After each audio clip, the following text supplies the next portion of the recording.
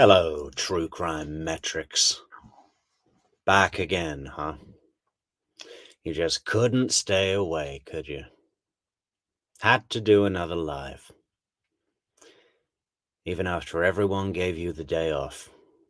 Some of your fans were praying that you'd take a day off, but you're here. You're back again. And why? Because you're pathetic, you're weak, and you've become an embarrassment to true crime and everyone that follows it. Trying to break your way into the American market. Not gonna happen. They don't want you here, True Crime Metrics. Stay in Portugal, True Crime Metrics. With your little show, leave it to the pros, okay? You're worthless. You're less than nothing. You're a loser. You're a loser. Oh, is this on? Hello, and welcome back to another episode of True Crime Metrics. A night owl edition, we will be covering the Polygraph session with Chris Watts. Taurus. In Colorado. We almost landed Colorado today, folks. We were so close. Someone got in touch with us on the comments about the Chris Watts case, and they said, "Oh my God, this was a terrible case. This happened about 30 minutes drive from where we used to live." And I got straight onto the comments. I replied, I said, hello, come in, speaking. Do you still live in Colorado? Because we need Colorado. We're collecting all 50 states. Where's the map? We're collecting all 50 states, and we're still missing the Centennial State. We need it. And they got in touch with me to say that they are not any longer living in Colorado. They're in Arkansas, which we also didn't have. But doing the Chris Watts case, you'd think we'd get Colorado, right? We got North Carolina. We've had North Carolina for months, but not Colorado. Why is that? Maybe they can't get the signal, those pesky Rockies. Okay, where's our map? We need to share the map, okay? Wait until you see this, folks. I mean, there's basically nothing left. But we can count them together. I just need to share this this map here, okay? Share screen, browse. Okay. So look at that. How many have we got left? One? No. Okay, main. 1, 2, 3, 4, 5, 6, 7, 8, 9, 10, 11, 12, 13, 14, 15, and Hawaii, 16. So we've got 34 out of 50. Huh. What's next? I think we should start closing the gaps, right? We need Kentucky. Reach out to people in Kentucky, guys. Shout down into the hollers. You know, Lexington, Frankfurt, Louisville. What else do they have? Who knows? West Virginia. Gotta get West Virginia. Mountain Mama. Delaware. Will we ever get Delaware? Tune in next time to find out. I don't know what is going to be the last one. Maybe Hawaii, I guess.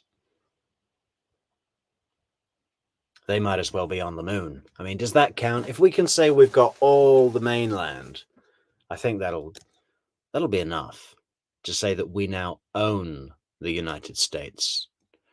Trademark, boilerplate.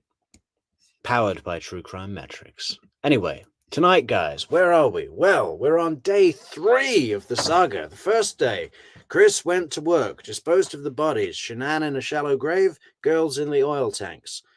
Good friend Nicole comes to the rescue. Immediately senses something wrong. Tells Chris to get his oil ass back home and calls the cops. What seems like hundreds of police just immediately arrive into Chris's home and are walking around his living room while he's playing on his phone, trying to disappear. Day 2. Media interviews. We covered those last night on our show. The 2 interviews Chris did with the press on the advice of good friend Nicole. who was probably like, yeah, I think this guy did it. And if we get him on the press, that'll really expose him. And investigators will be able to use that when they're putting pressure on him. I mean, you know, she saved the day, didn't she? Has she actually been given a medal or something from Colorado State? She should. She should become governor. Wouldn't that be great? Now, what else happened? Okay. So, yeah, on the same day as the media interviews, Chris is called into expert special agent Coda's interrogation room, who just plays with the pressure like he's turning up, you know, the heating or something. He's fine tuning the pressure. It's up, it's down, it's in, it's out, it's in his face, it's behind him, it's round. It's crazy how he does that. But eventually, for some reason, I mean, I think he's just, you can tell that Graham Coda feels so skilled in what he's doing and knows that Chris is so unskilled. It's not a fair fight. It's like watching a Doberman mess with a, well, I don't even know.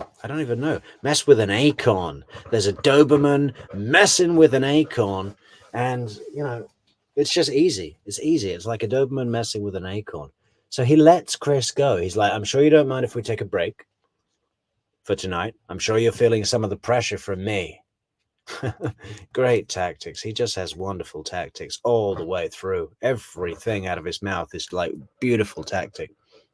Anyway, he lets Chris go for the night, and Chris's dad at that moment is packing his bags, getting ready for the big trip to Colorado to come and see what's going on. Get on the ground, Dad. We need you here, Dad. He'll be able to sort this out, right? So Chris is going to pick up his dad in the morning. Probably, well, yes, it's the last time he ever drives that sweet F-150 work truck. Or is it a 250? One of the two. They're both good, right?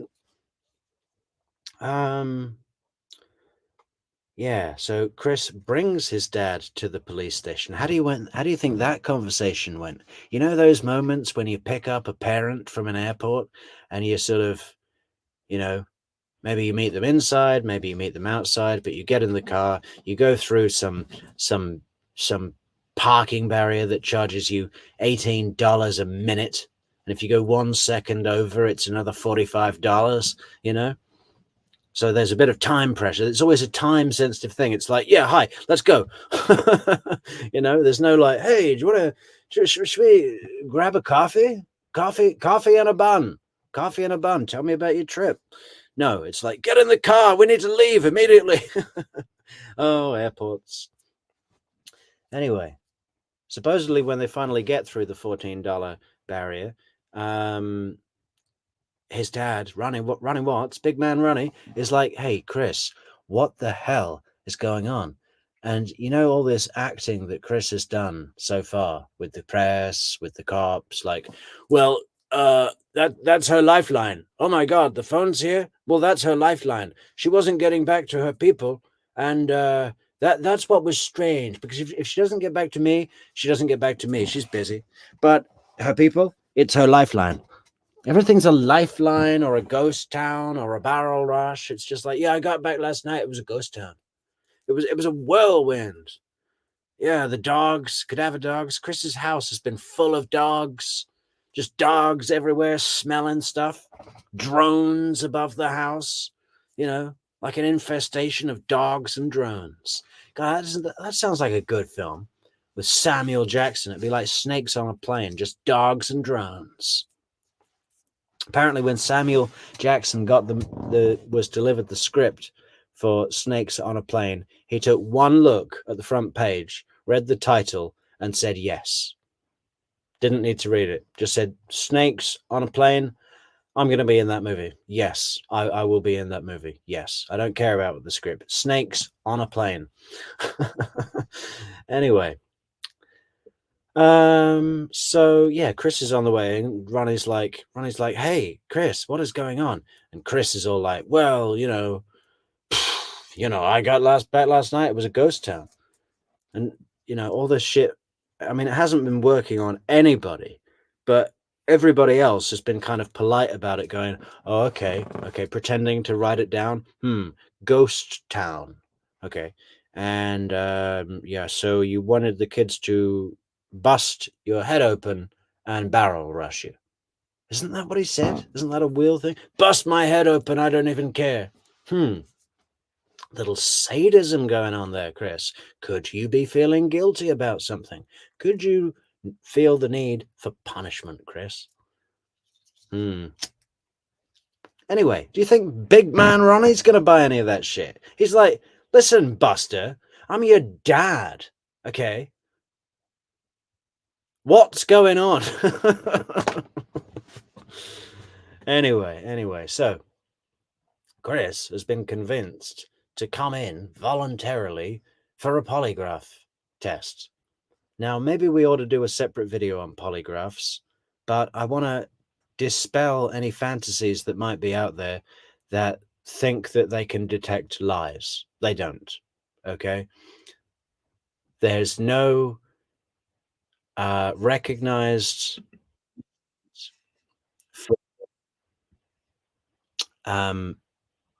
saying for certain if someone is lying. Yes, it can monitor your changes in your sweat and your heart rate and all the rest of it, but it's just used as a prop to say, so they can go out of the room, come back with a printout and says, oh yeah, it says you're definitely lying. You know, then they use that to put pressure on you. And the trick is that they're in there doing a sales job, right? It's a total sales job. All that Tammy Lee, CBI agent Tammy Lee, needs to do in this interview is convince Chris that the polygraph is really reliable and that she really knows how to use it. That's her only job. I mean, it's not her only job, but it's her main job. Because if Chris is like, hey, that polygraph machine's a load of shit, when they come back with the results and say, see, Buster, you were lying, it says. Then he'll be like, well, yeah, but it's a full load of shit. So anyone, if you're ever on a polygraph machine, don't worry about it. In fact, don't take one. But if you really have to, just don't believe anything it says. It's a load of shit. That's why it's not admissible in court. Anyway, without further ado, roll tape, please. Where is it? Okay, this is a 7-hour video, guys. We're not going to do the whole thing. I'm going to try and find some bits, some key bits. I think there's some chapters in here somewhere.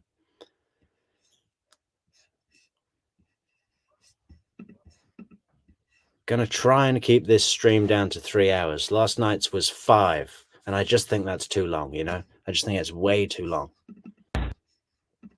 One of the things we were talking about is, as we mentioned yesterday, knocking out the polygraph. Yeah. Hi, Chris. How are you? I mean, this whole thing just reads like he's going in for a doctor's appointment. You know, look at even the way she's holding the clipboard. That is what a doctor would do, right? Or a nurse or something. She's going to take blood. Anyway, how's the audio, guys, on the video? Is it too low? Is it too loud? What? Why don't we do that today? Why don't we do that now? Okay. Get that out of the way when you're done. This is Tammy. Did you meet Tammy yesterday? No, okay. This is Tammy. Hi, Chris. How are you? All right. So then when we're done, we'll figure out our game plan that I was talking about today. Does your dad have availability to use the car if you're going to be here for like an hour or more? Can you drive? Oh, he can drive. Yeah, yeah. Okay, and I'll go explain to him everything that's going on. Okay, he will know where to go, but. Oh, okay. Well, we can. Well, the house. He knows how to get to the house, but if it's not ready, you can't go in there. But. Okay. Does he know how to use GPS on his phone? Or yeah, but he wouldn't know where else to go besides my house. Oh, that's true. This is I mean, I can tell him if he gets to go to my friend's house.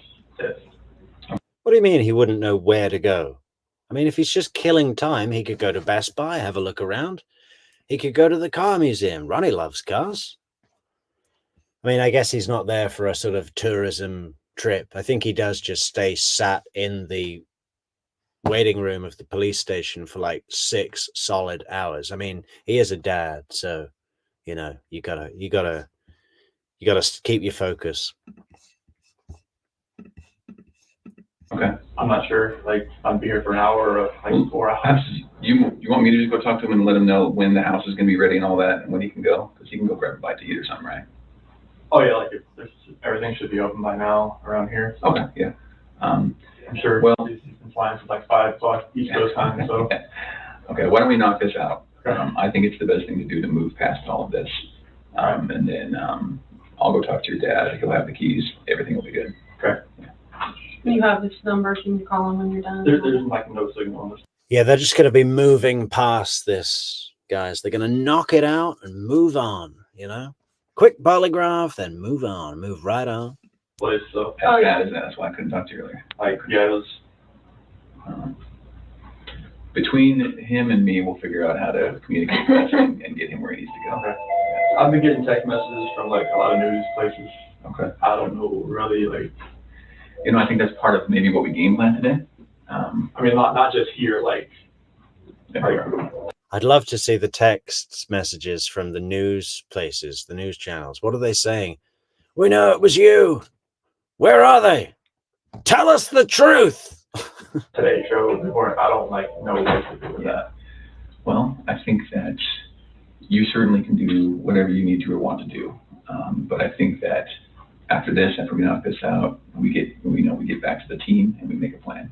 Okay, so I've been getting different like advice, like as far as like her mom says, like Matilda, absolutely. The whole polygraph thing is a complete fabrication. There's a really interesting video, guys, on a channel called Matt Orchard Crime and Society.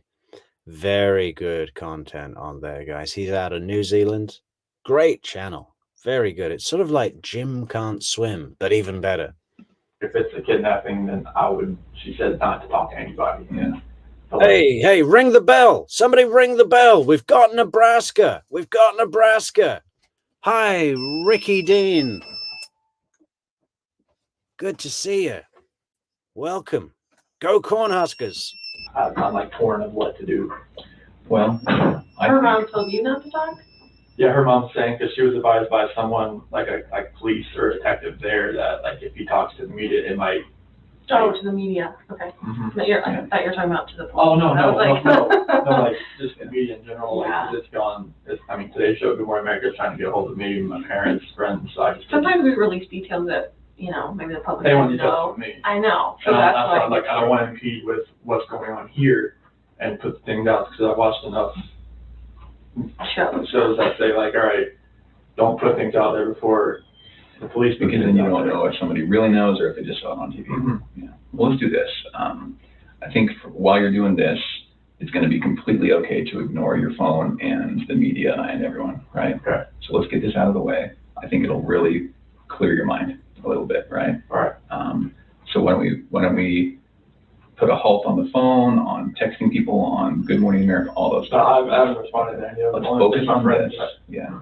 Focus on this. Let's knock it out, and then let's talk. Okay. All right. All right. And You guys early good? you'll come in, I'll go get you when we're done. Yeah. Okay. Cool. Yeah, okay, Okay. thanks. So go ahead and have a seat right here, Chris.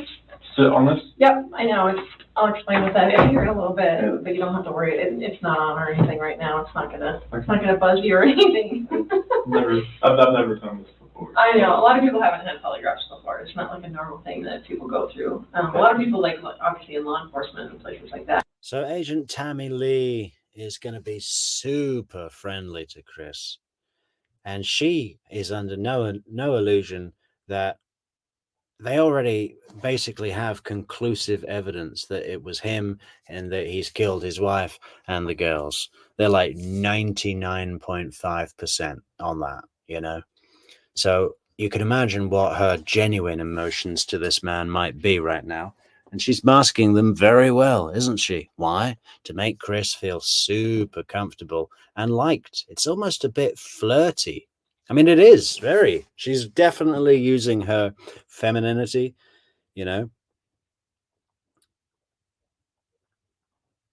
to make Chris feel at ease and like they're having a good time, right? Just having a good time. We're going to knock this out and then move on. Great.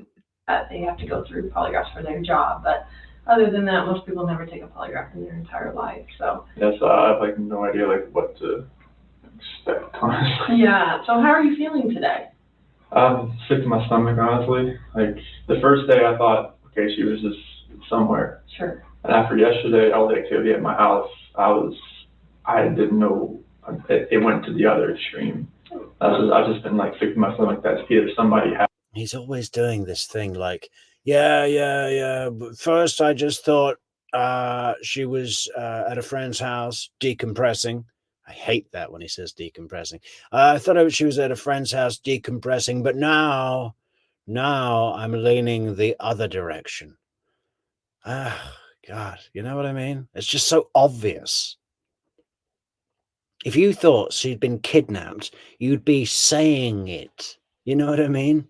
He doesn't want to say it because, who knows? Has her or she's in trouble and the kids are not safe either. Right. Well, and I think that's totally awesome that you're here today. I mean, I commend you. We do this in all of our missing person cases, so don't think that we're just singling you out like, oh my gosh, they want me to take a polygraph. Anytime, someone was the last person to see people or, it's a missing person case, we start from the inside and we work out. I mean, that's pretty much what we Yeah, Carly Chase says that if she thought the suspect was guilty, she would not shake his hand. Well, you gotta, if you treat him like he's guilty, he's going to close up. And if he closes up, he's going to say, I want a lawyer. Okay. And if he gets a lawyer, the lawyer stops all questioning and they might not find the bodies. So if you want to do right by Shannan and the girls, you got to treat Chris like a friend. And that's probably one of the hard things of their job, right? She doesn't want to treat him as a friend. She wants to say, you're a really sick guy, man. What the hell did you do? Do you realize what you've done? We do. So I've done polygraphs on the Jessica Ridgway case. I don't know if you were here for that.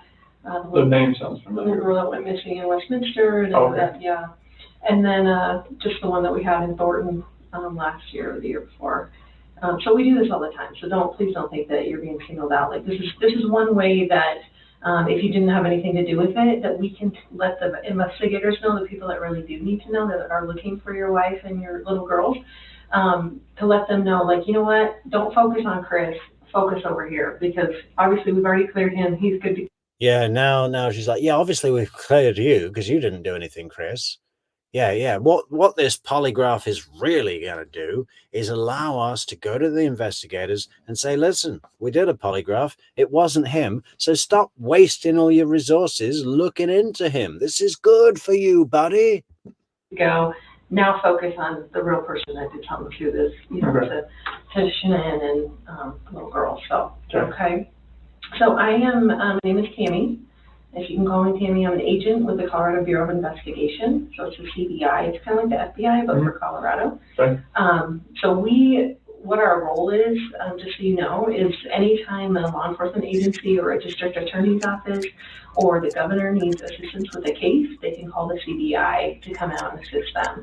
Okay. So obviously in this, type of case, they're calling in all the resources that they can, which includes me, who works out of the Denver office, and I also do polygraphs. So they asked me if I would be willing to come here and chat with you and hopefully get you cleared up and on your way, because it sounds like that's what you're here for, and that's awesome, because that's mostly what people want to do is like, dude, you're looking at the wrong person. Like, I just want to show you I had nothing to do with this, and then you guys can get on your way and, do your investigation somewhere else. So, because that helps us, because then we don't have to keep focusing on Chris. Does that make sense to you? Yeah. Okay.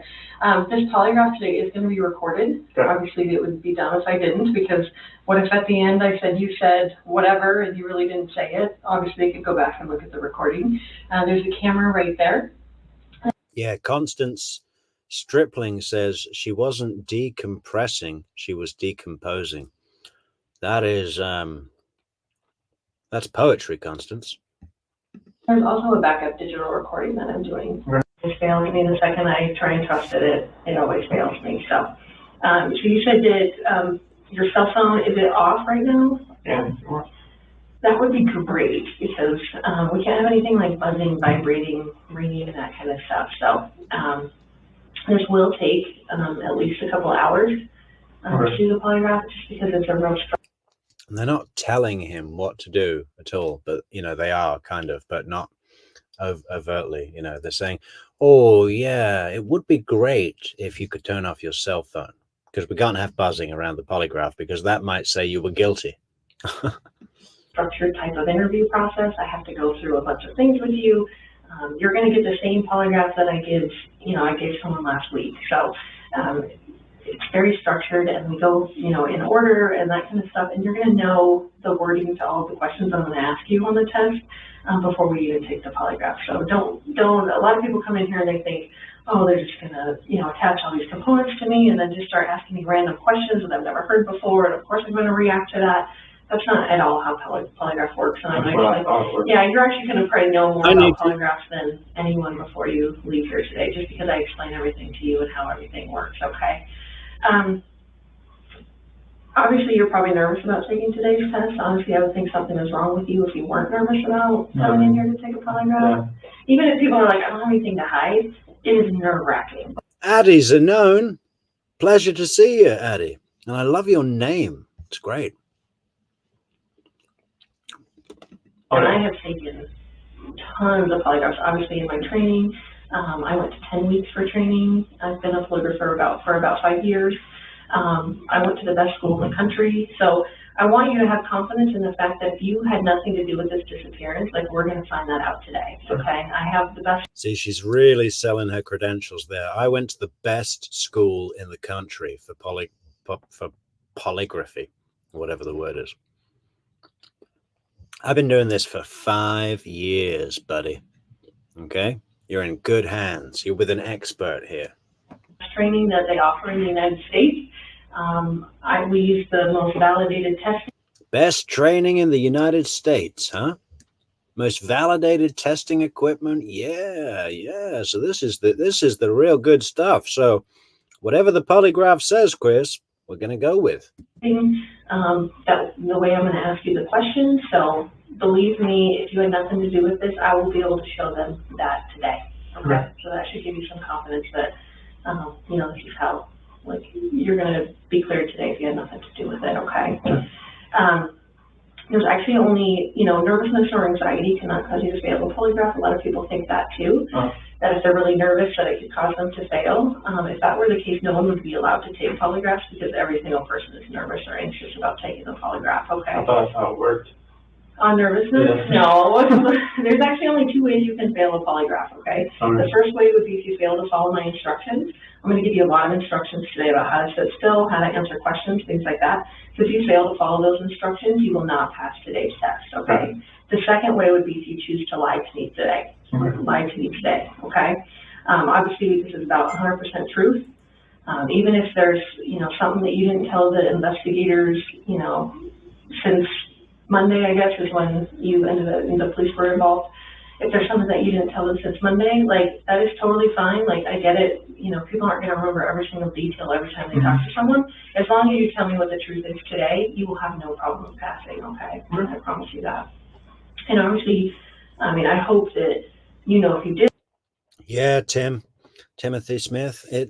Timothy says, Chris flunked the test before they even hooked him up. He was a nervous mess. Yeah, and she's not giving him, you notice how fast she's talking? She's filling all the space of conversation. She's completely filling. And that, that makes him nervous. It's a whirlwind, as Chris would say. Did have something to do with their disappearance, it would be really stupid for you to come in and take a polygraph today. Exactly. Right? It would be really dumb. You should not be here right now sitting in this chair if you had anything to do with Shannan and the little girl's disappearance. Okay. And it's Celeste and Bella, is that right? Yeah, I'll call her CC too. CC, okay. If that comes up. Okay, perfect. So, and I know very small amounts about the case. Okay. Just because I want to know less about the case, because I want you to be able to tell me about the case. I don't want to have some preconceived notions about the case, and that's why I don't want you to assume that I already know details because you told Detective so-and-so, that kind of stuff. I want you to be able to tell me like you were telling someone for the very first time about what happened when we get into actually talking about what happened, okay? Obviously, Chris, you're not under arrest. I have no plans on arresting you. At any point today, if you decide you want to leave, the door is right there. It locks us in here. Oh, no, yeah, I saw that last night. So there's a key in there now, so you can, if you just turn the key, it lets you out, okay? And at any point today, even after all these components are attached to you, if you decide at that point, you know what, I don't want to take this polygraph, I don't want to be here, this is BS, whatever, that is completely fine. Just please allow me to unattach my components before you drag my $6,000 instrument on the floor and run out of here. Beautifully done, Tammy. You see there, she made a humor joke, but also at the same time elevated the equipment. $6,000 here, buddy. This is the top shit. This is top shelf stuff, buddy. Best school in the country. Blah, blah, blah. But please don't drag my really, really good polygraph machine off the table. Ah, ha, ha, ha, ha. The machine that really, really detects everything about your lies. Ah, ha, ha, ha, ha. And it's kind of a little maze back here, so I will show you the way out at any point if you decide, you know what, I don't want to take this polygraph, I don't want to be here, I don't want to do this. That is completely fine. The door does have to be shut for privacy just because noise does affect the polygraph. Man, if she were talking to me like this, I'd have a headache. I'd be like, you got any, whatever, Nurofen? And I will read you your rights today, and that's just because the polygraph components are pretty restrictive. You know, they go around your chest and stuff, and you may feel at some point that you're not free to leave, but like I said before, at any point I will unattach all the components and show you the way out if you decide, even in the middle of the polygraph if you don't want to continue to take it, okay? Yeah, Chris, I'm just going to read you your constitutional rights, your Miranda warning, because we don't want you to confuse the polygraph equipment with the leg chains that you will soon be putting on, okay? You know that big leather belt that they attach your handcuffs to so you can't move anywhere, even to scratch your nose? Yeah, that's waiting in the next room, okay? We've got your size, we've taken your measurements, and we've made sure it fits. Okay. So, does that make sense to you? Yes. Okay. So I'm going to give you kind of a roadmap of where we're going to go today, just so you know what to expect and that kind of stuff, okay? So we're going to first start by going over a rights and consent form, and that's that Miranda rights form. I'm sure you've heard of it. You know, you hear it on TV shows constantly. Most kids can recite their Miranda rights. Hey, look, it's Emily Albers. Just kidding, Amy. Jane, yeah, we're here on a Tuesday. We just couldn't stay away. I was like, shall I take the night off? And then I just said to myself, for what? What are you going to do? Get online.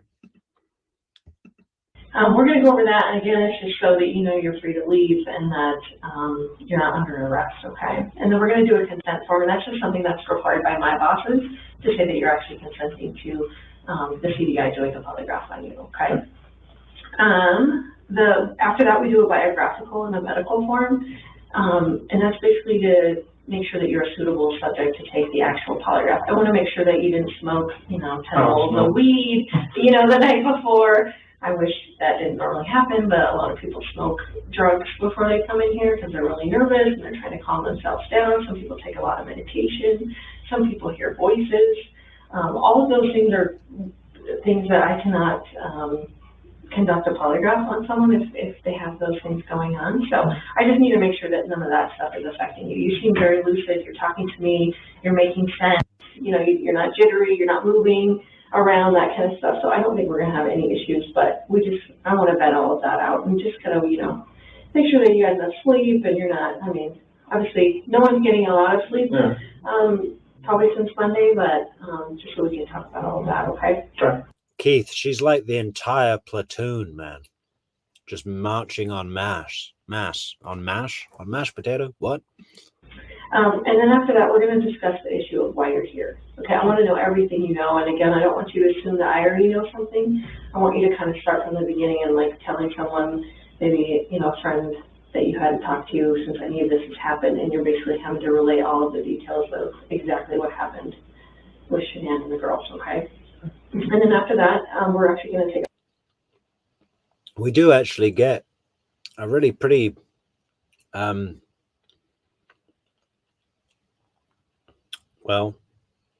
thorough-ish history of, the entirety of Chris and Shannan's relationship. in this interview, which we didn't in any others. We certainly didn't in the press. We didn't in Graham Coder's interview. So, yeah, there should be some fun stuff to pick apart there. A bathroom break. I'm gonna let you take a break. You can use the bathroom, get something Marion, how's Brooklyn? Still there? Still got the bridge? to drink. That water there is for you if you need that at any point today. And then you're going to come back in here. I'm going to explain to you how and why the polygraph works. Again, you're probably going to know more about polygraph than you care to know before you leave here. I'm going to explain how it works, and then we're going to go over the questions that are going to be on the test. And like I said before, you're going to know the words to every single question. So it's not that, and we're going to discuss that even before we even take the polygraph, like what those questions mean, and just so you are completely clear in your mind when Tammy asked me this question, this is exactly what she means, this is exactly what she's asking, and this is the answer that I have for that question. Mm-hmm. So we're going to go over those. I let you practice answering them like 2 or 3 times, and then we'll go through them repeatedly if you need me to go over them 4 or 5 times, just, before we actually take the test. I'm more than happy to do that too. I want you very comfortable with the questions and that you know what they mean and how you're going to answer them, okay? After that, we're going to go, we're actually going to do a practice test. And again, this just lets me know that you're a suitable subject to take the actual polygraph. And then after that, we actually get into the actual testing. That's why it takes a long time, is because there is a pretty big process that goes along with it. Okay. Yeah. So did you, you're not working today, right? No. Do you have a date that you're going back to work? Not at the moment. No. How long have you worked for Anadarko? January 2015. So about 3.5 years almost. Yeah. Do you like it there? Oh, yeah. Yeah, I worked for Covenant Testing Technologies before that. What is that? That's a contract company for oil and gas. Oh, okay. Before that, I worked for Ford for 11 years as a technician. Oh my goodness. So does that translate into? No, it's mechanical. I mean, like, I like to fix things. And when I moved out here, I worked at Longmont Ford. Okay. And I moved up pretty fast there, but I hit that like kind of plateau that kind of just like I couldn't go, it got stagnant. Mm-hmm. And I was having this carpal tunnel syndrome in both my hands, and I mean it was bad. Like I was doing this like all day, like it was bad. Yeah. So you still have that? I don't even know. Can you get rid of carpal tunnel? Oh, like it was just the onset of it.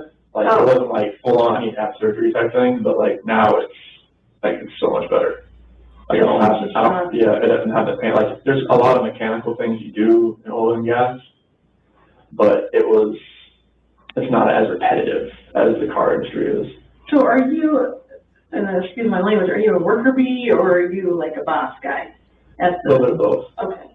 You're getting your hands dirty too? Oh yeah. Oh yeah. Yeah, like I'm a field coordinator right now for the area. We have 6 route operators and 2 rover operators. So that's what we kind of just over them right now, and we kind of game plan like we look on the computer on our well summary screen and kind of go from there to see what kind of problems we might have throughout the day. Sure. And just kind of like, all right, this is what we need to do. You go here, there. Okay. Got everybody's doing kind of middle part of the day, and everybody needs help, and try to get everybody checked out by like 3:30 or something like that. Oh, that's nice. But you go to work pretty early. Yeah, we start pretty like 6:30, somewhere around there. So. Super early. Oh yeah, you have to get there early. You just never know what could happen. So. That's true. That is true. So what? Do you have an ID on you, Chris, that I could see?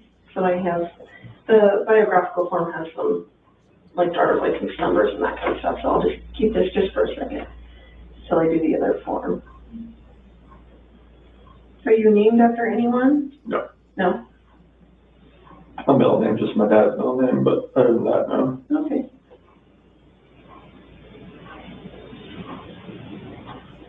If I mispronounce your wife's name, please correct me. Just think of Shenanigans. Oh, I like that. Okay, I got it. That's the way she. That's another one of Chris's little phrases that he keeps in his pocket. What does he say about his kids? Oh, tell us about your kids, Chris. Well, Celeste, she's just a ball of energy, a firecracker. We call her Rampage, and she's just gung-ho like her mother. always ready to go. And Bella is more calm. What did he just say? Oh, yeah, Shannan. Just think of shenanigans. He tells people. Does her family call her Shannan? So the way they spelled it, it was like Shannan, like with an apostrophe, but she just calls it Shannan to kind of, she was named after Shannan. Oh my gosh. Okay. Okay, so. Is it Bella? For Bella, yes. Okay. What are you talking about, Hilda? You said wagon seats and then wooden Indian. What is this? A wing chair? Okay. What are you talking about? You're freaking me out. Is this a poem? Wagon seats, wooden Indian, a wing chair. And Celeste is Celeste. Okay. All with the same last name, yes. Right? Okay.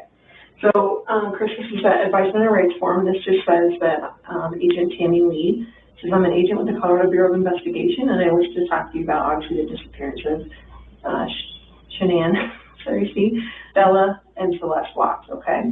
You have the right to remain silent. Anything you say can and will be used against you in a court of law. You have the right to talk to a lawyer and to have him present with you while you're being questioned. If you cannot afford to hire a lawyer, one will be appointed to represent you. Ian's been learning Portuguese. Nice one, Ian. Bom dia. Tudo bem. For any questioning if you wish. You can decide at any time to exercise these rights and not answer any questions or make any statements. Do you understand each of those rights? Were they read to you, Chris? So I'll just have you write, I guess, when we get to that. And then having those rights in mind, do you wish to talk to me now and obviously go through with the polygraph? Okay, perfect. So what I want you to do is go ahead and answer both of those as yeses, if you still agree with that, and then sign and date that signature line, if you would.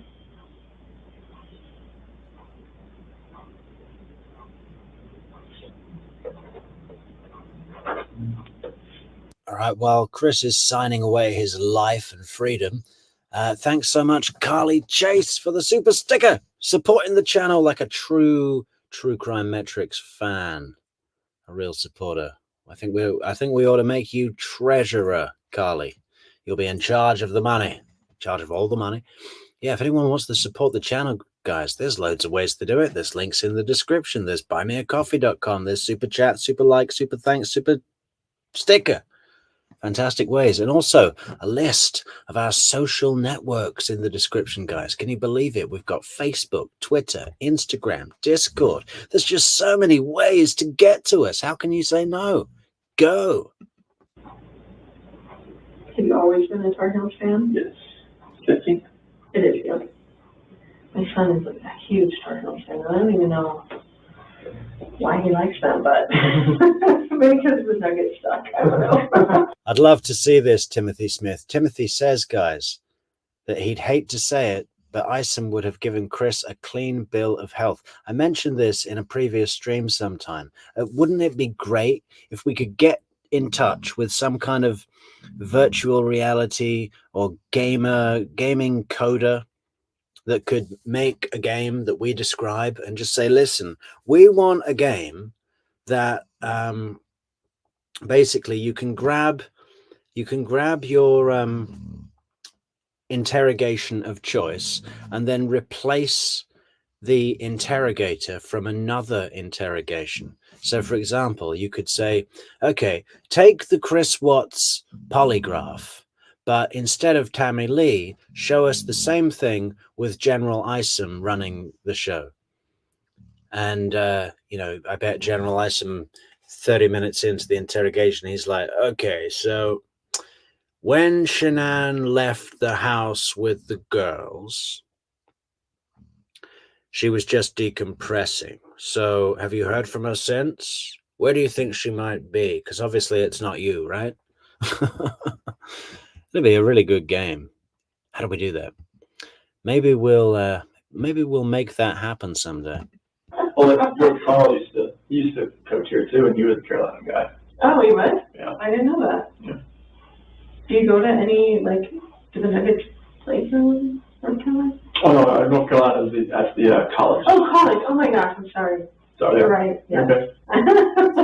I'm getting all my teams mixed up. You're right. Did you go to college then? No, I wish I did. That was nice. Yeah, well, where did you go to college? I went to NASCAR Tech in North Carolina as well. NASCAR is the name of it? Man, it was a mechanical school. Oh, really? Yeah. Very cool. It focused on regular automotive and then the NASCAR portion as well. Oh, very cool. You learn a lot of stuff. Oh, yeah. Is that like kind of elite mechanical school? It was part of the Universal Technical Institute. Like, it was part of their program, plus the NASCAR part, plus I went to the Ford, the back program there as well. So. Wow, that's awesome.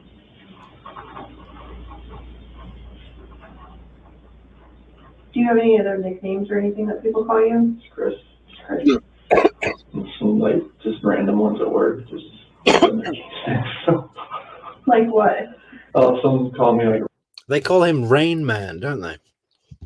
Rain Man, because, like, when I go to a site or something, like, if I do it once, I'll remember it. And this is one of those things.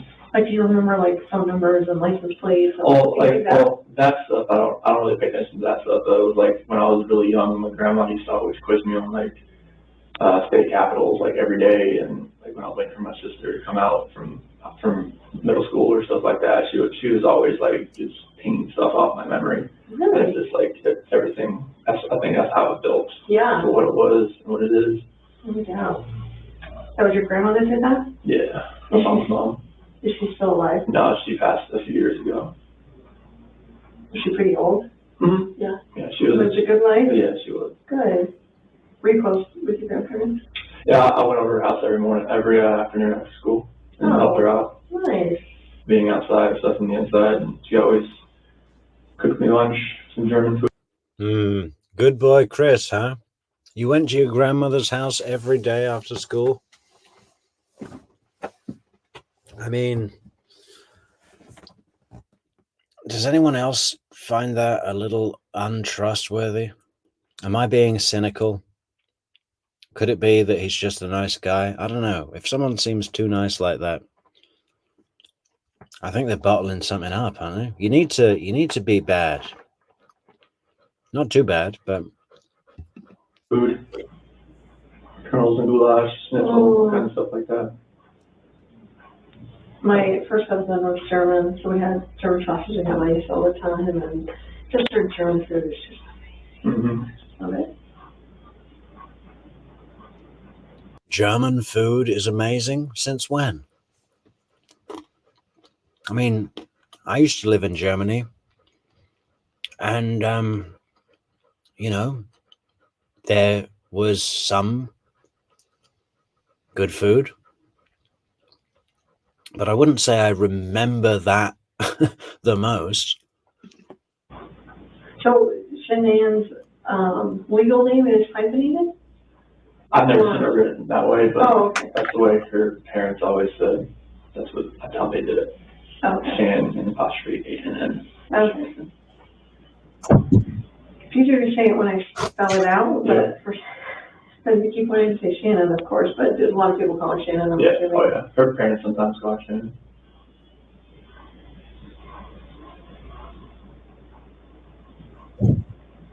Have you talked to her parents at all? Mm-hmm. Yeah, are they being pretty decent? And good. Are they coming here? I'm not sure yet. Who, like, My dad's here. Your dad's here. Is there any other family members of yours coming? Not right now. No. Just my dad came out and just for support. He just got here this morning. That's nice. What a nice dude. Mm-hmm.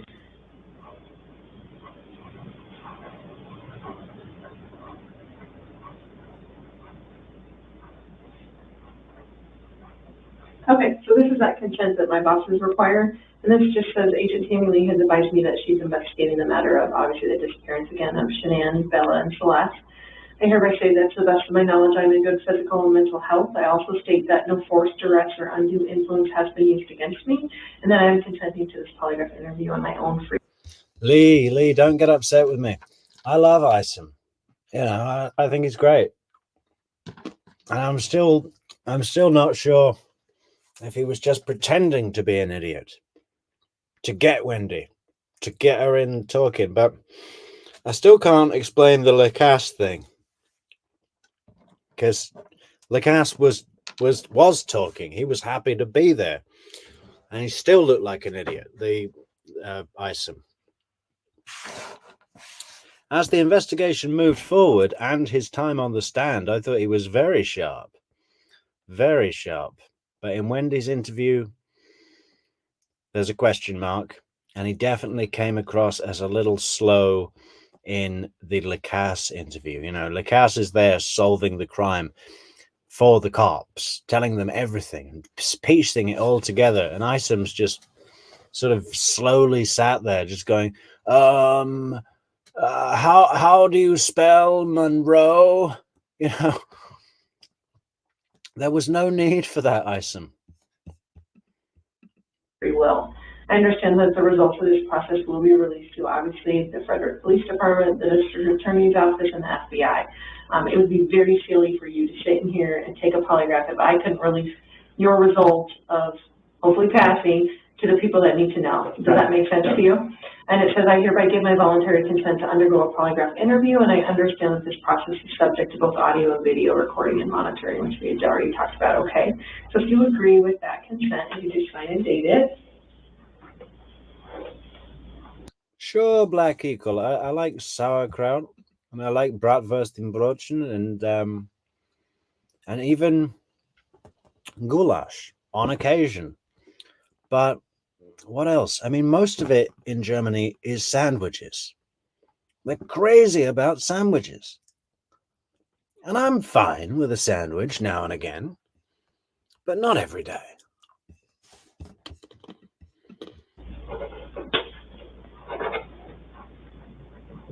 So where did you stay last night? I know that. Nick and Amanda's house. Nick and Amanda there.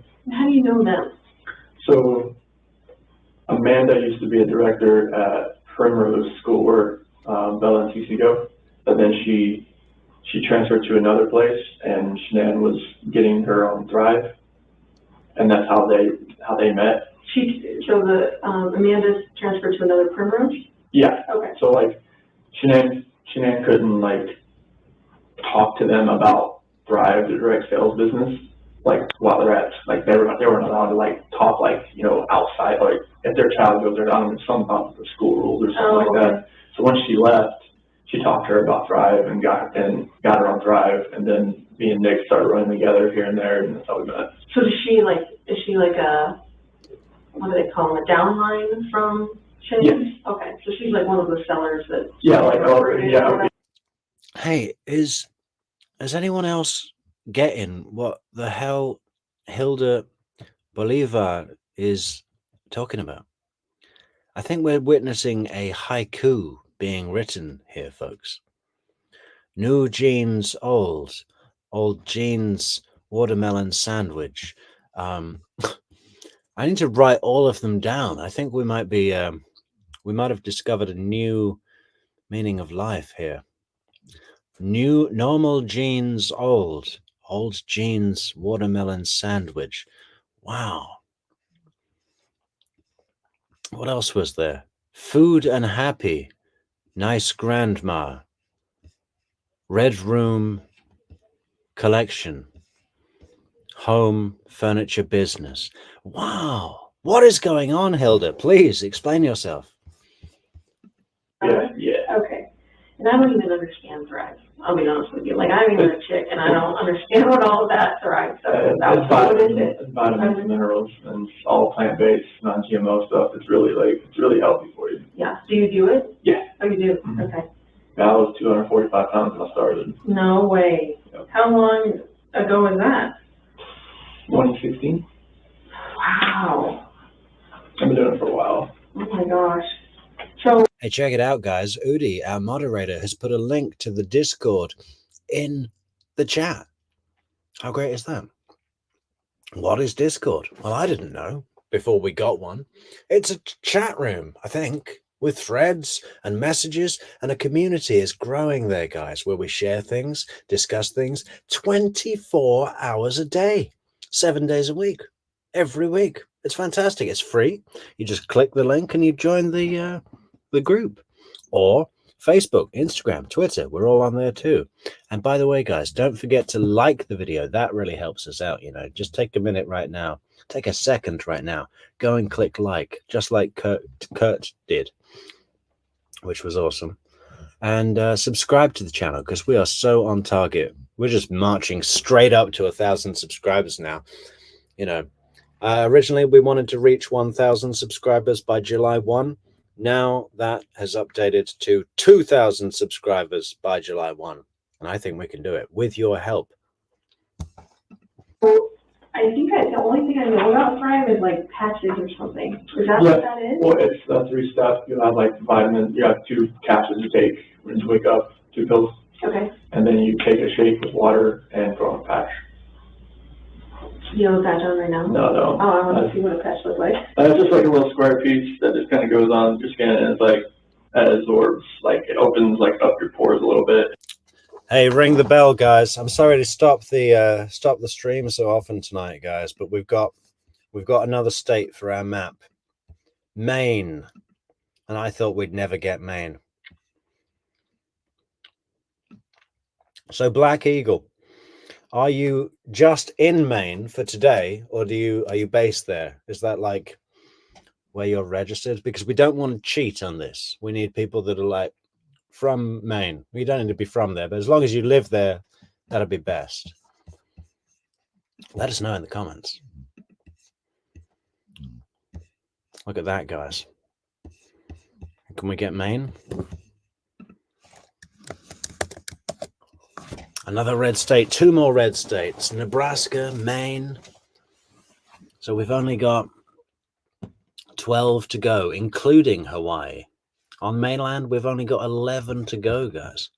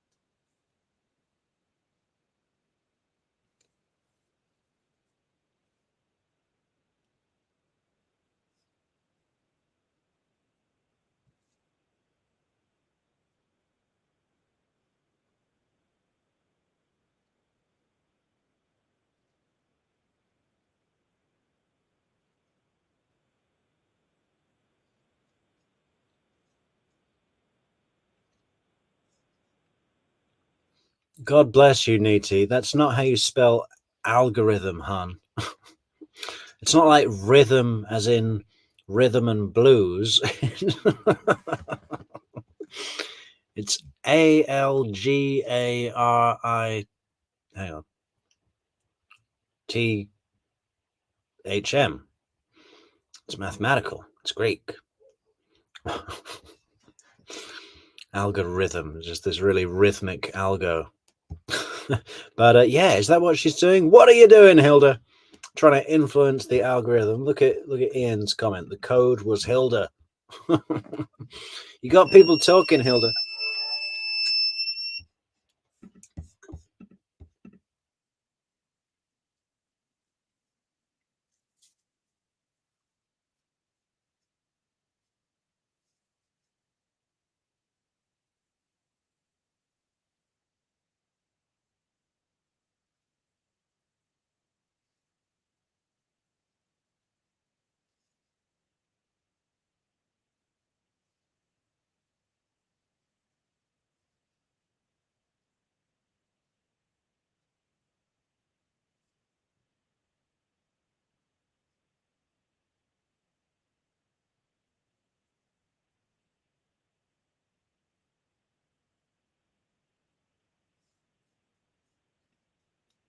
My God, look at this. Black Eagles family owns a lobster business. Well, if that's not proof they're from Maine, I don't know what is. Oh, I forgot to switch back to the video. Shit, sorry, guys. Do your families hang out at all? A few times, yeah. His kids are older. Oh, okay. Like how old are they? Like 11, 10, 8, and 7. Oh, okay. Somewhere around there. There's 4 kids? Two of them. Oh, okay. Like a blended family? Yeah. I think he met her when she had 2 kids already. Oh. Yeah. So what's your social security number, Chris? 241 67 3387. And your cell phone? 910 309 1702. And how, what's your... Ring the bell. We've got Colorado. Thanks so much, Colo. Yeah, welcome, Colorado. So we've got a lobster a lobster business owning Maine person. And what do they do in Colorado?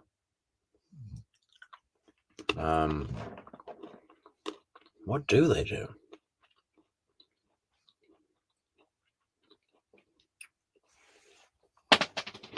I think they just wear really big belt buckles, don't they? In Colorado. Do you own a belt buckle business, Cola?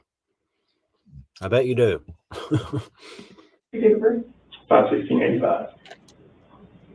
How old does that make you today? 33. And where were you born at?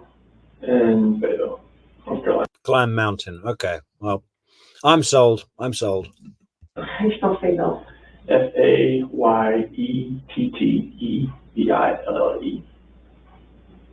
Did you stay at, Bill? Mm-hmm. Okay.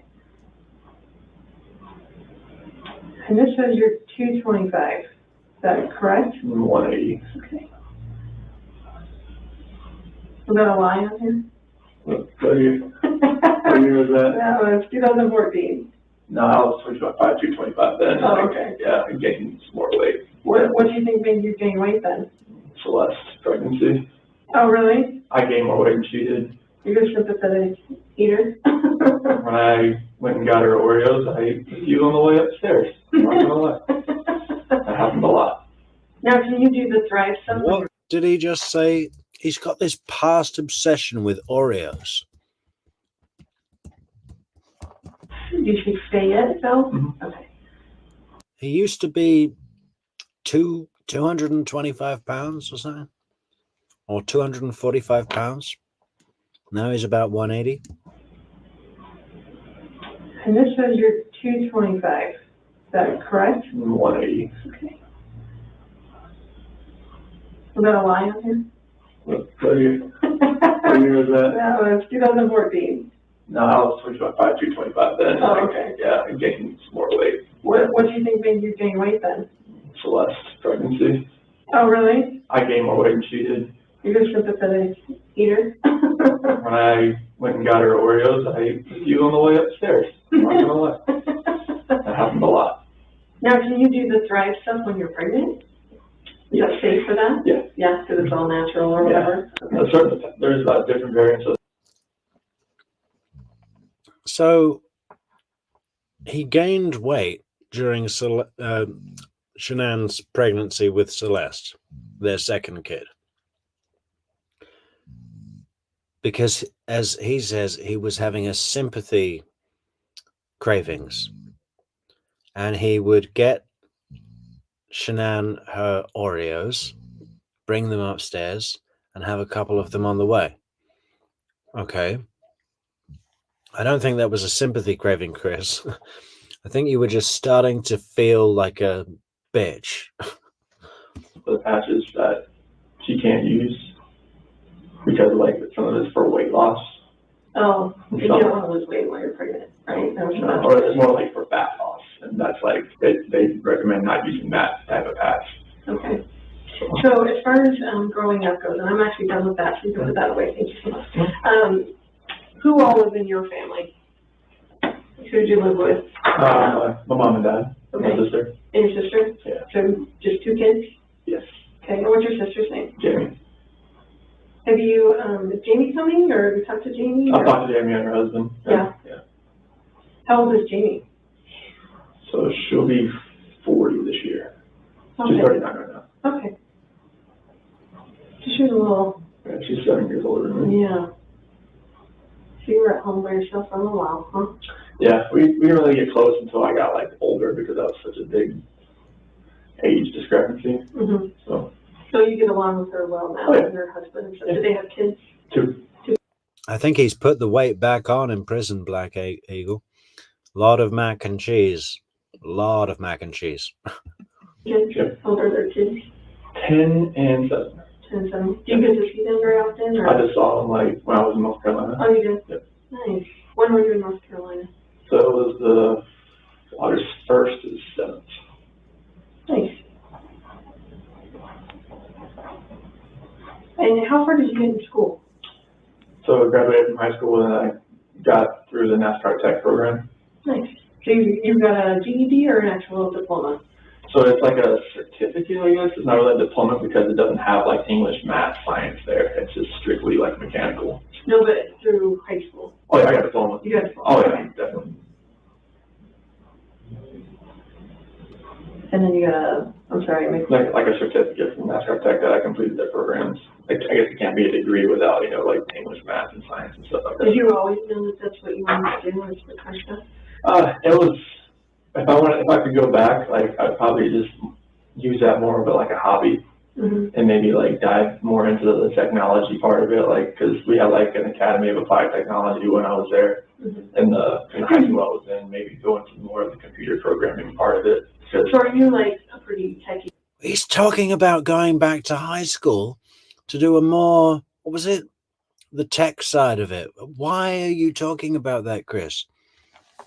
He's got into this position where finally someone is not asking him questions about Shannan. So he's just like, oh, God, this is great. I don't have to keep coming up with this stupid lie all the time. You want me to talk about my high school? Okay, I will talk about my high school all damn day. I'm thinking of going back to get in more with the tech side of things. He's loving it. There's just one problem, Chris. Your kids are missing. CBI? Not I'll say techie, but I understand like numbers and math a lot. Like that's like with working on these wells. Like there's a lot of programming, a lot of setting up these wells to make them run, and like using the numbers, the pressures to optimize the wells is something. You already lost me. Like I do that job. No, I did not do that job. That's why I helped Troy. Like he knows more like the stuff that was like 10 years ago type of thing. And I know more about, I've kind of like grasped the more of the stuff that's happening right now. Sure. And that's how like we kind of like work together. He's like, if he has to work on a pumping unit, like, all right, I'll help. You got this. If you're working on like a normal well and setting up like setting it up, he's just like, here you go. Mm-hmm. Like I will just watch. But does that translate into like my husband is a techie guy in our family, so like he sets up all our routers, like when I get a new phone, he sets up my phone for me just because he has that brain that I don't have as far as being a techie person. So are you kind of that person in your family? I do that. I can do that kind of stuff. I can't like do code or anything. Can you see how much she's smiling at him?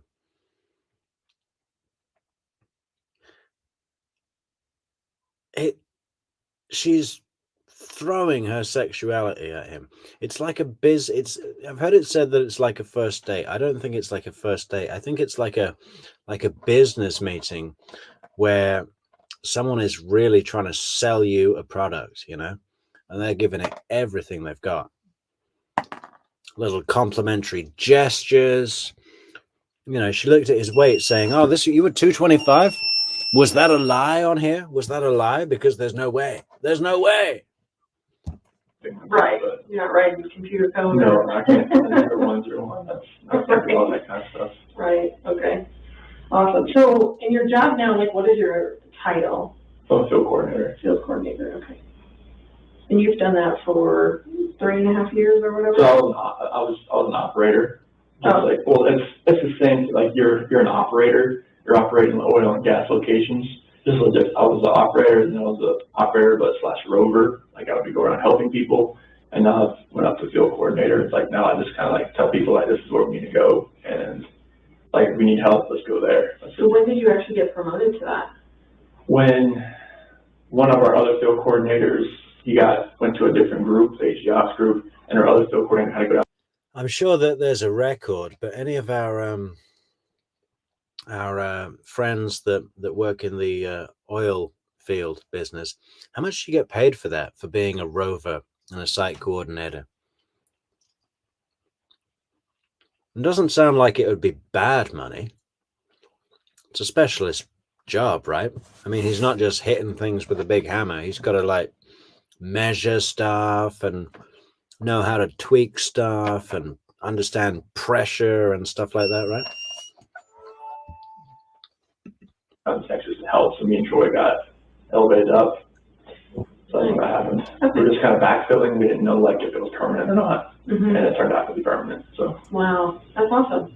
So tell me about like, kind of give me a synopsis of your childhood, like what your parents did for a living, you know. My dad was a parts manager for Ford dealership. Okay. It's kind of where the cars came Right. from. See it. And my mom, she was like a secretary and notary for used car dealership. Oh, okay. So like, yeah, You're born into it. she sold the cars too, but like she's more of a secretary notary and kind of she bounced around a couple different used car dealerships. My dad stayed at the same one, changed the name a little bit, changed names. Then he went to like a different one, but it was he did the same thing, and he did like parts manager and body shop manager, and that's where he's still at now. So how would you say you grew up as far as like your family structure is? Were you guys religious? Was there a lot of discipline in the home? You know, like, or who was the disciplinarian in the home? So like we went to church, I would say not like every Sunday, but pretty regularly, you know. And what church did you guys go to? It was like First Baptist Church. Okay. And I mean, discipline, I was the quiet kid. I was the, you know, I just kind of followed. I mean, my sister was the rebellious one that always, you know. You're like, I'm the good one. It's like I never, like, and my sister was the one that got the most of she was the one that showed me, like, I don't want to do. Right. I wake up to my mom and sister pretty much arguing every morning. That's how I went, okay. They're like, I don't want to wear this, I don't want to wear that. I'm like, okay. And you're like, Mom, what do you want me to wear? I'll wear whatever you want. I'll just go, I didn't do it, you know, don't wear it today. Right. That thing, but yeah, like, my dad, he was a disciplinarian.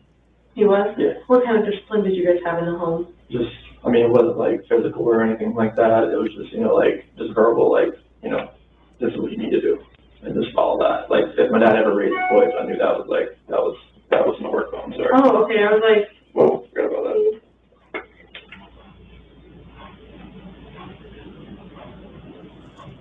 doing kind of now, not in the middle of the text. No, you're good. You're good. I have two phones too, and it's hard to keep track of them, so. Yeah, my work phone, sorry, I'm glad I did that. Yeah. Okay, so you said your dad was a disciplinarian, but he just. Yeah, I've got two phones as well, Chris. You know what else I've got, Chris? I've got a $6,000 polygraph machine sitting right here, buddy. So go on. Tell me about your childhood and who was the disciplinarian and what your mother would make you wear. But then we're plugging you in, baby. See this machine? It's still here, baby. I mean, it was verbal, like, cause like, as soon as you raised voice, I knew something was okay, that's okay. I'm good there. Like, right. Did anyone struggle with like drug or alcohol abuse or anything like that in your family? No, I mean, my dad did at one point, but it was like after I left, like after I graduated and everything, and that just like, cause my sister, she would leave and she'd come back, leave and come back, leave and come back. She never like runaway kind of thing? All of like, she would move, like she went to East Carolina, and that didn't work out, so she came back home, she moved to a different place. And now, did he say East Carolina? That doesn't exist. didn't work out, she came back home type thing. And like when I left, I was on my own and I was like self-sufficient, and I never came back, and I think that hit him pretty hard. Have they expected you to come back, do you think? Oh, he was used to me being around. Like, you know, he's my hero and my best friend. Your dad. Hey, Black Eagle, not in Portugal, we're not. There's strict laws against public surveillance in Portugal. There's not even speed cameras, you know, which is pretty great. I like that. Yeah, so like that's where I think that kind of hurt him a little bit, because like once I left, I didn't move back. So tell me, when did you, so you're talking about for college, like as soon as you graduated, you moved out? So is NASCAR close to where you guys live? No, like once I graduated high school, I moved to Mooresville, North Carolina. That's about 2 hours away. Okay. And that's That's where all I never moved back. I mean, I came back to visit, but I never moved back. Okay. So you go to college, is it a 4-year college, 2-year college? And that program I finished in 52 weeks. So it was like a year and a half almost too. Okay. Oh, like, actually, wait. That's like a No, year. 72 weeks, sorry. Okay. 72 weeks. So a year and a half. And then where did you go after that? I worked at Mooresville Ford and worked there till 2012. So that was like 2003. That's when I was going to NASCAR Tech, and I was working there as like a porter, moving cars around, changing the oil here and there type thing. Don't forget to leave a like on the video, guys. I just checked the likes, and we are a little low tonight. Only 23 likes with all these people in the chat. My feelings are on the floor right now. I'm a broken man, a broken soul, and I need some likes. Can we get some? Can you just go and like the video? Is that too much to ask? And then once I graduated, they moved me into more of a line tech as far as like actually fixing things. Okay. So from 2003 to 2012, I was there. And 2012 to 2014, I was at Mont Ford. Okay. Did you have like any high school sweethearts or like girlfriends from NASCAR Tech or? There's no. There's probably no girls at NASCAR Tech, I would imagine, but. Ian Uendo says that he reckons Chris's relationship with his mum had a lot to do with what happened. He resents his mum and married someone domineering like her that resented her as well. Found someone new, also domineering. Yeah. I talk about a beta male, right? Beta to his women, beta to all other men. I mean, even his kids boss him around. You know, they whack him on the head with that big soft toy thing. You know, like they're beating him up and laugh at him. Yeah, I think that's what it is. He's just always felt downtrodden, you know. And enough was enough, wasn't it, Chris? So how did you show you were a man, Chris? You strangled your pregnant wife and smothered your 3-year-old and 4-year-old daughter to death. Well, I guess you showed everybody, Chris, huh? I guess you showed them who was boss, Chris. Yeah, but seriously, Ian, his mother is weird. Horrible, horrible weird. And I think we deserve, well,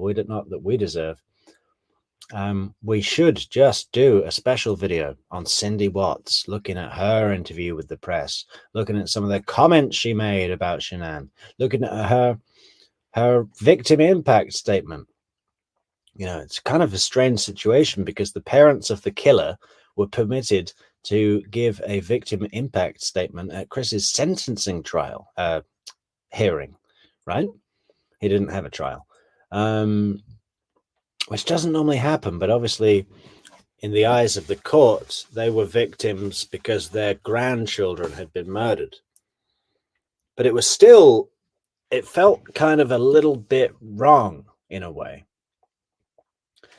I think Ronnie's statement which was read out by the lawyer came across pretty okay, you know. But Cindy's didn't. Cindy's was like, she turned around in the court and said, "We love you, Chris, and we forgive you, son." You know, in front of the family that have lost all their family, you know. Terrible thing. I mean, it felt a little bit wrong. I'm not saying it shouldn't have been permitted, but it just, you know, it's one of those situations that you have to really think about if you want to try and find out if you have an opinion. I don't know if I do, but I think about it sometimes. There was like a handful of girls that actually went there, so no, it was like I didn't have any girlfriends hardly after high school. Okay, what about when you got done with NASCAR? See, John's on the case, man. John Duncan liked the video ages ago when we just started. Now, everybody else, please go and leave a like on the video. You've got 1 minute. Oh yeah, like there was girlfriends like that in Mooresville in there, but nothing really serious. Nothing serious. Yeah, I met Shannan in 2010. Oh, 2010? Yeah. Okay. And how long did you guys date before you got married? I'm assuming you're married? Yeah, 2012 when we got married. Okay. Dated a couple of years? Mm-hmm. Nice. Now, does she live in Morrisville? She lived in Belmont at the time. So how did you meet her? Through my cousin's wife. And my cousin's wife and Shannan, they knew each other from a wheel shop that she ran. That Shannan ran or the cousin's wife? No, Shannan ran. She ran like 3 different stores. Like auto parts? Wheels, tires, audio, custom stuff. Oh my gosh, you're just all in that. All It's all like crazy. Okay, so we're gonna, I'm just gonna ask you some of the medical questions just to make, again, sure that you're a suitable subject. Yeah, it almost sounds like an arranged marriage, doesn't it? The prince of mechanics marries the heiress of the body shop. You know. Yeah, she sold tires. We used to get a lot of tires because I was at the body shop and had to buy tires. So I'd always volunteer to go and buy the tires from Shannan, and then I moved on. I purchased shocks and brake pads. And you said you've never taken a polygraph. How would you describe your physical condition right now? Good, fair, or poor? I'll say good. Good. Okay. Have you had any major surgeries or injuries within the last 6 months? Are you in? Chris, little bit of pride in your appearance slipping out there, Chris. Is it the time and place? How would you describe your physical condition right now, Chris? I would say good. I would say tip top. I would say just call me Mr. Buff. I am Mr. Buff. In any discomfort right now? As far as like pain and like yeah. No, not really. You know, maybe mental anguish or whatever, but just like physical or like fixing my stomach kind of thing. Yeah. Obviously you're not pregnant. Have you eaten in the last 24 hours? I had a pizza last night and protein shakes. Yeah, I ordered a pizza. I ordered my favorite meal. I ordered my favorite pizza meal because I was so in grief, you know, just all the grief about losing the kids and everything like that. So I thought I better, you know, treat myself. Morning, that's it. Okay. What time did you have the pizza? So right when I left. When this sort of situation goes on, you only eat just to get to the next stage of dealing with the crisis, right? You might throw an egg in your mouth just to keep going, you know. Grab a quick apple while you're driving to the emergency, you know. Not go through a menu, say yeah, and what toppings is with that? Would it be possible to change the mushrooms for olives, please? And what is it? Yeah, a thin crust with the herb infused cheese, please. Okay, and is that an extra large? What kind of sides do you have? Okay. We will take the medium potato skins and the chicken twizzle dippers. Yeah, with sweet chili. Okay. 30 minutes. Okay. Left here, so it's like 11. Okay. And what time do you have the protein shake? Probably about 7:30. Okay. Was that with all your 3-step process? Mm-hmm. Okay. What time did you go to bed last night?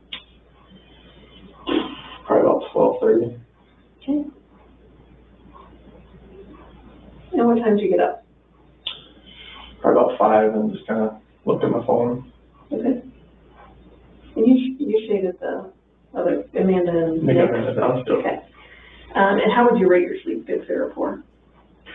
Is there anything that came forward fair? I'll put it in the middle. Okay. Okay. I'll give you that box.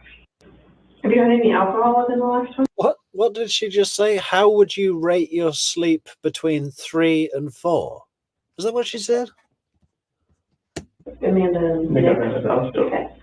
And how would you rate your sleep, good, fair, or poor? Is there anything between 4 and fair? I'll put it in the middle. Okay. Okay. I'll give you that box. Have you had any alcohol? I'll put 4. And Nick, Amanda, Dallas. Okay. And how would you rate your sleep, good, fair, or poor? Is there anything between 4 and fair? I'll Oh, good, fair, or poor. Is there anything between poor and fair?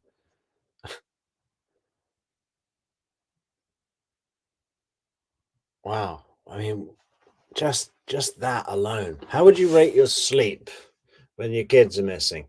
Oh, is there anything between poor and fair?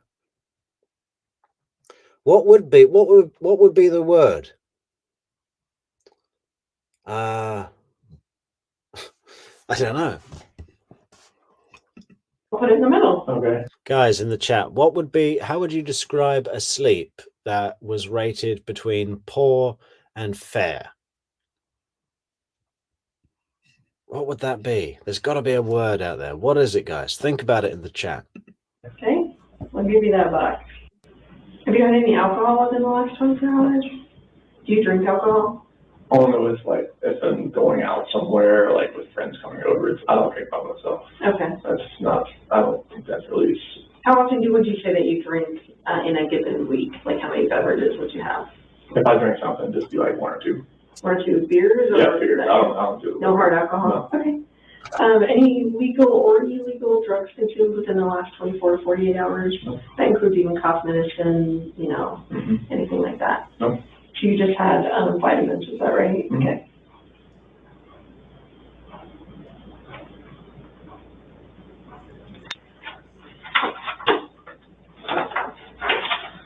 All right. So now Chris, we're going to discuss the reason why you're here, okay?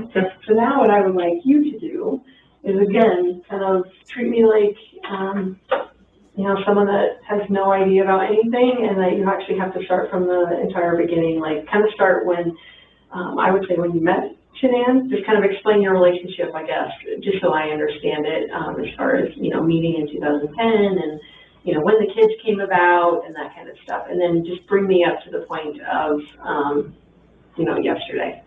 Okay. Good. All right. So 2010, so we met pretty much through Facebook because of my cousin's wife, and she like recommended us as friends type thing, and that's how we kind of started talking. And our first date was at a movie theater. Didn't really impress her much because it was actually a nice theater. I didn't really know what I was walking into as far as I walked in, and there was like a doorman, and he was all dressed in a suit, and I was in camo shorts and DC shoes, and I was like, okay, hopefully I'm very underdressed for this. But I walk in and I see her, and she's all dressed really nice, and she told me like after the fact, man, I hope that's not him. kind of deal, because we know what each other look like, but I wasn't. So they went for a date, and it was to a fancy movie theater that's almost like a club, right? Like a doorman at a club greets you. There's a little red velvet rope that he pulls aside to let you in. The chairs are really good. The snacks are all like high class. A nice sort of event movie theater. Shannan's probably in a very classy evening dress with excellent shoes, footwear, jewelry, makeup done, and Chris arrives in cargo pants, DC shoes, probably a DC hat as well, or some Vans. What is this guy's problem? Get some advice from someone, man. I mean, check it out. Really dressed for what we were doing then. But on the second date, I actually made a mistake again. We're in the same thing because I kind of forgot what I wore. But we went to a Kid Rock. On the second date, he made the same mistake again because he forgot what he wore. How would you forget a mistake like that? How would you forget walking into a date, your first date, and you are clearly massively underdressed? There's a doorman in one of those suits that's completely black. Even the shirt is black. Black jacket, black tie, black shirt. You know, with an earpiece in and everything, right? With a clipboard that's got the list of all the names, and he's in there with his DCs and his cargo pants. And then he made them same mistake again. Okay, it was for a Kid Rock concert, so I mean that sounds more appropriate. Maybe Shannan was overdressed. Shannan wore the evening dress to the Kid Rock concert and the mosh pit, so they were even after that, I guess. Concert, and like I think that's kind of where I won her over, because like we actually got to like the actual concert, and like I forgot my ID, so I couldn't actually get in. So I actually ran back like 2 miles to the car and got it and came back. And I was just like, I was just like soaking wet. I was just like, it was like middle of July, August, and like South Carolina and humidity and everything like that. It's on Army base. So I just ran back, got it, and everything like that. And then I think it was our next date, we actually went to Myrtle Beach. And like, so that's his big story about how he won her over, right? They went to a Kid Rock concert and he forgot his ID. And instead of just going home on his own, he ran back to his car. Maybe it's probably pretty far away, maybe a mile, right? Being generous here, maybe a mile. He ran back a mile to get his ID and then came back and got in. And that's what won her over. He got back, he was covered in sweat, and she thought, yeah, this is the one. This is the one. There is no other, you know. Look what he just did for me. It's like, Chris,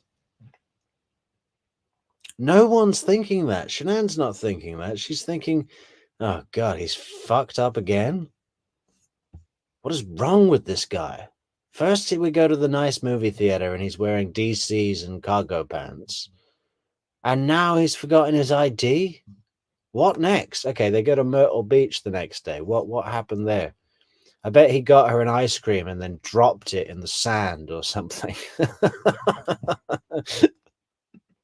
she had lupus. Well, her lupus was really like acting up in North Carolina. So like she had like these flare-ups, joint pains, all that kind of thing. And we were driving back, like she laid on me pretty much. All you new people in the chat, remember to like, share, leave a comment, especially leave a like. We love getting likes. You know, it's great when the number of the viewers is the same as the number of the likes, right? That's 100% like. I mean, let's see if we can make that happen tonight, guys. Go and like the video. Much the entire way back. And I think that's when like she realized, like, this guy's actually pretty nice, because like he didn't tell me like, all right, get off my lap or type thing. Like I just let her just rest on me the entire way back. It was like 2.5 hour ride from Myrtle Beach to Charlotte, the Belmont area. But yeah, everything flourished from there. Like in 2011, I proposed to her over in Ocean Isle Beach. Hey Tracy L, how you doing? Good to see you. Like that was around our anniversary, and I did a ride there on the beach at night, and I could tell, I mean, she was extremely tired, and I was like, I just want to do this, I want to do it like today. And she knew like, so why are you being so like persistent to get me like out here right now? I was like, oh, let's just go out to the beach. It's a nice night. Proposed her on the beach, said yes, and everybody was ecstatic and everything. And she's very organized. She's like OCD about like organization, putting things like you saw like the pantry, she, like, everything was just like named in a container all the way down. Like it's very easy for, if you just came into our house, you would know what stuff was. You would know like where everything was. It would be easy. So like everything was just, she was planning the wedding, everything was great. And then 2012, she was here, but she was planning the wedding from here, but everybody was back in North Carolina. Mm-hmm. So it was a, guess you call it destination wedding if you want, because I fly back for that. But we got married in it's like the DoubleTree Hilton hotel that was there. It was like in their court. It was in November, and it was underneath one of those big tents and everything. It was beautiful, and it was amazing. And we went to Myrtle Beach for the honeymoon, and then 2013 December 17th, that's when Bella was born. Like we've been trying for a while, and nothing was happening as far as getting pregnant or whatnot. And she said, so since we're not getting pregnant, since it's not happening, like I'm gonna buy superchargers for your car. I'm like, okay. And then it turned out that weekend we conceived Bella. Oh, yeah. So that week she bought me a supercharger for my car. So it was Did you take that back? I'd already put it on. And it was actually like a That's kind of a bit gross, isn't it? He's like, yeah, she bought me a supercharger for my car, and that week we conceived Bella. So I guess my car wasn't the only thing that was supercharged. Ah ha ha ha ha. I mean, it's kind of like, Chris, don't make sexy jokes in your polygraph interview, okay? Don't speak about like supercharging your manly mojo, okay? Save that conversation for Neety in the chat, because that would be appropriate. It's not appropriate here, Chris. special order like part of sitting in a dealership, stuff like that. So like it was ironic that it happened that like I bought a supercharger for my car, and then that weekend conceived Bella. And then Bella was just a gift. I mean, if she didn't think she could get pregnant because of the lupus and everything like that. Like the doctor said, it could happen, it might not, but it happened, and it was a blessing in disguise right there. It's like, oh my goodness, it's happened, So Did like, she have normal pregnancies? it's Like was Bella's normal? Bella's was she had shoulder dystocia when she was born. So like her shoulder was. She was turned. Oh, just turned. Yeah, where like they had it like pushed her out. But she had a vaginal birth. Oh yeah, all that. That was. Cord wasn't around her neck. Nope. Or anything No. like that. No. Okay. Nothing like that. So Bella was born December 17, 2013, and she was a gift. So just go along with Bella, and then and CC was born July 17, 2015, and we had this whole little thing staged up with Bella in the crib and a little eviction notice. Like she was there, and it worked out pretty well because she was just sitting there crying, like like I don't want this type of thing, I saw one of those that went like viral on Facebook, so that's weird. It would be yours. Yeah, and she was just sitting there crying with a little eviction notice, and she recorded it. It was an amazing day just to see that. And then Celeste, I was there, like she had a midwife for this one, so like they actually had me like, you can stand here and like catch her, and like, but Celeste came out like so fast that like I barely had a chance to go like this, and they moved me out of the way because she just like came out. So it was, Celeste, I was a lot better with Celeste because with Bella, I didn't really know like a lot, like what I should do, what I could do, how to calm, stuff like that, like, burp, Right. swaddle, everything like that. Like I didn't, I had like no idea. I just pretty much watched, like, all right, how do you do this? And then with Celeste, it was more of like, that's why Bella kind of like, she's a mommy's girl. Can you not hear me, guys? Hello? Hello? Hello?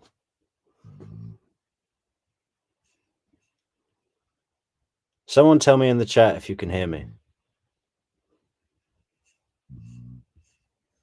I don't know if I'm on. Oh, okay, Esbel. Thank you.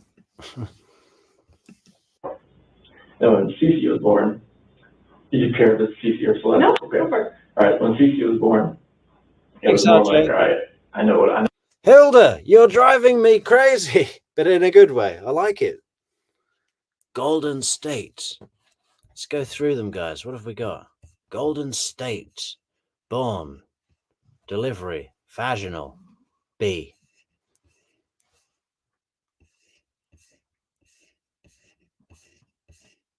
That's it for a while.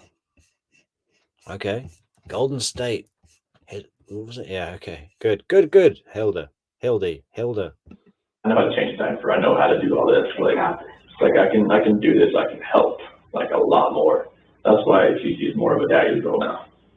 Like whenever she gets in trouble, it's just like. Yeah, I know, Lotus Spider 7. I'm considering just shooting the dog.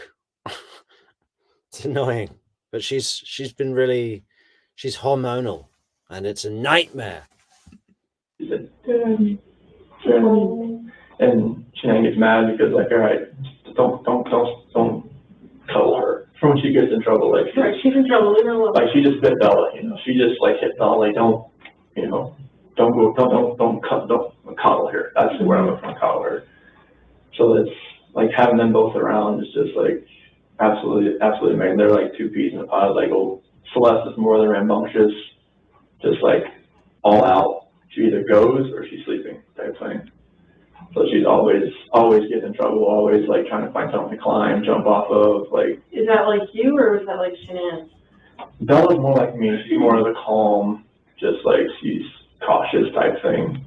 Like when Cece, I think, fed off of Bella a little bit as far as like, all right, she's my sister. She's the younger one. She's the youngest person in here besides me type thing.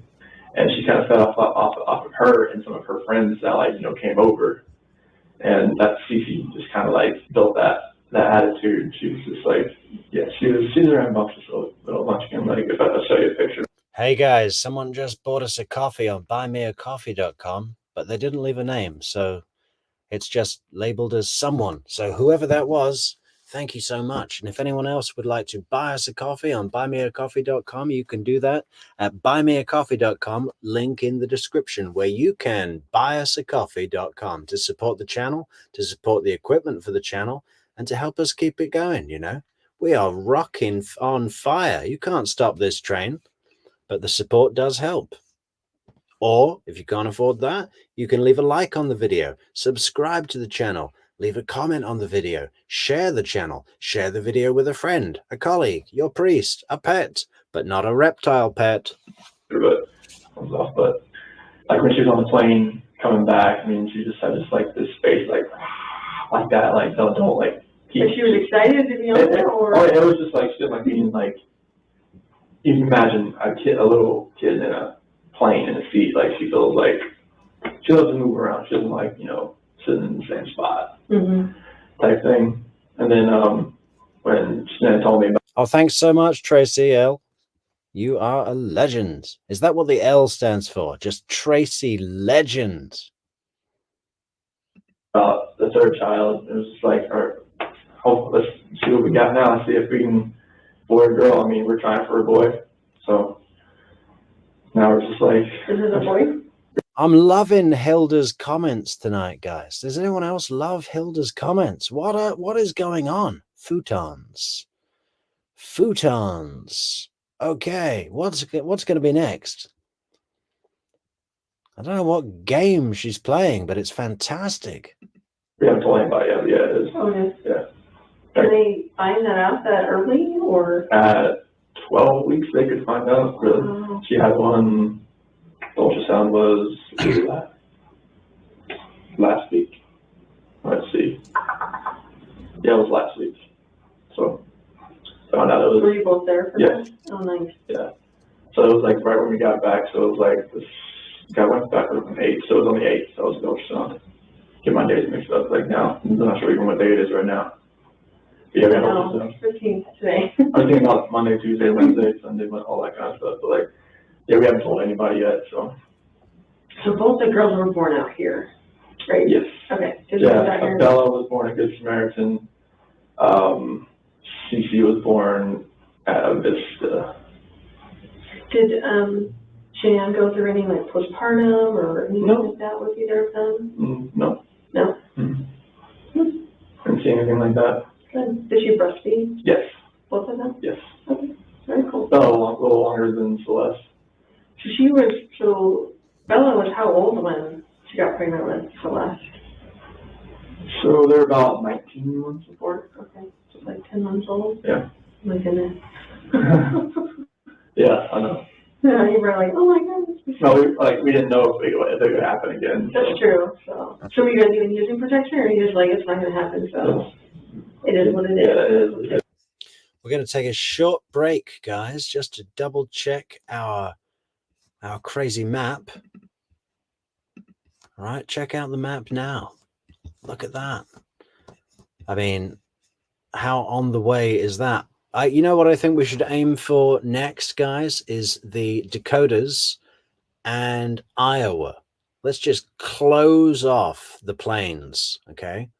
Then we want to hit mountain country. And we got to do the hollers down here. Nice bit of Appalachia to deal with. And then it's just those micro postage stamp states, Delaware, Rhode Island, and Ski Slope, Vermont. And then, who knows when we're going to get Hawaii. But it will happen. It will happen. Probably before the month is over, guys. So, if anyone's out there in Dakota, South Dakota, North Dakota, we don't mind. Both are great. And Iowa. What else?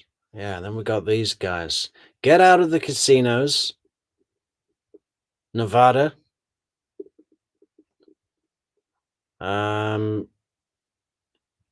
Yeah. Good job. Good job. Team Metrix. Metrix. Yeah. Very nice. Okay, so keep going from after Celeste was born. So after Celeste was born, I mean, we kind of thought, we kind of see how two kids went. They're just like rambunctious, they're sister love. And now they're 4 and 3. Bella will be 5 in December. So it's like, if it happens, it happens. As far as having she used fertility drugs on both Bella and Celeste. Oh, she did? Yeah. Okay. The third child now, she was on no medication. Yeah, that was a good one, Asbel. That was a Dover, Delaware cop's gun. And you girls are wearing the double Dover, Delaware bun. Yeah, but we can't call that a viewer. That's just Delaware being mentioned. That's not enough, Asbel. You know the score. We gotta get a viewer somewhere from Delaware. But my problem is if someone does log on to our live chat and they're from Delaware, are they going to feel comfortable enough to admit where they're from if they're from Delaware? Does anyone volunteer that information? Say, I'm from Delaware. And nothing like that. She's on Thrive. She's healthy. She feels healthier now. Mm-hmm. And then with the Thrive, she really thinks that we only tried twice, and it happened. Oh. So she really thinks that it was more of being a healthier person.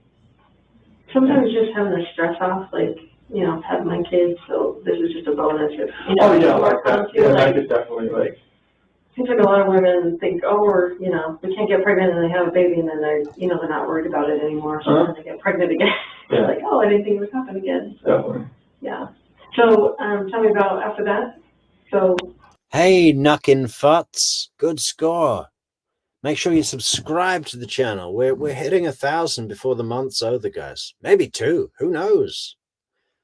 Yeah, the subscriber count's going way up recently. I don't know if it's the Chris Watts case, but we'll be back on the Adelson case too, guys. What else have we got coming out? We've got Russell Williams, Michael Dunn, Ezra McCandless, Jodi Arias. There's literally so much we've got to get through. I get suggestions all the time. Hey, what about this case? Well, we've got a packed list, guys.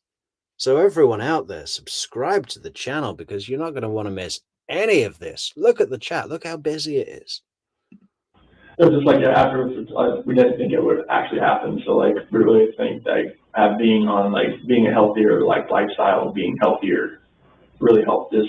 Only really trying twice, and boom, and it happened. So it's just been. And when did she find out she was pregnant? I would say it was in probably the 1st or 2nd week of June. Oh, by the way, guys, special announcement today to Cheryl Sharp, who has become our very first member of True Crime Metrics. What is a member? Well, a member is someone who has signed up for a membership, right? With special benefits. You can check that all out on our channel page under community, I think, or under memberships. But yeah, I can't remember what the special benefits are, but I do know that they're fantastic. And we will be paying some more attention to that over the next coming days and weeks to really make sure that our offering is stitched together with the best offerings that there can be, right? So definitely check out the memberships, guys. And special thank you and warm welcome to Cheryl Sharp, who became our first member today.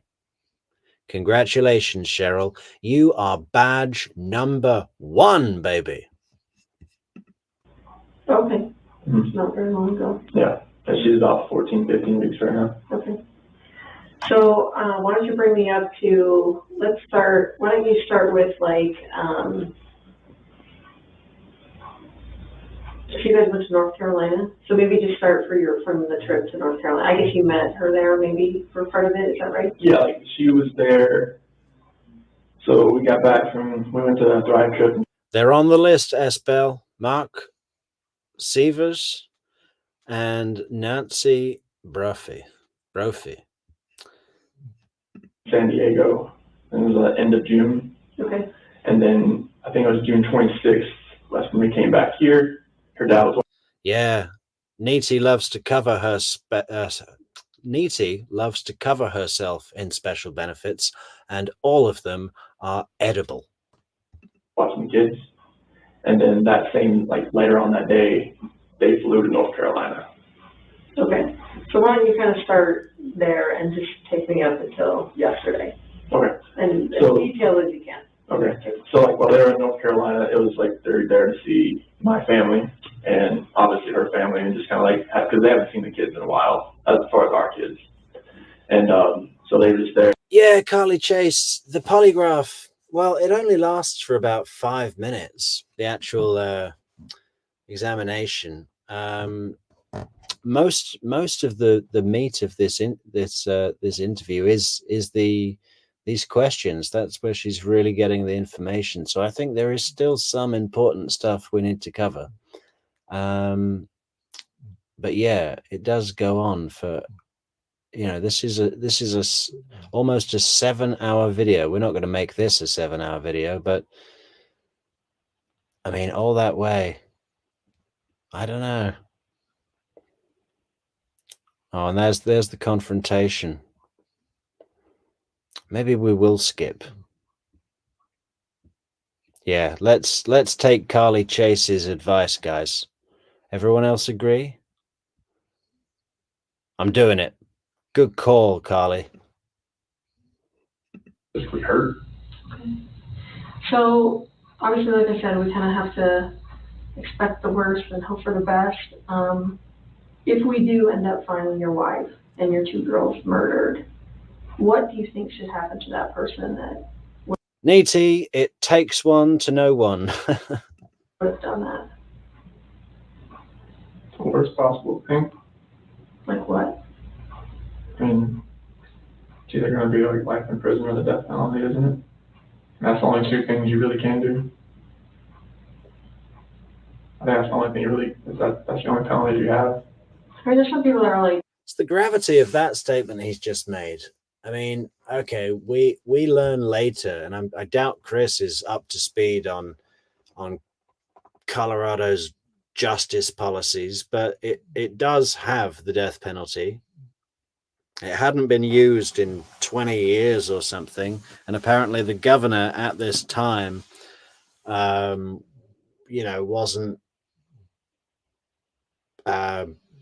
very pro death penalty, didn't push them through quickly and stuff like that. So even if someone did receive the death penalty, they'd be on death row for 20 years, 25 years, by which time it may have been outlawed completely.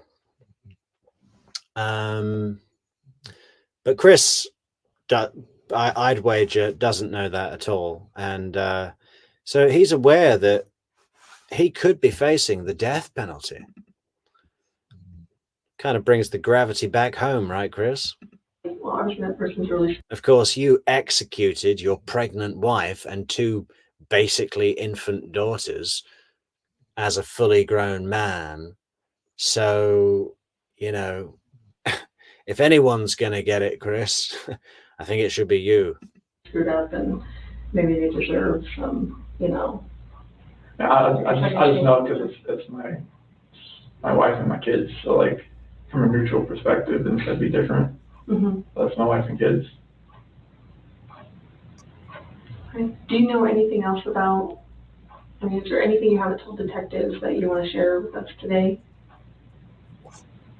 No, I mean we've exhausted every option of trying to reach out to friends and family that may have seen her or heard from her. Mm-hmm. So it's like we have like nothing really else to like go off of right now as far as like who could have her or where she could be. Okay. Yeah. Okay. It's almost like we've gone through all the possibilities of where she could be, and she's not in any of those places. We've looked at all the ways out of the house, and we know that she never left. So what are the other possibilities, Chris? He's sort of like ignoring this giant purple elephant wearing a party hat in the corner of the room, going, yeah, what elephant?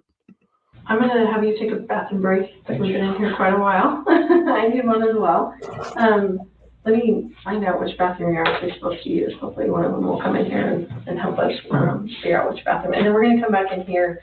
And then again, I'm going to tell you how and why the polygraph works. And we're just going to get kind of into the testing, if that's cool with you. Okay? Because you already know what the questions are that I care about. So, okay? All right, so let me see if someone can direct you to the bathroom.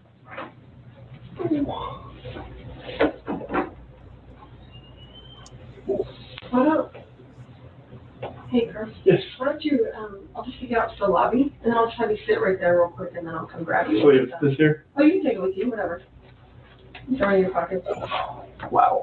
You know.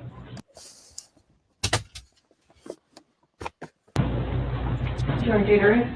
I'm good, thank Are you. you sure? Yeah. I figured maybe you want some. Water. Oh, maybe. Maybe. Okay. Do you want a Mountain Dew? Oh, no, Mountain Dew. You stay away from that I stuff? haven't had a soda in like years. Well, don't start now, right? I don't know, Chris. You're going to jail forever. So all they're going to have there is really bad tasting water that's been in a lead pipe for 5 decades. And on Christmas, they'll let you have that really disgusting orange cordial that you mix. You'll never taste freshly squeezed orange juice again. Okay? There'll be no Mountain Dew. No Mountain Dew.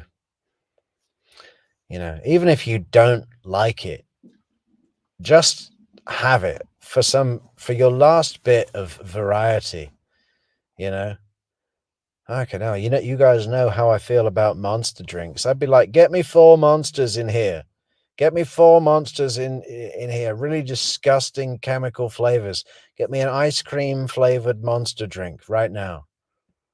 It's the last thing I'm ever going to have a choice about. Please, Mountain Dew, just, inject me with Mountain Dew. It's straight into my arm.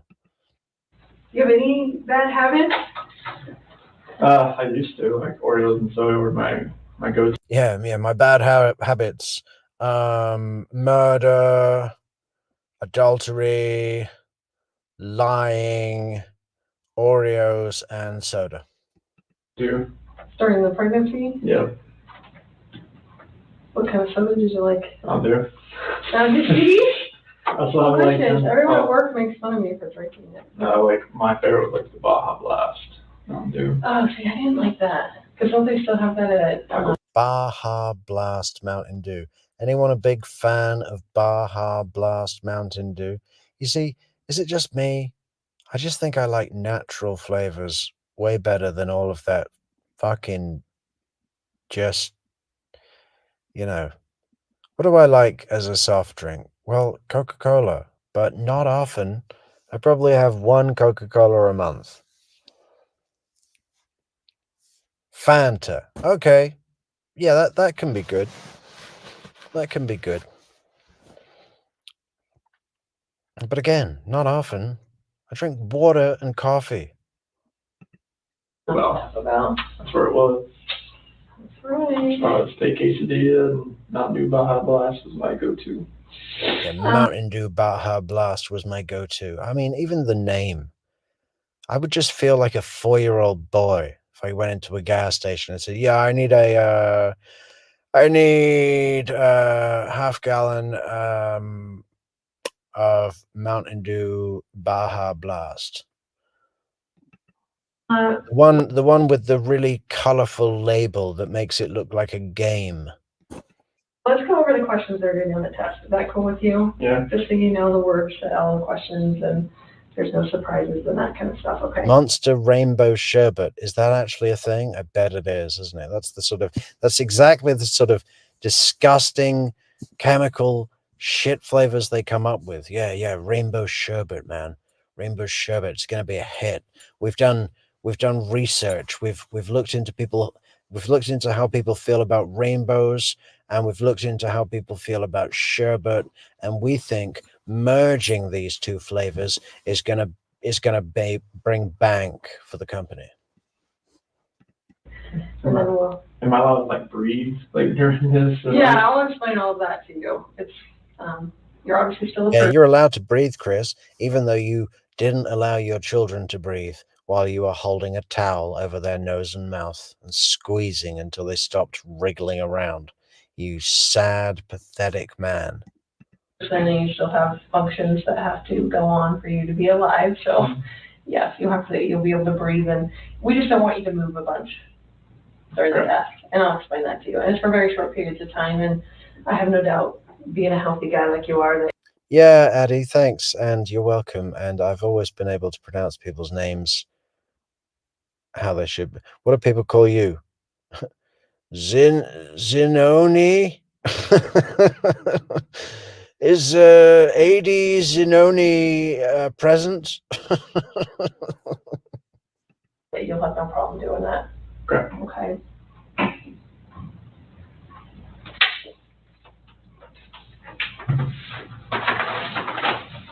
I've had like 15-year-old boys up to like 85-year-old men that are able to sit still just during the polygraph. So Okay. I have no doubt someone like you is more than able to sit still. Okay. Okay, so we're going to go over the questions that are going to be on the test. Like I said, I'm going to tell you every single for the throw of it or anything like that. You're going to know all the words. So the first question that's going to be on the test is going to be regarding Shannan's disappearance. Do you intend to answer all of the questions truthfully? Yes. Okay. And you're only going to get to answer yes or no to these questions, okay? Oh, okay. So it's easy because, you know, there should be no question in your mind whether you need to answer yes or no to the questions, okay? So the first relevant question that I'm going to ask that we had already gone over is going to be, did you physically cause Shannan's disappearance? No. Are you lying about the last? That was really eager, Chris. She's just going through them, man. You don't need to answer them yet, Chris. We're just going to be reading them out. Did you physically cause Shannan's disappearance? Nope. Charlie Adelson would be like, absolutely no. Last time you saw Shannan? No. And I'm saying her name right? Yep. Right, okay. And then do you know where Shannan is now? No. Okay, so those are the three that we'd already discussed before, right? So physically causing someone's disappearance is either, you know, obviously harming them to the point where they, you know, are either dead or can no longer function out, you know, maybe you left them for dead, you know, in some field somewhere or something like that. So maybe they weren't actually deceased, but, you know, that you would have been the direct cause of their disappearance, okay? So that makes sense to you? Okay. And then obviously, lying about the last thing you saw her, that would be because maybe you helped someone or you did it yourself or something like that, and then you helped dispose of them or put them somewhere or lock them up somewhere or whatever, okay? Sure. And then... Yeah, Mary, welcome. And you're not late, you're right on time. Ginger ale. Sure. Canada Dry. But I mean, yeah, I've liked that in the past. I had a tonic water the other day. That felt very exotic. Just a tonic water, ice cold. Knowing where she is now. Again, that would be either some kind of direct knowledge, like you either saw it, you did it, you know where you put them, or someone told you where they are, something like that. Or if Shannan called you and said, this is where I'm at, but you haven't told the police that kind of stuff, okay? Does that make sense? That makes sense. Okay. So you're going to be taking what's called a directed lie polygraph. So what that means is there are going to be questions on the test where I want you to lie. Because I want to see what your body looks like when you tell a lie on the test. Okay. I know it seems kind of weird, but you're going to know which questions these are, and they're going to be easy to answer. So it's going to be like, they're all going to start with before 2018. So this first one is before 2018. Did you ever lose your temper with someone you cared about? We've all lost our temper with someone we've cared about in our life. So I want you to think about, you don't have to tell me what it is, but I want you to actually have that moment in your mind when you actually lost your temper with someone you cared about. Okay. Whether it was with Shannan, whether it was with your parents, whether it was with your children, I mean, it could be with anyone, but it was. Do you want me to say no to that one? Yes, so you're gonna actually lie to that question, since we all have lost our temper with someone we cared about before. So I'm gonna say before 2018, did you ever lose your temper with someone you cared about? And you're gonna say no, because you're telling a lie. Awesome. The next one of those, because there's only 3 of those, the next one's gonna be before 2018. Remember, it's all gonna start with that, before 2018. If you ever hear that on the test, that is your clue to go, crap, this is a question I have to lie to on the test, okay? Okay. So this one's gonna be before 2018. Did you ever say anything out of anger to a loved one? It's gonna be. Well, we've all said something out of anger to a loved one, but I want you to take a minute and actually think of a time when you've actually said something out of anger to a loved one. Do you have something in your head? Yeah. Okay. And I want you to actually think of that when you answer this question on the test. Okay. So again, before 2018, did you ever say anything out of anger to a loved one? You're going to say no, because you're telling a lie. Awesome. The last one is before 2018. Have you ever wanted to hurt someone to get even with them? Not that you actually hurt them, but that maybe they pissed you off so bad, you know, that you were like, oh, I can punch that guy in the face right now, or, you know, whatever. Not that you actually. Yeah, Carly, I just love sparkling water, and you can have variety with sparkling water. You can have hard bubbles or soft bubbles. They ended up even hurting anyone, but that you ever thought about hurting someone to get even with them. So I want you to take a moment and think about a time and just make sure that you do have something in your head.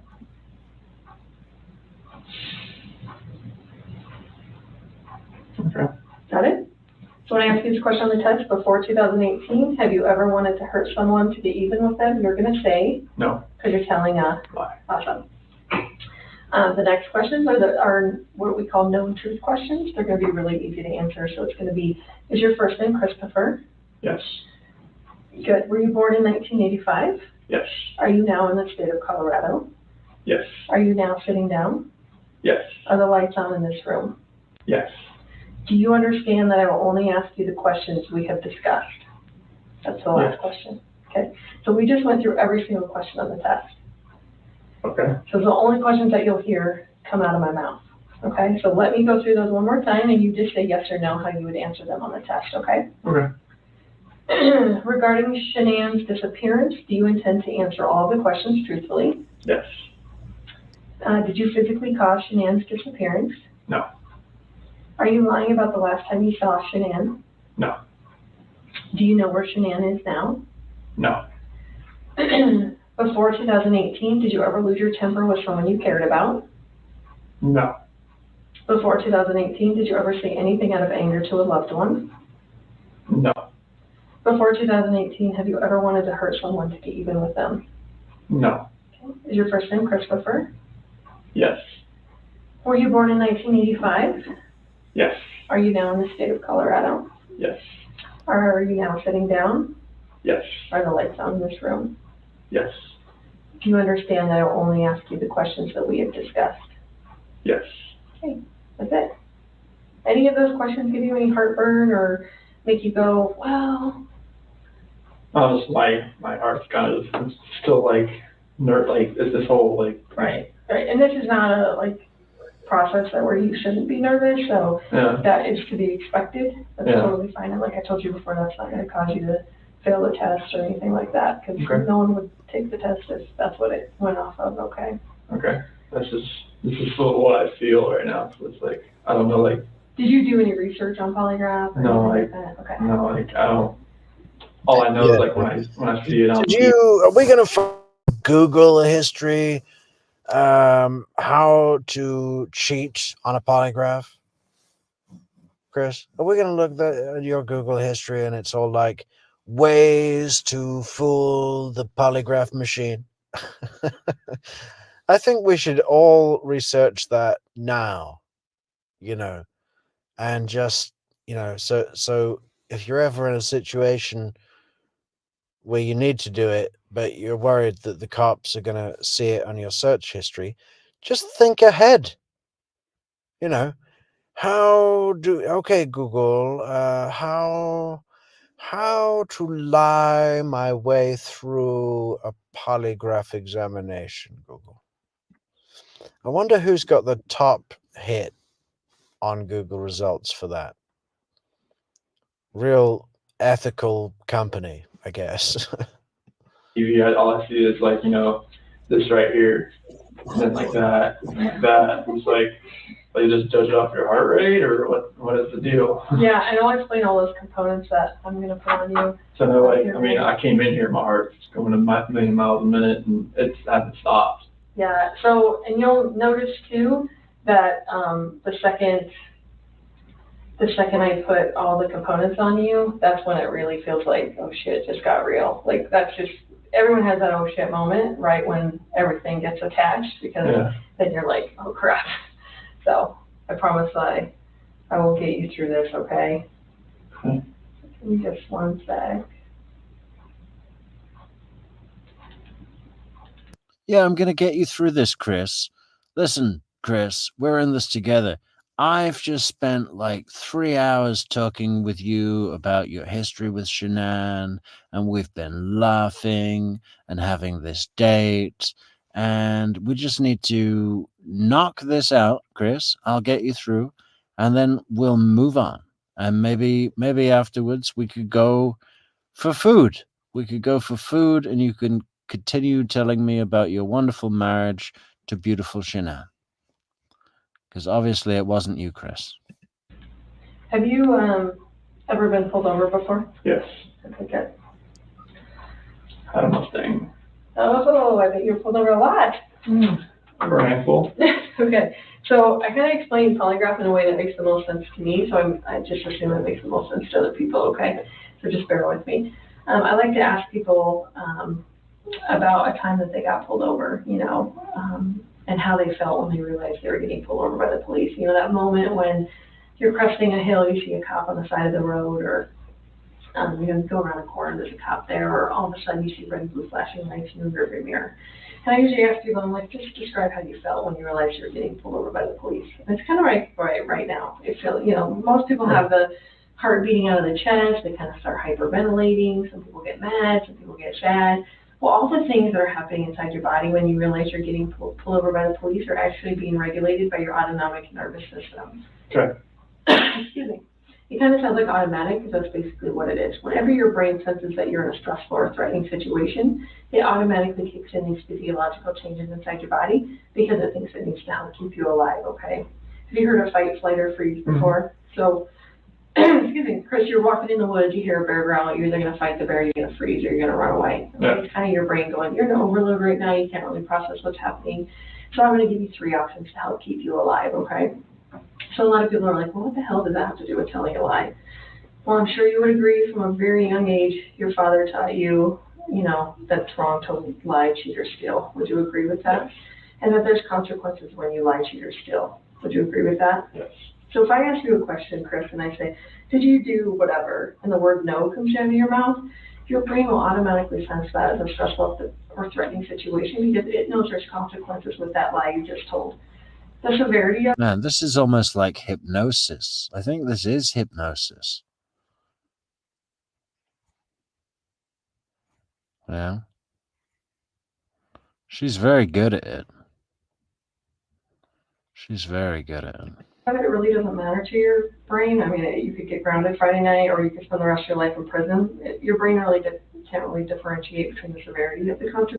I know Ryan, right? He just sounds like he's lying the whole time. Like if there were a school play and someone was playing a character that was like a liar and they had to make it really obvious that they were lying, they would act like this. You know, did you physically cause this disappearance of Shannan? Nope. Nope. No.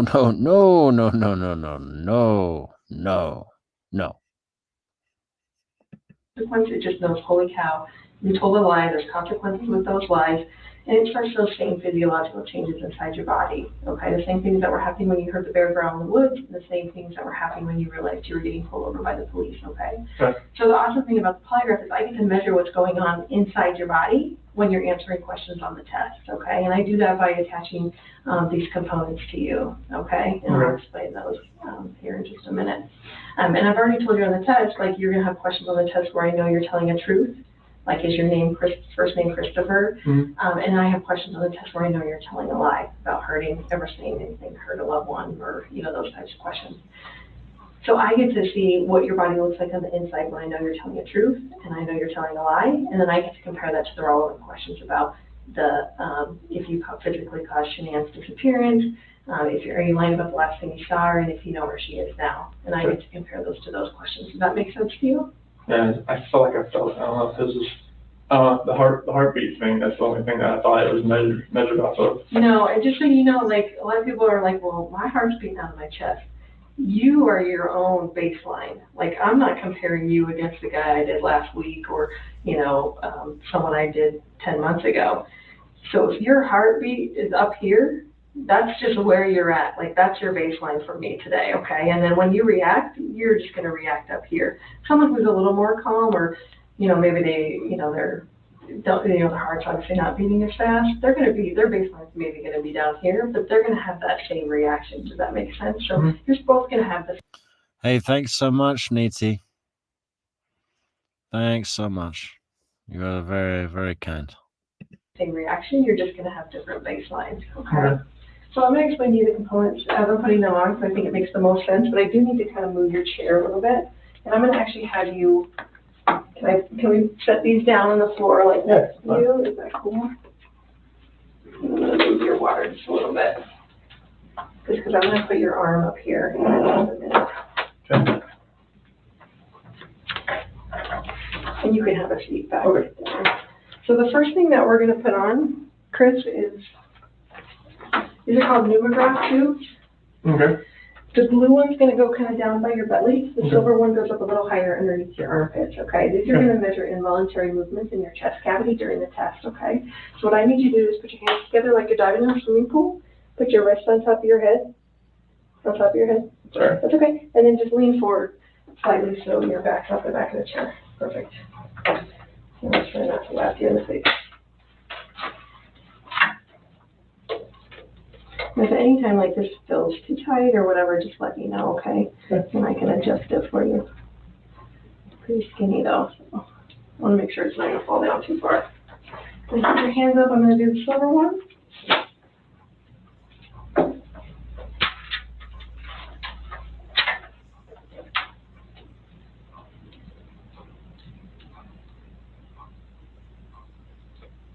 Does it feel like it's too tight or does it feel okay? Okay. Okay.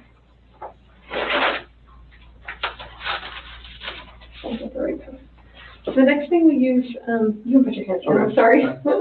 Chris is a blood pressure cuff. This is the same kind of blood pressure cuff you would find in a doctor's office. Obviously, they're trying to get your blood pressure when you're in there. I use this to measure the rate of blood flow through your body during the test. And we've actually found it's much more We get a much better reading if we put it on your calf instead of your arm. So are you okay if we put it on your calf? So just go and put that leg, just go straight up in the air for me.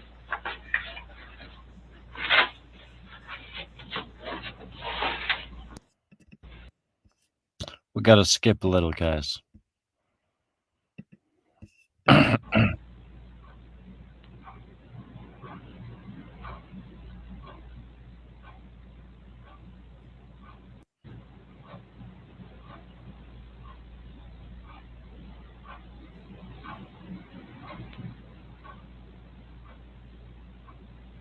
This portion of the test is complete. Please remain still while I take the instrument out of operation.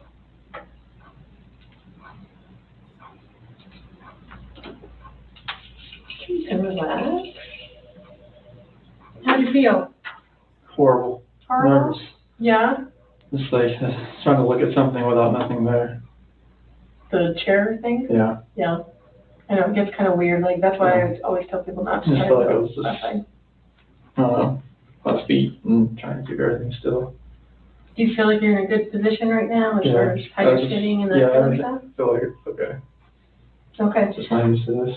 Do you have any issues with the questions as far as you physically causing Shannan's disappearance? Is there anything that you are like, I don't like how that question's, worded, maybe, No. or does it cause you, or you know exactly what I'm talking about? I know, what I mean? I'm there. Okay, and as far as, the last time you saw her, talking about in the bed, Yeah. when you saw her makeup coming down her face, and then if you know where she is now, Yeah. having direct knowledge of where she would be at this moment. Okay? Okay. See, Agent Tammy Lee is acting like that the polygraph machine has just told her loads of stuff, but it hasn't. It's given a load of information about how much he sweats, how much he moves, how much he breathes, his heart rate, and so on. But none of that means anything. So, do you want to take some drink of water, or are you ready to start the second chart? I'll take some water. Okay. You probably want that Mountain Dew now, don't you?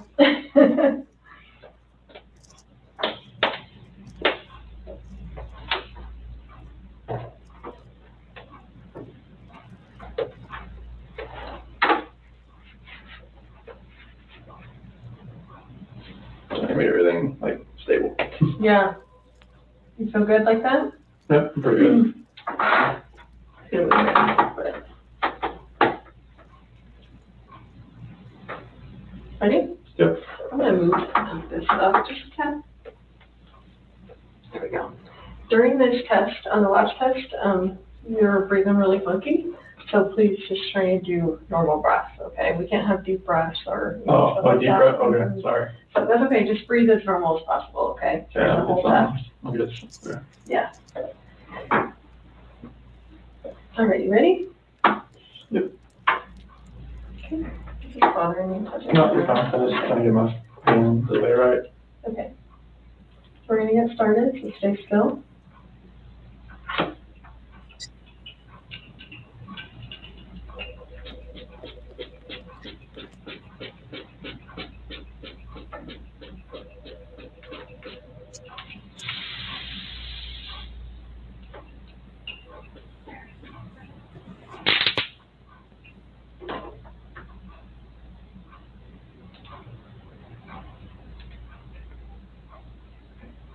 The test is about to begin. Please remain still.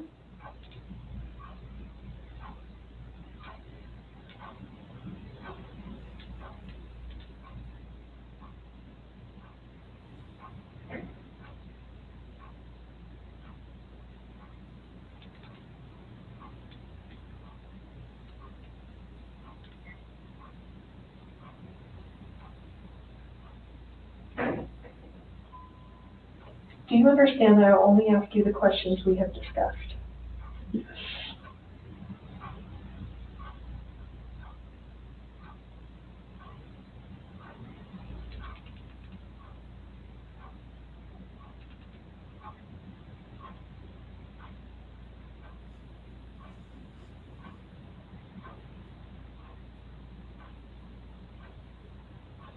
Regarding Shannan's disappearance, do you intend to answer all of the questions truthfully? Yes.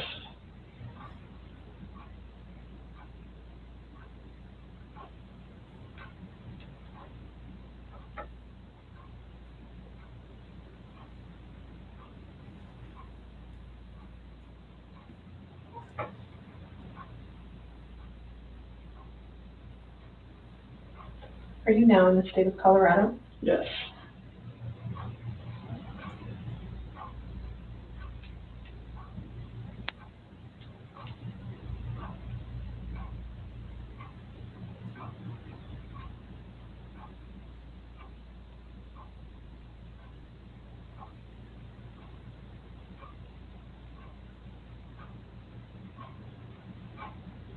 Before 2018, have you ever wanted to hurt someone to get even with them?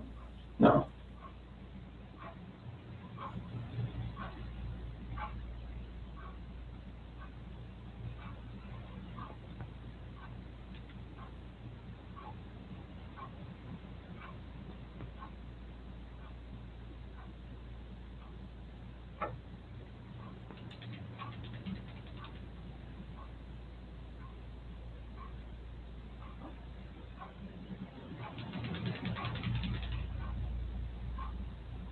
I think Chris's tactics here are just like, don't move, control your breathing, try not to make your heart rate increase. You know, it's like the most basic shit. He's such a moron. He even talks softly. He's like, did you cause the physical disappearance of Shannan? No. No. And if I... Like, what does he expect? What does he think that they expect? That he's going to turn around and go, no, no, it wasn't me. It wasn't me. Are you lying about the last time you saw Shannan? No.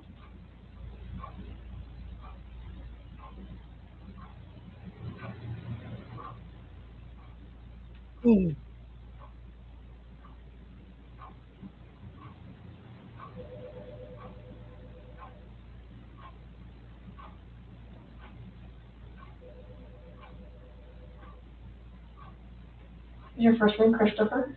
Yes.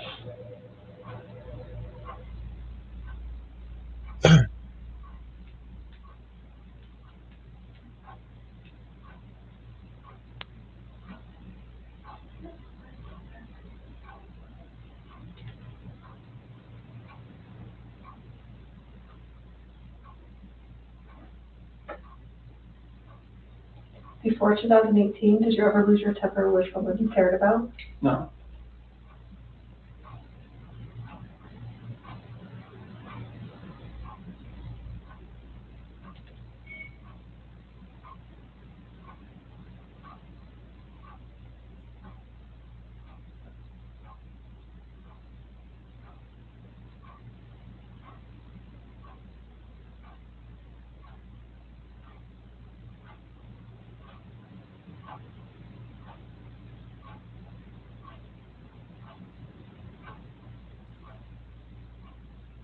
Do you know where Shannan is now? No.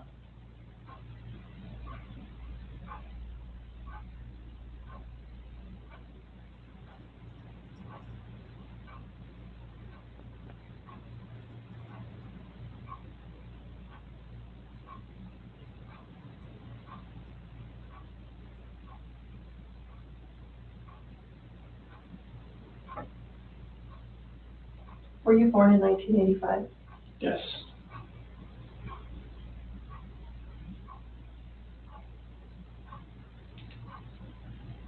Hey, look, guys, C. Malone's first name is Christopher. I always had him down as a Conrad. Conrad Malone. Doesn't that sound cool? I mean, Christopher is great. That's fine. But Conrad Malone. Now that's somebody, right? That's like chairman of the board material. What's your name, Conrad Malone? Actually, Dr. Conrad Malone.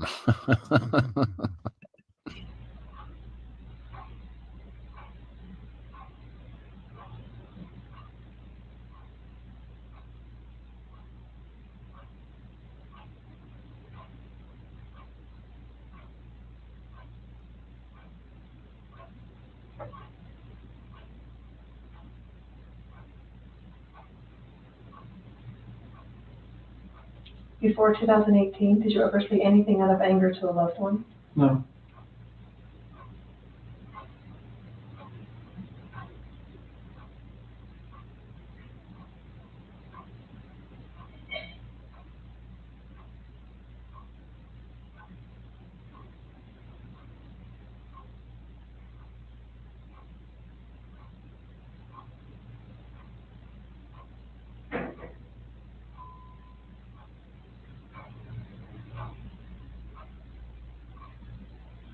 Just pretty normal.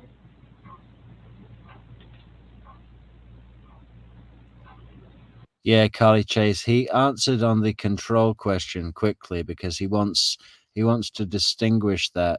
He's like, yeah, if I make the control questions where I'm supposed to lie, if I make that sound really like a lie, then my real lies won't sound so much like I'm lying. He's such a moron. Did you physically cause Shannan's disappearance? No. Oh, he did that one quickly as well, though. Crazy Chris.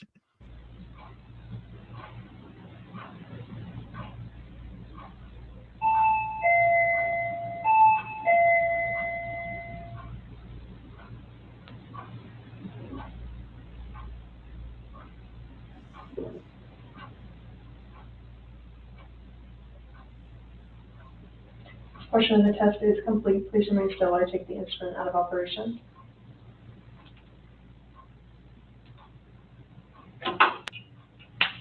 Keep and relax. I think we should be able to get it in one more chart, but I really need your breathing to be normal. Okay. You are like all Sorry. over the place, so. I'm sorry. That's okay. Like sometimes I feel like I'm not breathing enough and I'm like, like that. I don't want to do that. So. Yeah. I just need it as normal as possible and not Okay. fluctuated, okay? Okay. Sorry about That's okay. I just want to be able to get it done for you in one more chart instead of 2, 3 more. So, that. I don't want that. I know you don't want that.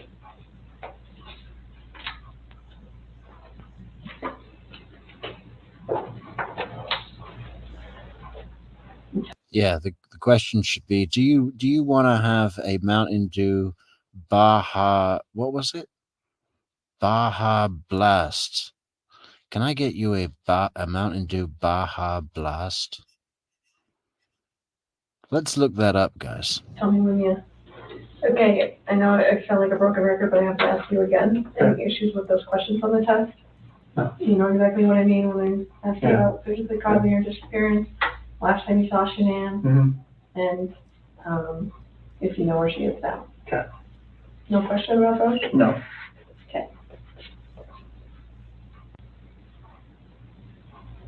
Feel good? Yep. Okay. Good. We're gonna get started, so stay still.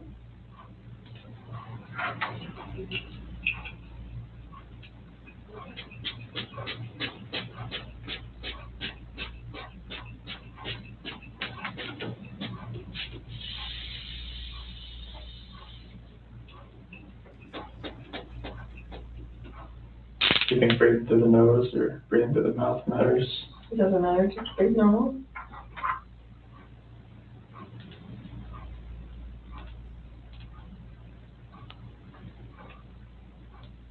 Stay still.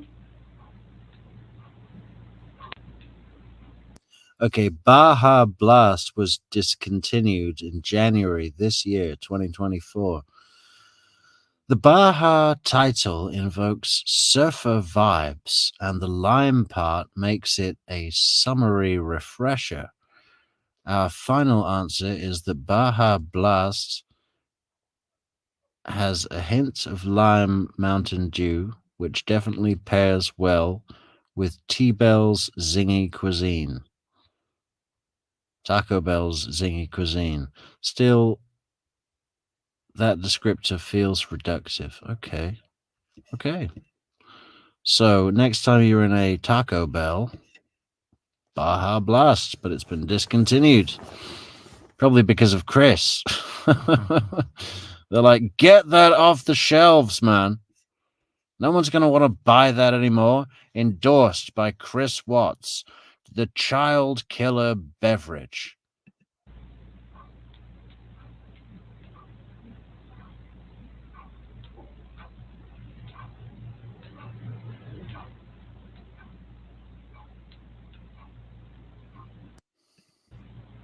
The test is about to begin. Please remain still.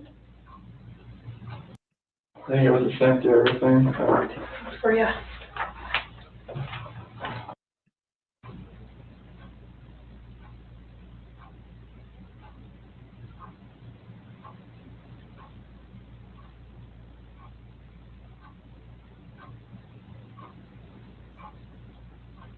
Is your first name Christopher? Yes.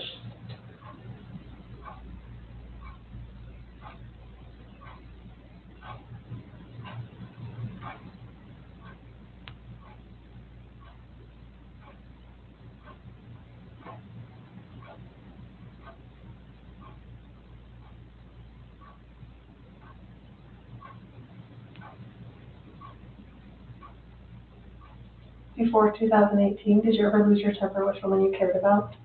No.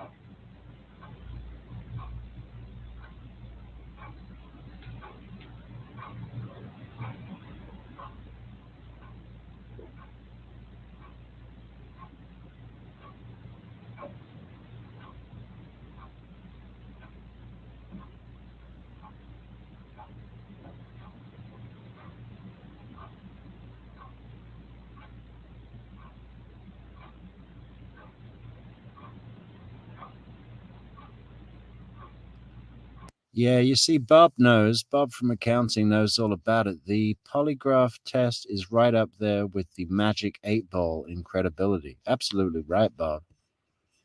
It's fake, I tell you, fake.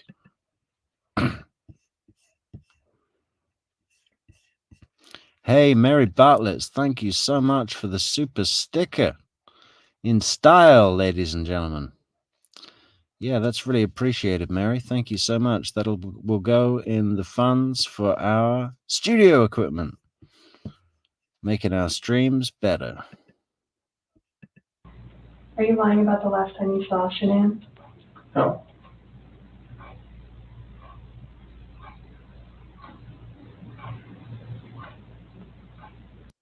And if we actually, well, we've got a couple of months, guys. If we keep doing well, we might be able to come over to Tallahassee for Donna Adelson's trial.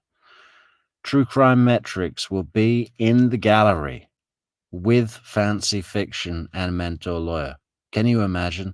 That would be like a weird dream. That would be so weird and awesome. Let's make it happen, guys.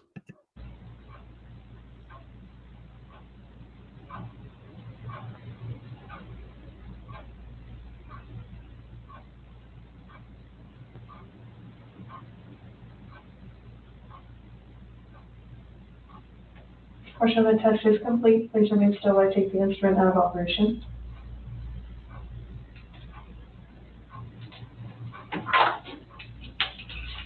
All right, how'd you feel? Same as all of it? I think it was a sync to everything. For you. See, Tammy's going to start acting now like she's just seen some really troubling results on the fake polygraph machine.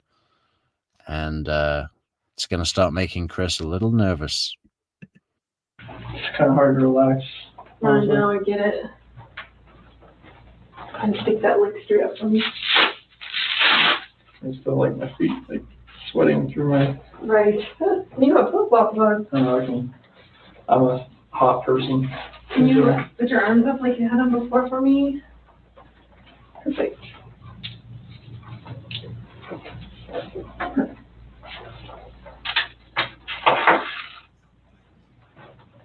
Oh, you're a hot person, Chris? Well, why didn't you tell us before we plugged you into the $6,000 polygraph machine? Because if you're a hot person, it doesn't work, and it just says that everything is a lie. So I guess you're free to go, Chris.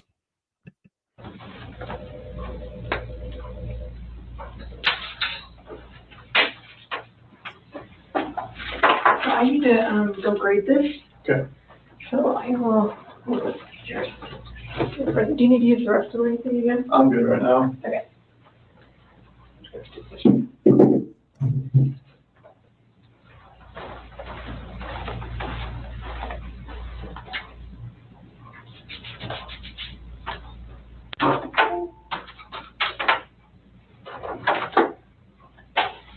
I'll be right back. Okay. I'm gonna take my mountain with me. Okay. Are you good with your water? You want another drink? I'll just. Another Gatorade? Yeah. Can you Perfect. get that door? Or you- Okay.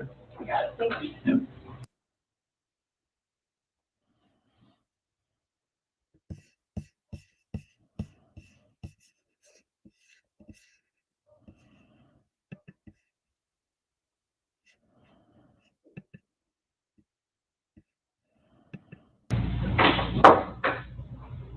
Okay, sorry, Fine, my sorry. computer was being a You're fine. turd. Trust me. I'm just gonna pack this up, and then, the FBI guy Graham, Okay. that you've been talking to, he's gonna come in and we're gonna chat, okay? Okay. Is that cool? Yeah. You need anything? Crackers, water, Mountain Dew? I totally will give you a Mountain Dew. No, I'm good. Ruin that steak for you. Can't break that streak. No rushing or anything? Not right now. Okay. My dad out there, is he leave? I bet, Grandma? I'm not even sure. I'm not sure hotels.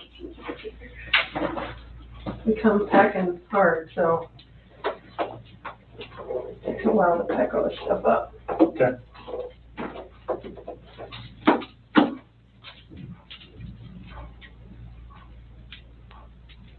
You want me to turn my thumbs on now or just leave them be? It's up to you. If you want to, that's fine. Her Hi, mom probably tried to call me probably. Oh, yeah. 5, 6 I think times. she's called the detective quite a few times too. Okay. I don't blame her. Did she know you were coming in here today? No. Who knew you were coming in today? Nick and Mannix, I was at their house, and then my dad. Oh, okay. What'd your dad say about it? So just do what they ask. Just ask like whatever questions they have. Just do what they ask. Mm-hmm. That's my favorite And you picture. did. That's my Oh, let me see. favorite picture. Oh my God. They're adorable. They're way bigger than I thought. I think I saw a picture of them on the news and they were much tinier. Which I don't know if it was a family photo or. okay, that was this year. Oh, it was? Yeah. Well, they looked so much smaller.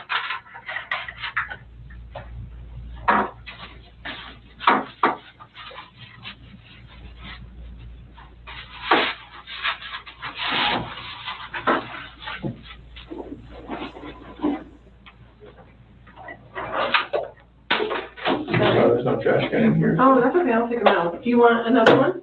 Oh, no, there's mine. I'm just gonna grab that pad that you're sitting on. Okay, sorry about Sorry. that. Well, I tried to turn my phone on, there's like no service in here.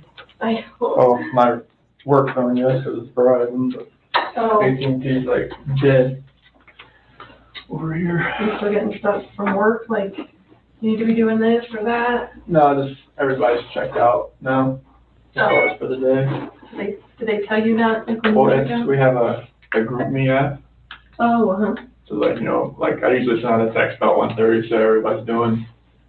And about 2:30, the domino starts to fall, people start to check out and everything. There's always that one person that's like, like, all right, do I check out now or wait, and I don't get the first one to leave and all that kind of stuff, so. Do they feel bad if they're the first ones to leave? One of the guys usually does, but there's always one guy that likes to stay and try to justify overtime too. Right. But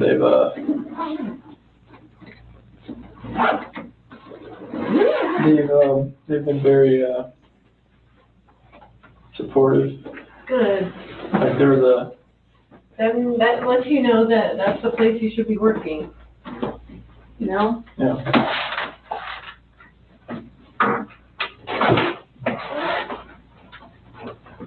I think someone talked to Luke and he was like, you know what, family first, whatever, so it makes you feel good, you know, that there's bosses out there that are like that. Yeah. Because you don't always find those people. Mm-hmm.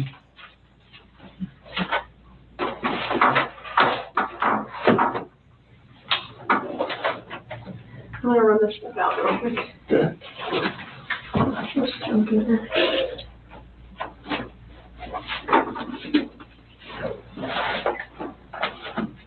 Did you catch a bunch of calls from Shannan? I can't tell. Oh. No service. Once I get out of here, it'll probably just blow up. Yeah.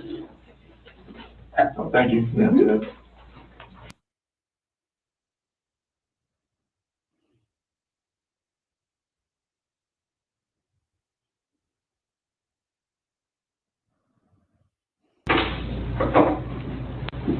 Oh my gosh, I didn't forget part of it, didn't I?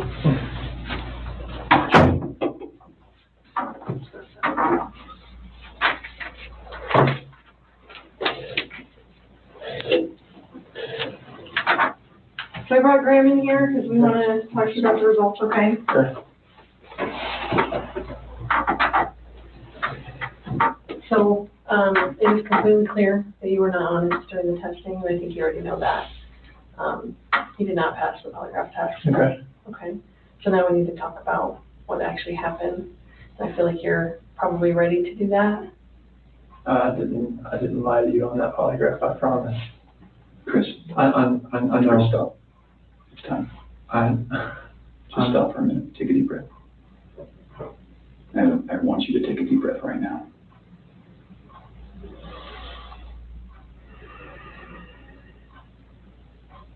There's a reason you feel sick to your stomach.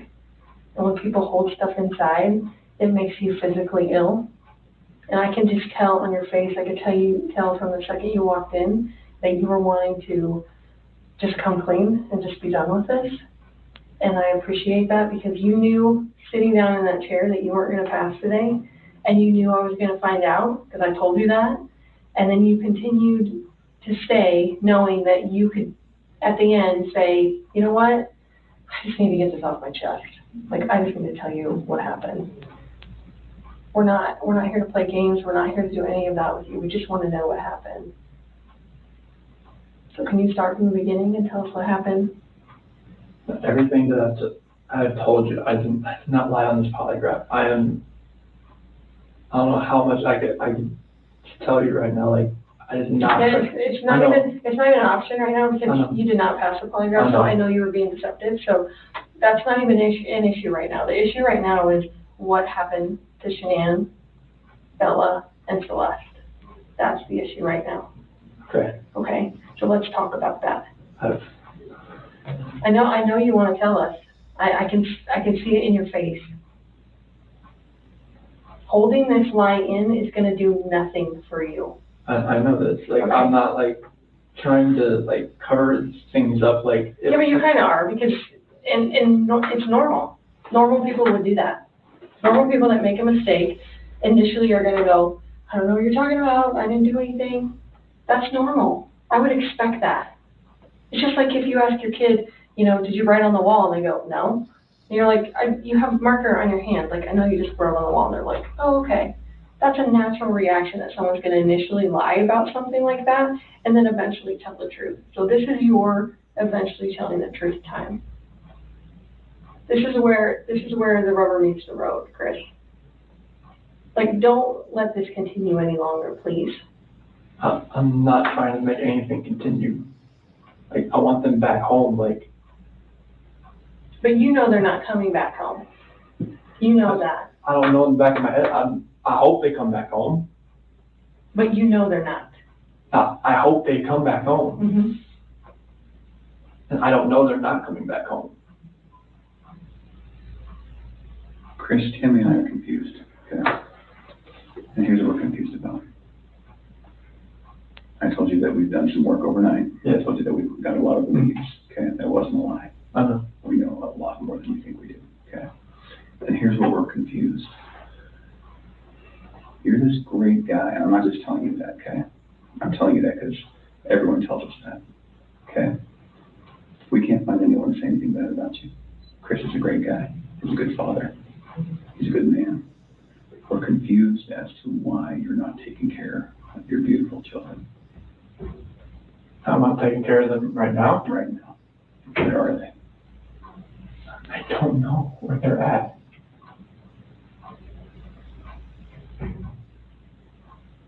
Honestly, I do not know where they are at. If I could have my babies back home right now, I would. I want them back. I want everybody back. That is the God's honest truth.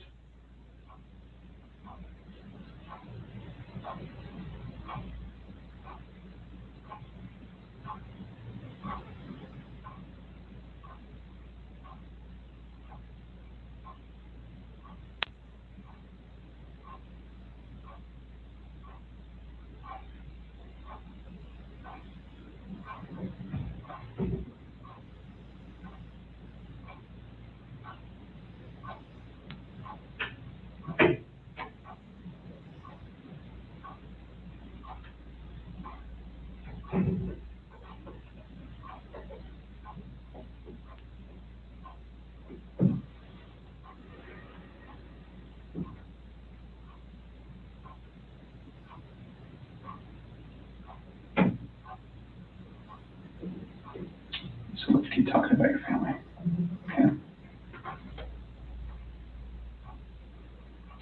We just can't figure out why there's two Chris's, okay? We talked about that last night. Yes. We just can't figure it out. There's a Chris, okay? If somebody asked me my kid's child routine, I would say, I don't know, go ask their mom. That's the truth, right? And so it is very surprising to me, and it warms my heart that you're the type of dad who can pack a bag in the morning and you know just what to put in there, and you know just what to put in there as a backup in case they have an accident, okay? You know what the clothes to put in there, you know what they have for breakfast, you know what they have for a snack and a dinner and a nighttime snack. You can tell me the book you read to your daughters, okay? I know you love them, and you're not faking that, are you? It's real, okay? There's a lot of guys who come in here and try to tell me that, and I know they're lying, okay? Because they can't answer those questions that you can answer, okay? But you aren't here today lying about something else. So we need to talk about that, okay? I cheated on her. I know. And this is very good. Keep I'm not proud of it. I don't think anything like that could happen. I don't think I'd ever do it, but I did. I know. Keep going. And she accused me of it. I denied it. I cheated on her, and I feel horrible for it. Like, she was pregnant, and it was, I don't want to, I didn't hurt her.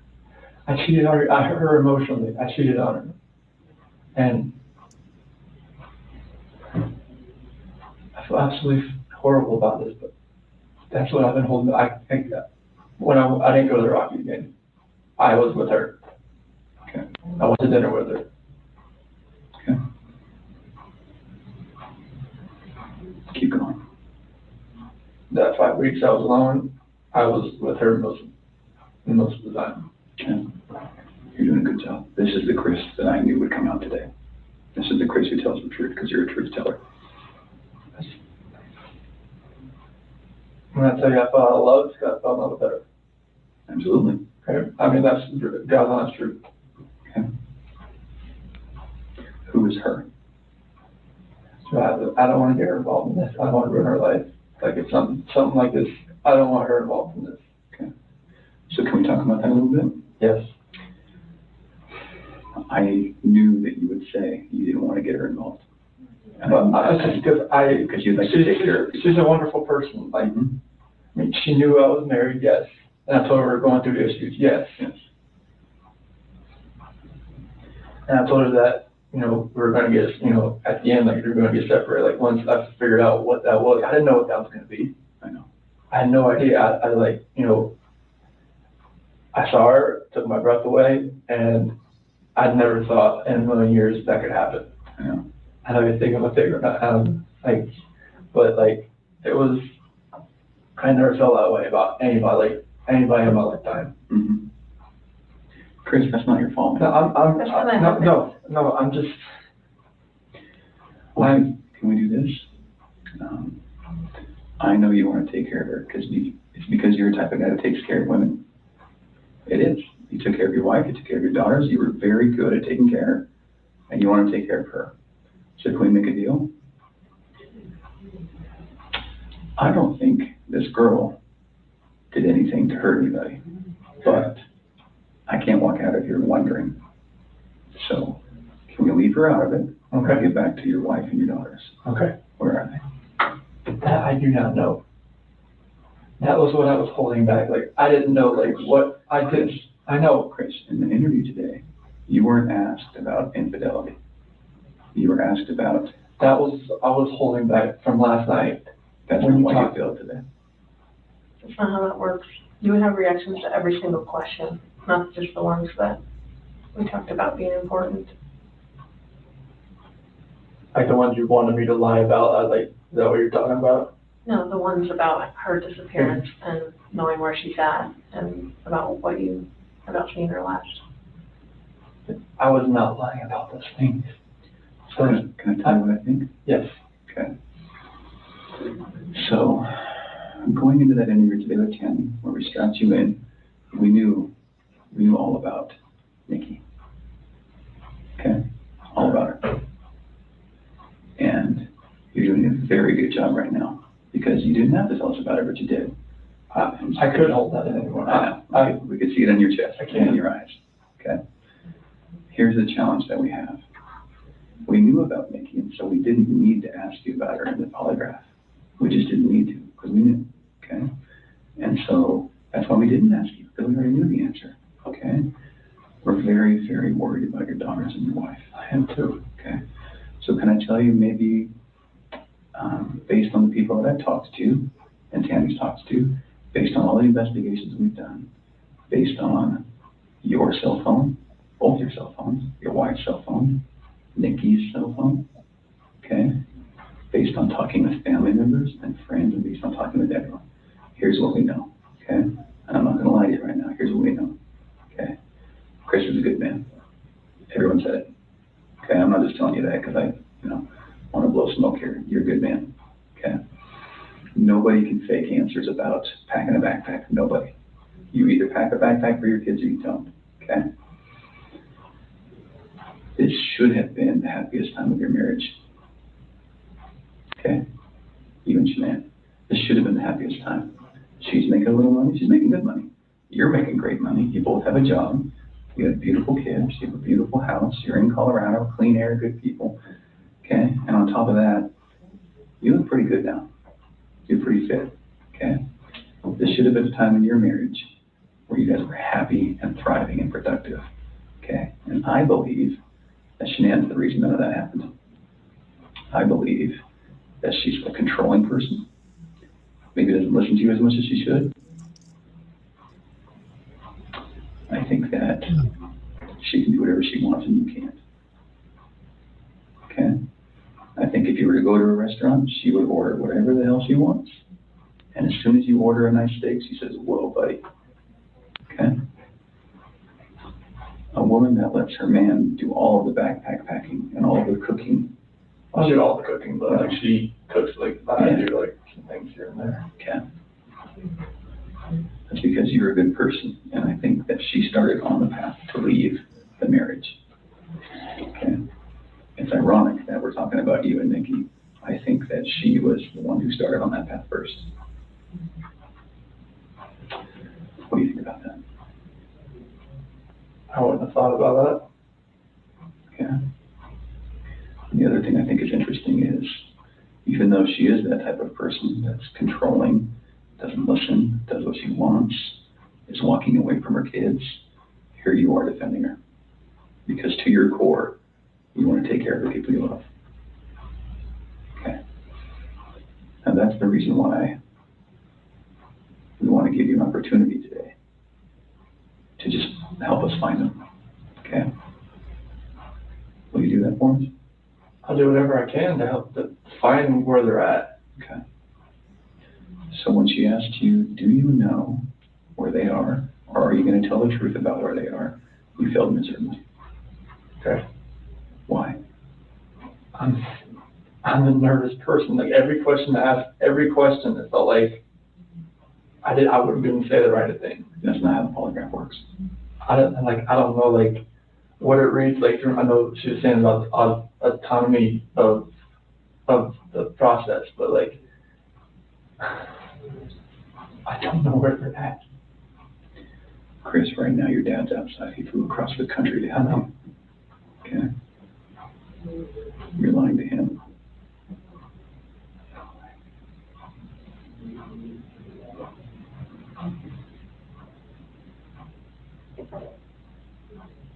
You're lied to everyone you talk to. And they all bought it. Will you please help us find your babies? I want to find them. I've told you over and over, I want to find everyone. Can we go back to that night? Yeah. You know that we have texts, and we know that there's an Alexa in your house, Mm-hmm. and you know that those are trained to record distress. Okay. You know that we know the content of Nikki's text messages and your text messages and Shannan's text messages. Okay? I didn't know you knew where Nikki was until right now, so. Okay. Tell us about that night again, and please tell the truth this time. I told you the truth. I promise I told you the truth. Like, I woke up at 4 o'clock. I woke up at 4 o'clock. Got dressed, got ready. 4:15, me and Shannan talked about the house, about separation. Did you guys talk about Nikki? She accused me of like, all right, you know, is there somebody else? Sure. I didn't say it. You denied it? Yeah. Okay. Because she brought up like, you know, like, well, was there a $68 charge at dinner the other night? Okay. Was there 2 of you? And that was with 2 of you, wasn't it? Yes. Okay. That's me. Okay. So it sounds like at that time there was maybe you weren't quite ready to just say, Shannan, this is everything. I couldn't say it. Okay. We were already trying hard enough. I couldn't say that. Okay. What did you say? I just told her like, this separation has to go. I want separation. Okay. Was it her idea to sell the house or yours? She initiated the realtor the week before in an email. Why? Because we were talking about the marital issues. She's like, well, you can't afford to live on her own. Well, she can't afford to live on her own, and I can't afford to live on my own. So she's like, we need to contact Van. Okay. See. And who'd you contact? Well, she contacted Ann, our realtor. Ann? Yeah. Okay. Would Ann say the same thing, that your wife initiated the contact? Yeah. Okay. She would. And then on Monday, I texted her to see if what she could do. Okay. And that's in there too. You probably already knew that. Tell me about the pregnancy. Was that your idea or hers? She said she was about 80-20. Well, I went to the pros and cons of it. Like after she got pregnant, she told everybody that it was mainly my idea. Is that true? Yeah, I mean, I wanted a boy. Did you want to get pregnant? Mm-hmm. Okay. And then after the fact, she said it was mainly me that wanted it, and she was about, you know, she was 70-30 against it at that point. Like she would tell her friends that. Yeah. And I was just like, what, 70-30 against it? Like, why? Okay.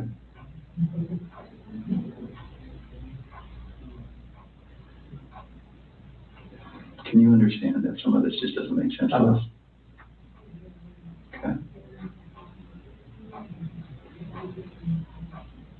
How is it possible that a woman and 2 kids are just completely gone off the face of the earth? I promise you, I have nothing on my hands I did nothing to those kids or her to make them vanish. So tell me what happened then. I believe you that you did nothing on your hands. What happened? When I left, I mean, it's on video that I left and I was in my truck. I didn't like load anything into my truck besides my tools, my container, my book bag, my water jug, my lunchbox. Okay. But then what happened? I drove out of the driveway. No, before you drove out of the driveway. What happened with your wife and your kids? I didn't do anything like that. They were still in the house. Where are they? Where did they go? I don't know, sir. I really don't know. Your wife's not the type of person to vanish. I know she's not. She had 10 things on her schedule that meant she was going to be there the next day, that day, the day after that, with friends, with a doctor. Okay? She didn't leave because she wanted to. Okay. So what happened? I didn't do anything to her or the kids. Was it an accident? I didn't do anything. Was it an accident? There was no accident. I don't know if there was an accident in the house. I wasn't there for it. It's a big deal if it's an accident, because we can work with that, Chris. No. There's no, maybe what happened.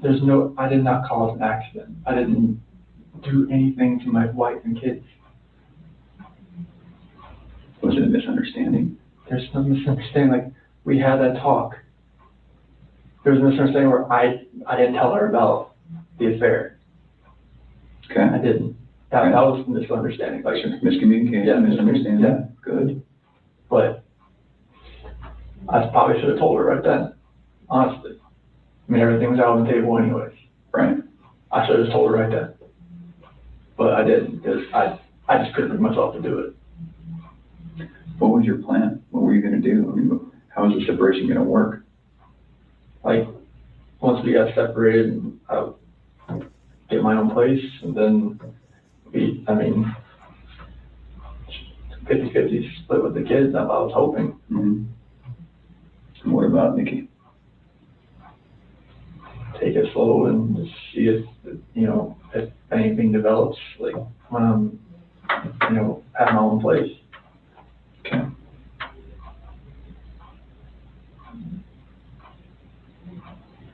I just find it hard to hear you talk about just having this emotional, conversation with Shannan, and you're bawling and crying together, and you have not shed one tear in 2 days that you've been here. Not one. And help me understand that, because I don't get it. These are your baby girls, and you have not shed one tear over them not being around. Chris, I lose my 4-year-old in the store for 10 seconds and I start to go panic. I have not seen any of that from you at all. Help me understand that. I love those girls. I would never do anything just because I haven't shed a tear. Like, you no, that's weird. Is that weird? Don't look into that like I don't love my kids. Tell me, explain to me. You're crying with your wife that you're leaving her. Yeah. But you don't cry that your 2 little baby girls. I'm hoping they're still around somewhere. I'm hoping they're still somewhere. Yeah, but you don't have them right now. You're not reading stories to them at night. I know. You're not giving them midnight snacks.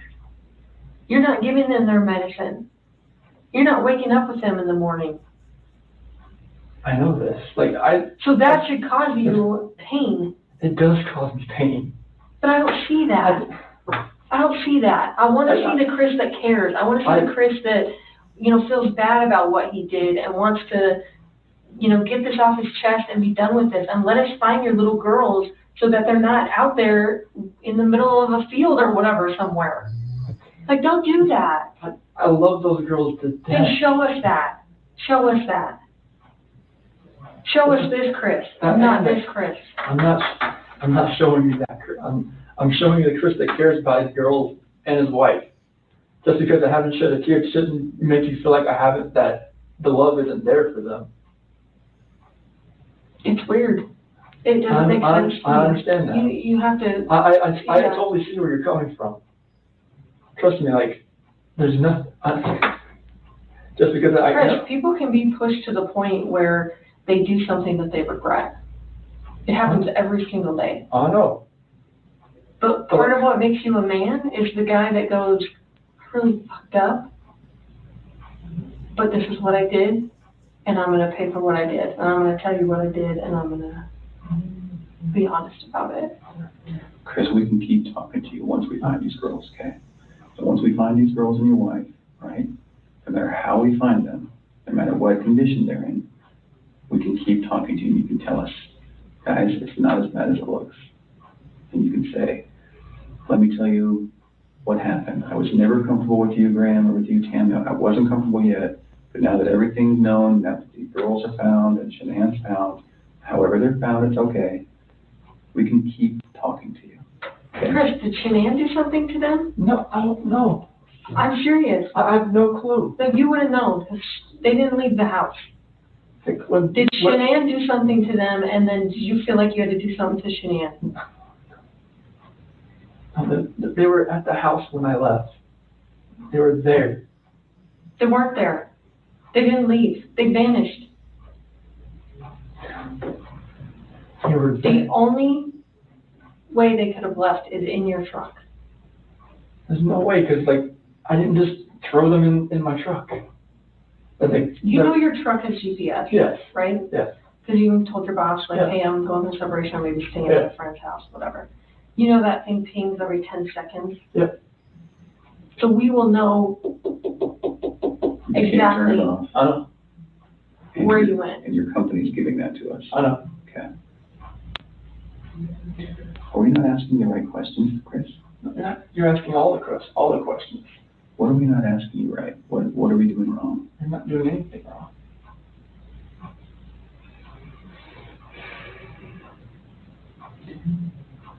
Did Shannan do something? If she did anything to these kids, we both love them with all our hearts. There's no way. It could have been an accident. Something happened in the house that you know about. You failed the polygraph test, right? So this is not about, did you leave and your wife vanished and you didn't know anything about it? That was not what you were asked, okay? Okay. We know that something happened to all three of them. But I want to know, did something happen to these baby girls first that you had to take into your own hands and deal with? You had to clean it up for Shannan. Chris, you gotta tell us. There's something that happened to these baby girls.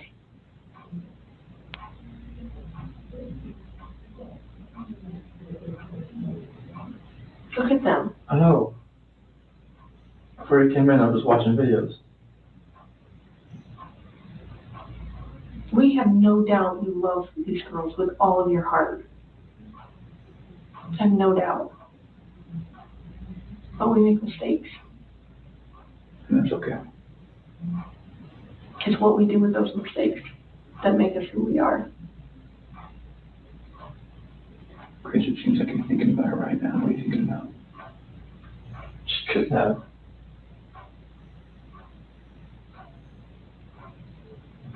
I feel like you cleaned up for her. I feel like that's the type of guy that you are.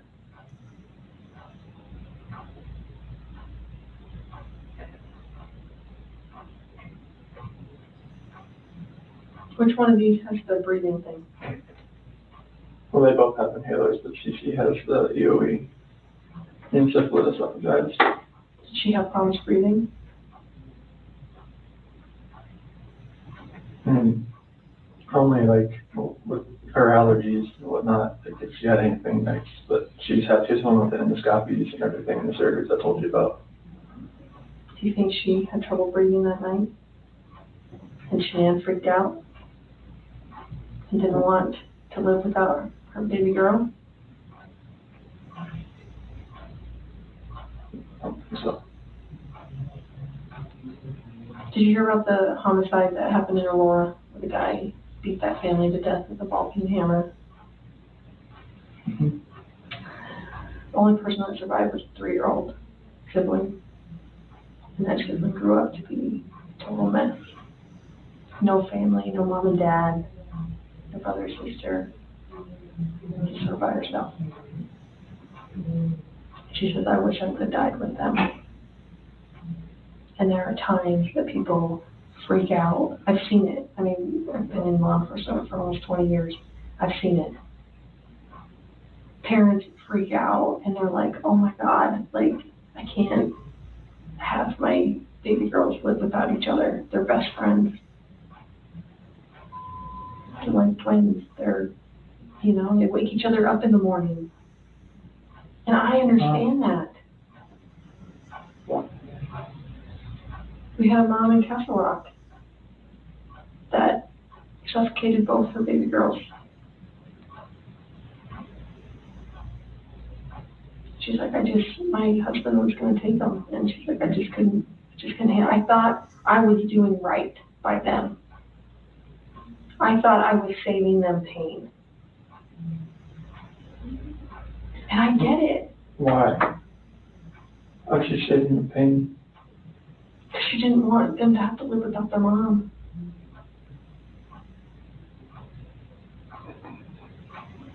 Chris, this is a weight that's going to be on you for the rest of your life until we resolve it tonight. Unless we can talk about this more tonight, it's going to follow you forever. I promise you, when you start talking to us, you will feel better. I know you already feel better about getting the Nikki off your chest. Please don't like involve her in this or anything like that. She can't do that. You got to help me. I don't know. Chris, we're giving you a lifeline right now. You need to take it. You need to reach out and take it. Did they look like this the last night you were with them? She had that dress on, like, on the 8th or 9th. It wasn't this, but she had that dress on. I remember I had 2 buttons on the back. I'd take them off so I could get her pajamas on that night. Did you guys make sure that they were warm when you left the house? Make sure they were warm. They're always warm. They always have, when they're in their beds, they're always warm. Okay. Were you guys taking care of them at the very end? They're always taken care of. They never miss a meal.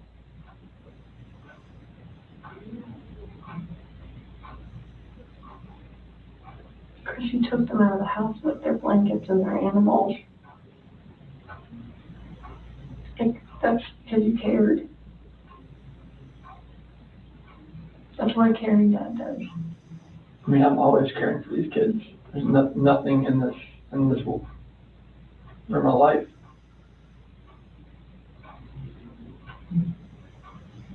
I believe that. I believe that, and I believe someone made a mistake, whether it was you or Shannan.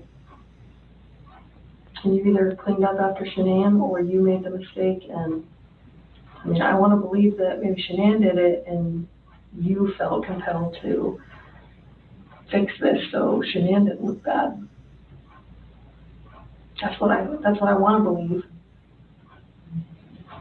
But I don't know, you're not telling me that, so it makes me think the worst. Like, did you I did not do anything. all 3 of them? I Like, did not do anything to these kids. Not do anything. what did Shannan do to them? Tell us, Chris. Chicks are crazy. Can I talk to my dad or something? Absolutely. Come. Do you want to bring him in here? No, I just need to talk to my dad. Like, he flew across the country. Hey, Chris, how about this? If we brought your dad in here, would you please tell him what happened? Can I just go talk to him? I've been in here for like 5 or 6 hours and I'm like, Absolutely. Chris, look at me, man. It's not going to feel any better. He deserves an answer. It's your best friend. There's only one person you wanted here most, and it's your dad. good. What would you tell him? I love him and I just want him to be by my side. Okay. He knows more than we do that you're a good man. And he knows as much as you want to protect your wife, Shannan. I think he would tell you to do the right thing. Before we get him. Can I go out there and talk to him? Well, I don't know that you want to do it out there because there's a lot of people going through the halls. Should we bring him in here? We'll step out. continue to be messed with? Okay. Can we just ask a couple more questions?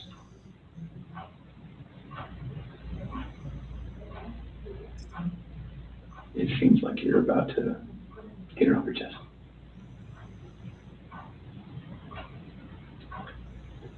Is there any way that you can help us understand more about Shannan and why maybe something happened, so that we don't get a bad picture about her? And what I mean is, what happened that night with her? As far as like after I talked to her, With the girls?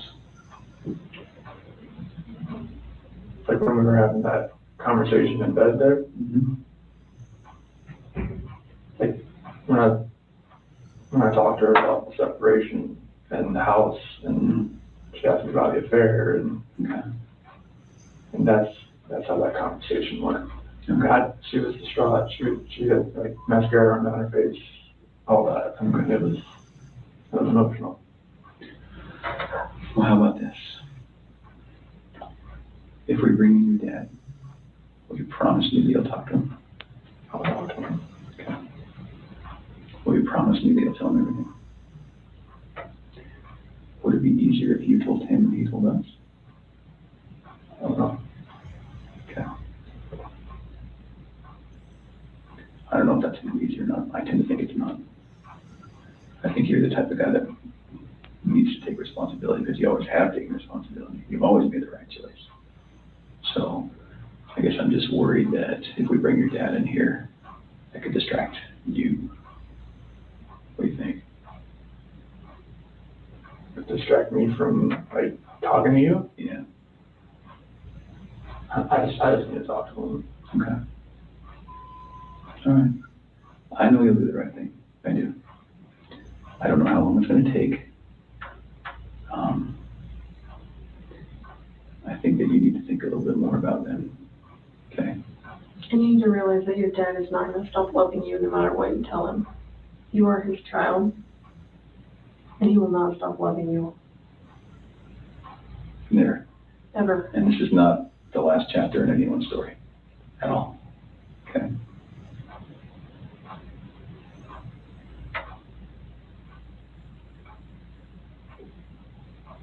He's been here the whole time. You know, he didn't want to leave you. Have you ever seen, sometimes when an animal's owner dies, they stick around forever? I think that's your dad.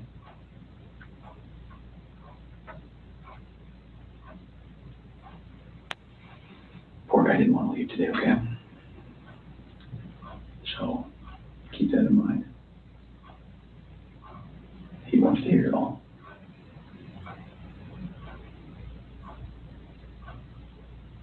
All right. Okay. Yeah.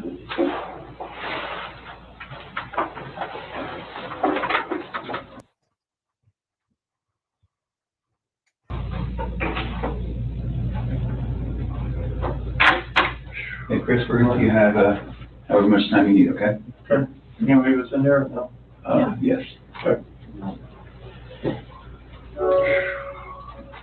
I don't know.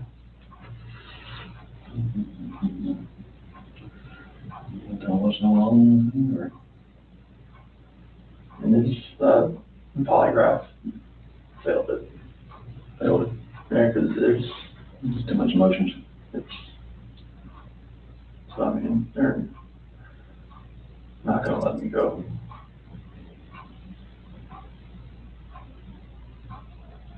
Is there any reason why they shouldn't? What's the name? They know I had an affair.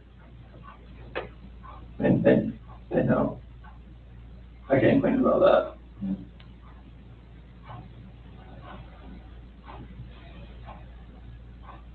They know you had an affair. Mhm. Anything else you wanna tell me, what's going on, or what happened, or anything, or you know anything about?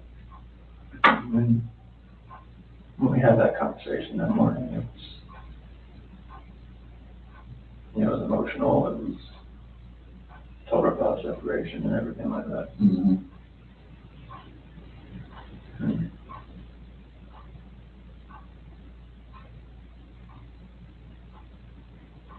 What happened after that?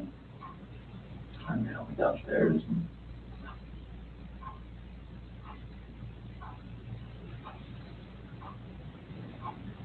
I don't want to protect her.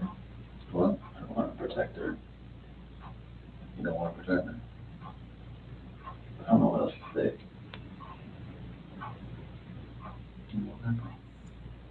Huh?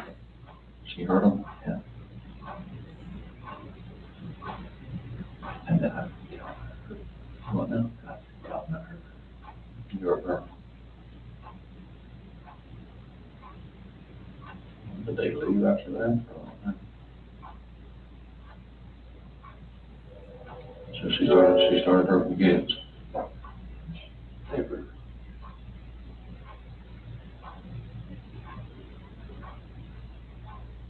Probably because what happened.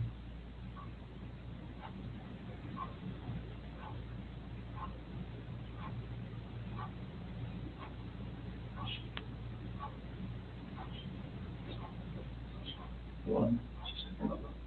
You smell it? Or choking?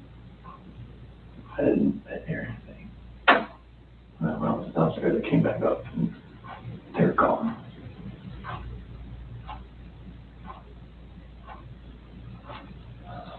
I don't know, like me talking to her about that. Talking to her about separation and everything about, And she lost it. I don't know, like what else to say, like, I freaked out.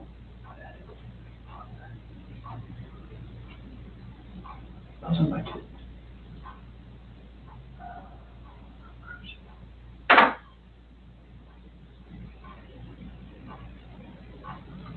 So she, it's not at that one time, you were leaving this and go to work. And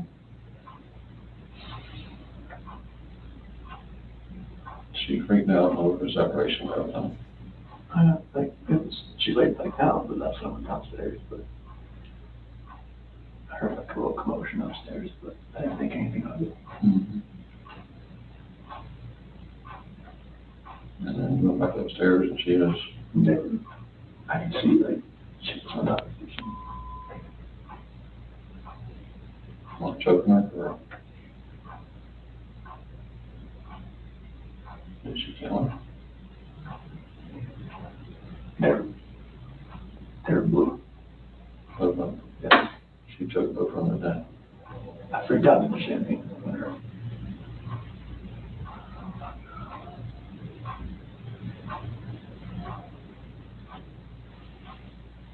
How was it? How was it though?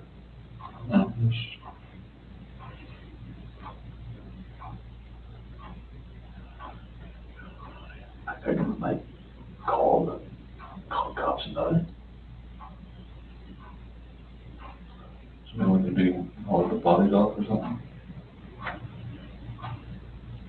I mean, I didn't know what else to do. I Freaked freaked out. out. I didn't know nothing else to do. I didn't know what to do. So she killed both CC and Bob, took them to death.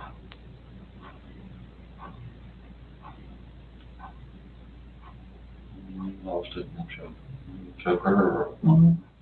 That's just rage. I hadn't.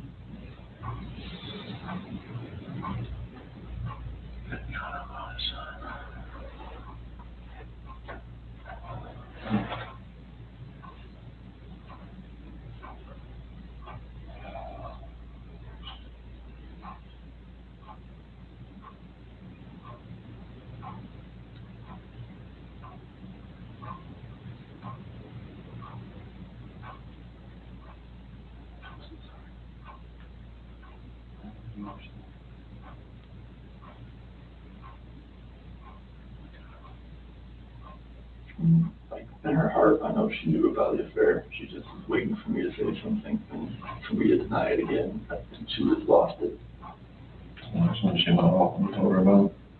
And that's when the crying like happened. And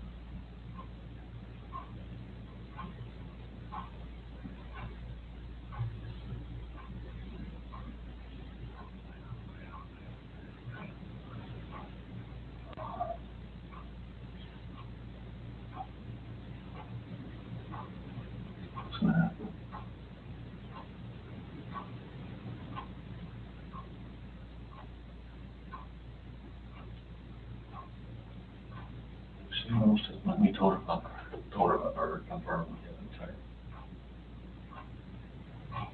I didn't tell her to have one, she just knew. She just knew. I could deny it all I want, she just knew.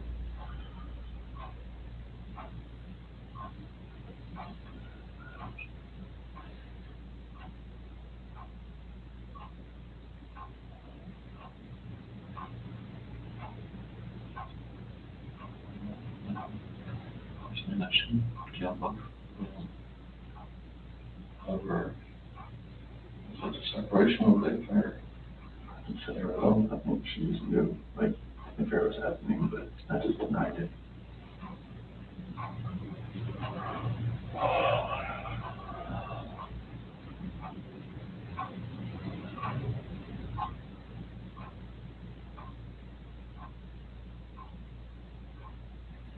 Don't you told her before, that separation? But, you know, she was hoping we'd go to counseling or something. I didn't want the counseling.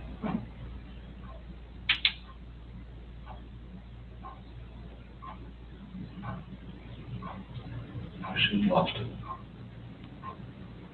Another separation. Did she bring it up there that morning too?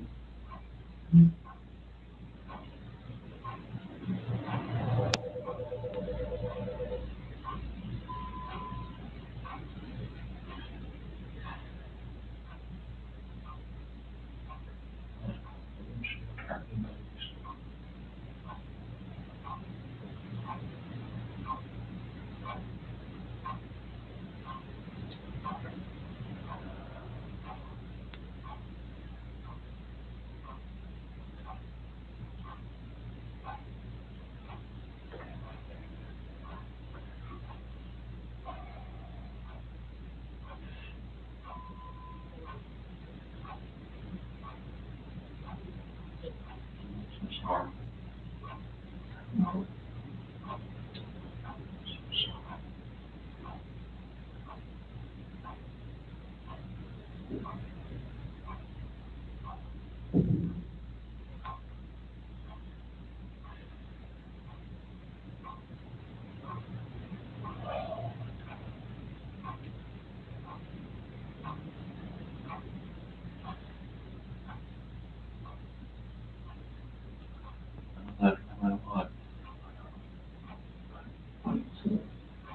Last time I can see the light of day again.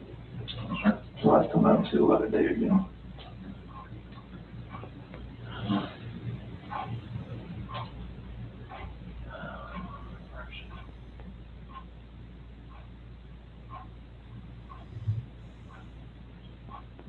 You know what, yeah? Hmm? That's random number, yeah. I don't know where that's talking.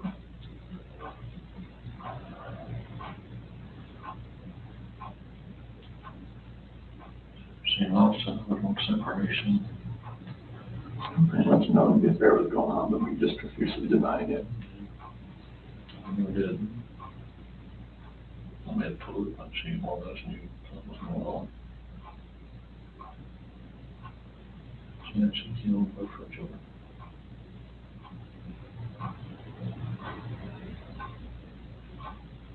And you snapped.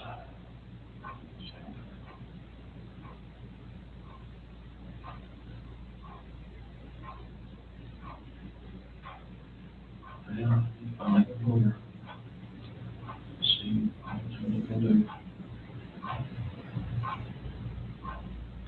Make a range.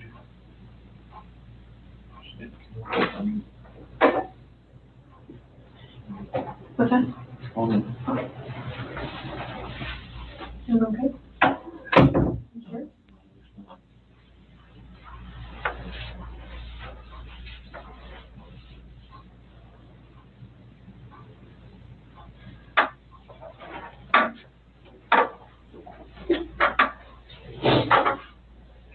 I'm sorry, you're doing those. Tammy.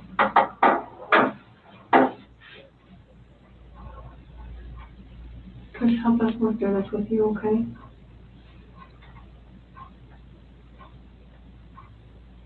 Will you tell us what you told your dad? after that conversation, Water, I think, something. no, it's fine. Yeah. After that conversation we had, and she accused me of the affair, and she, in her heart, she knew what was going on. And she knew about the dinner the other night. It was too much for just me.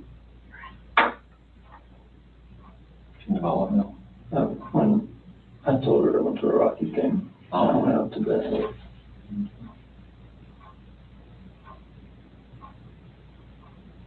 I went downstairs. And this one, you told her about the separation. Well, that was when I was upstairs in bed. Um, Told her, what I wanted in the come on the separation. And that's what I want.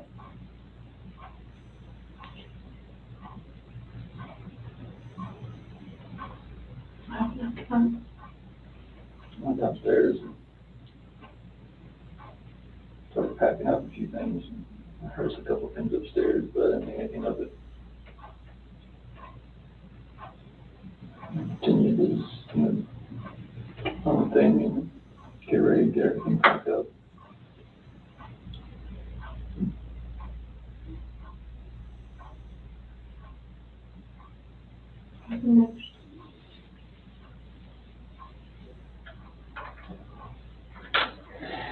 I went upstairs and I was gonna talk to her again. And I saw on the monitor, Bella's covers were like pulled off and she was laying there. She was just hot.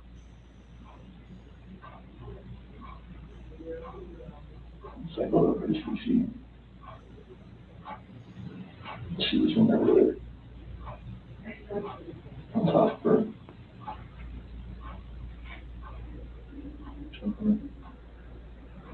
Freaked out.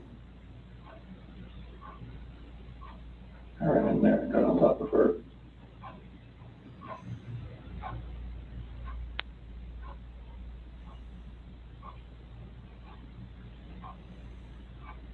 What'd you do?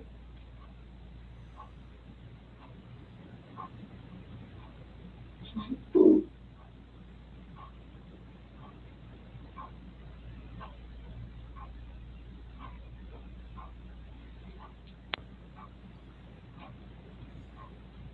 That was my babies.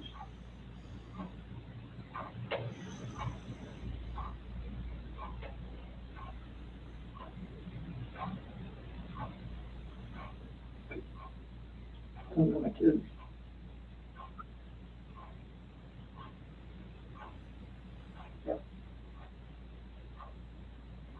What happened? Nothing to her. Who, Shannan?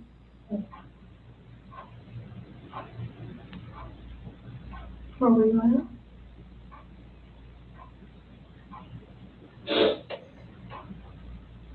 Right there.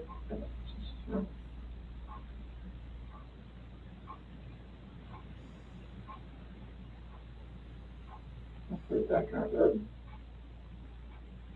Sure. Is he with us? What happened I don't know what to do. I have no idea what to do. I'm shaking.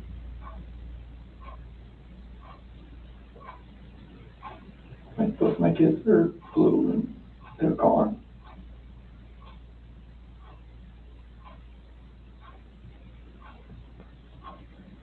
And I'm just like blind, just, I'm not that person, like, just like, she hurt my kids.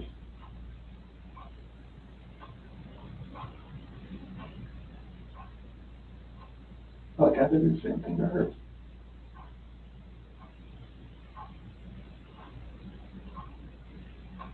What happened after she was in your bed?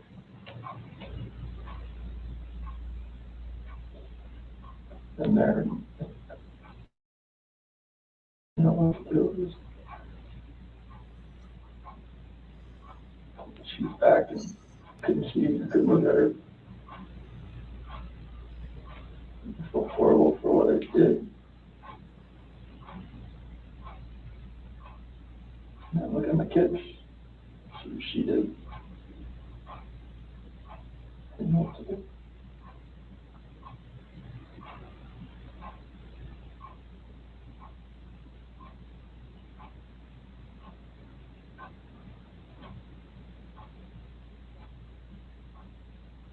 Where am I now?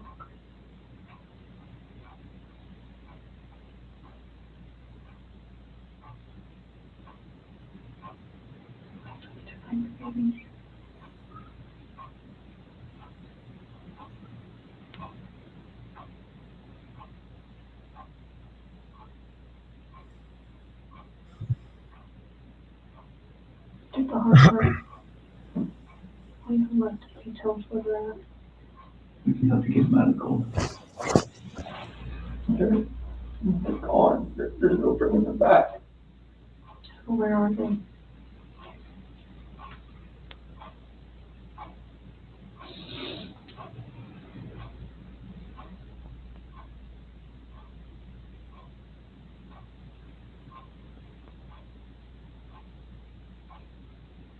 At that first location I went to that day. Where at? That's everything I do. Where at? That location? Right there off the site. Right there. How did you pick that site? First site I was supposed to take them there. So where would we find them there?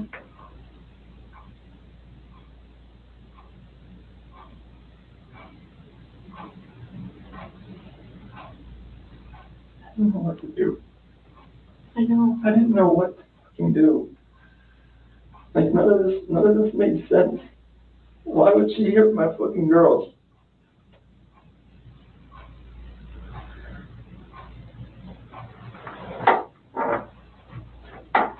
So Chris, are they in something? Are they under the ground? Like, where would you find them? You take us out there? There's no one I want to walk there. I mean, I will if you want me to. I don't want to go. What if what if you and me and your dad just drove by and you could just say, right there, we could help you just get him out of the cold, you know, take care of him for the last time.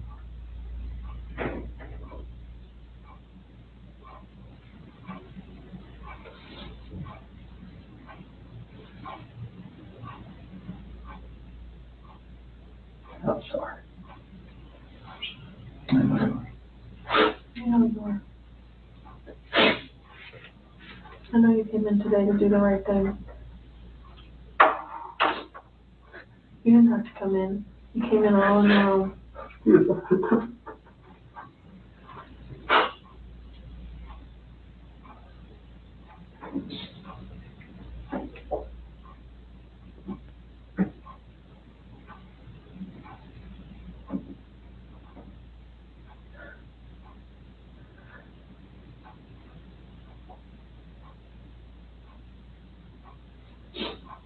Don't take anything less. What? Please don't take anything less than touch my dad.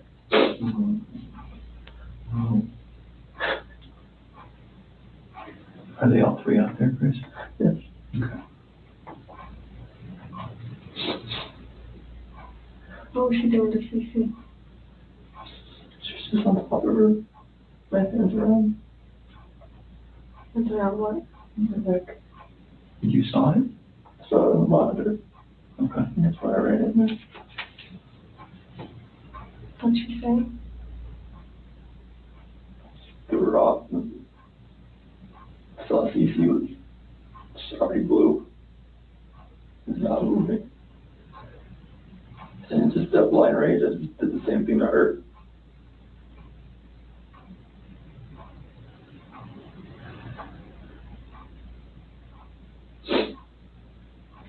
Did you ever go into Bella's room?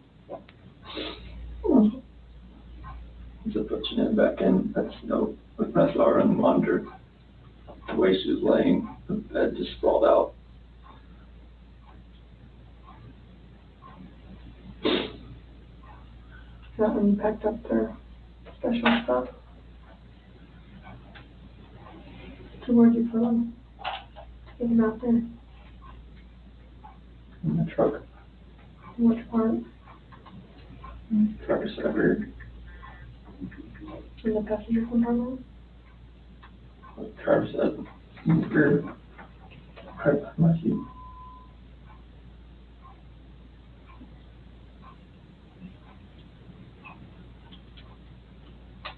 What were you thinking on the way out there? There's, and the babies are gone. And I put my hands around my wife's neck and did that same thing. Just,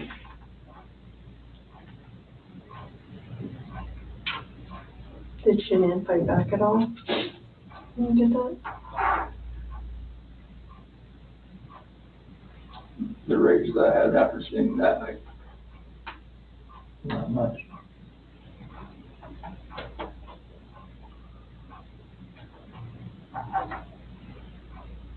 How do you know Shannan was dead?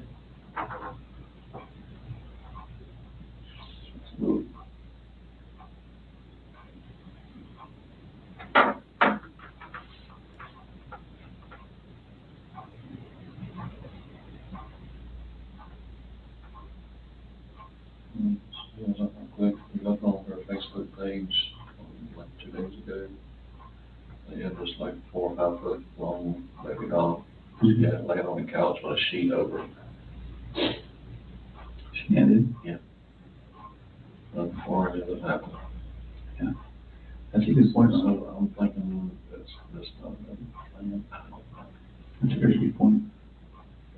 I can't see it now, but I'm blocked on hers. You look on her Facebook page. What did it say, or what was the And she caption? said, what do you say to this? Something similar to that. And a tall baby doll about that tall was laying on one of our couches and had a sheet over it, across the head, all the way, you can see his feet hanging out. Saying like Bella had done that. The kid went through that. Do you remember that, Chris? What do you think? Just make fun of it. Thought it was funny. Did Bella do it? I don't know. I don't remember. But I don't catch it up, I don't think she would do something like that. No, she didn't have their dolls and stuff out on the floor and just covering up waist and stuff, and something like that, but Okay. covering her head and everything else, It was what? like a body laying there or something.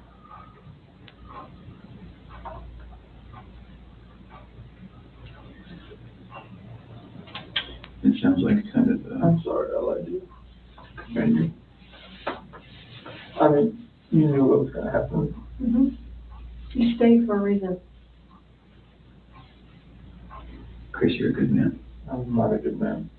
Well, you stayed, you wanted to talk, you knew it was gonna be hard, and you still stayed. That's what a good man does. Stayed there for 6 hours and 11 minutes before. I just stared you in the face. We're glad you did. I can see, when the rage would come out, see, look, the kid's dead. You don't know. You don't know when you look at you come out. You know.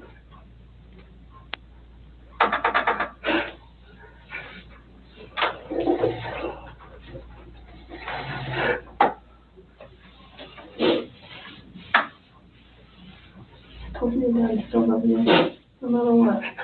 Could you let someone kiss the butt?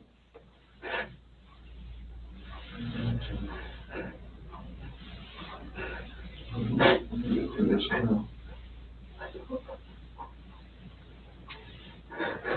Hey, Chris, I don't know if it would be the same again.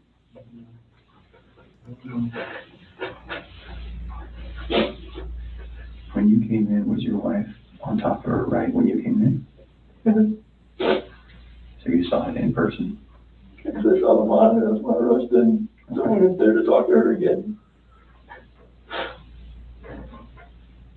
And when you came in, she was right there on top She of was it. right there. Kind of her hands on her throat. She didn't know what to do.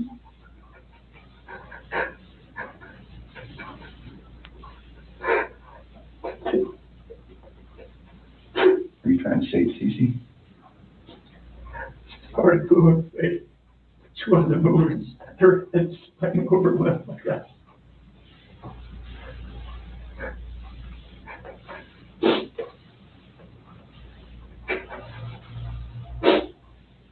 So where did you put them out there? Because that's really important.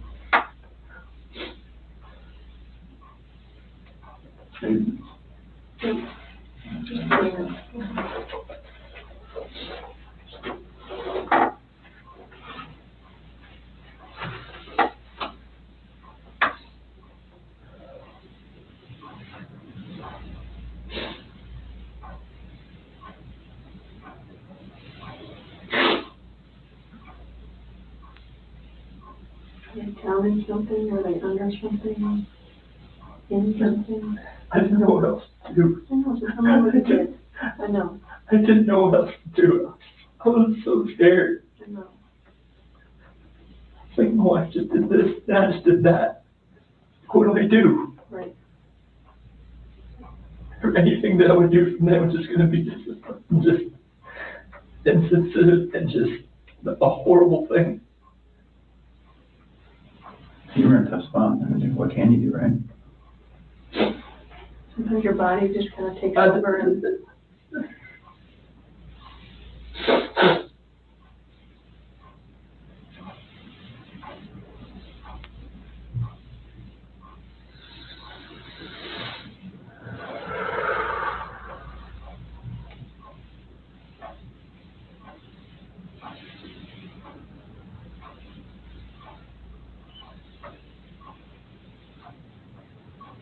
I'm looking at your dad now.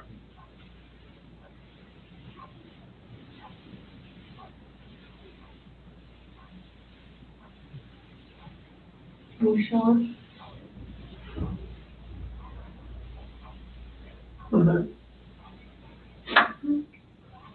What's gonna happen? We're gonna help him get out of there. Do you, Like, what? would you prefer that one of your coworkers? Oh my God, no, no, no. Okay. I can't have that.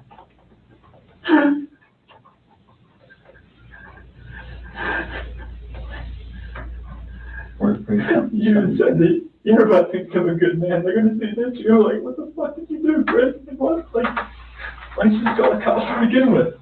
Well, they weren't in your shoes, they don't know. I know. They weren't living your I life. know, but still, it's like, People are gonna. I can never, We'll just go little steps at a time. How about that? I can't have anybody show you out there, let anybody, no coworkers, please. Okay. I mean, they're just gonna form their own opinions anyways, once they figure everything out anyway. We'll find it anyway. We'll just take little steps tonight then. How about that? Yeah. Do you have to have any of them with you? No? No, we prefer you. Can you and me and Tammy and Ronnie get in the car and just drive out there? Just general direction. You just point it? Chris, I know they're gone, but they're still your babies, and you're still their You dad. don't want them out there. I don't want out there. And you don't want someone else to find them out there.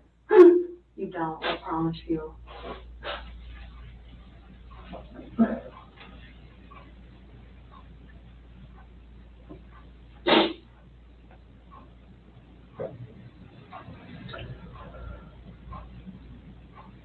Can you take us?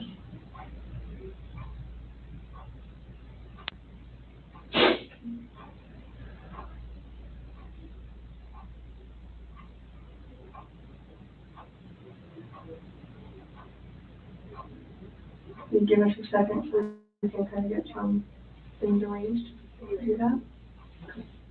Ronnie, do you want to stay in here with him?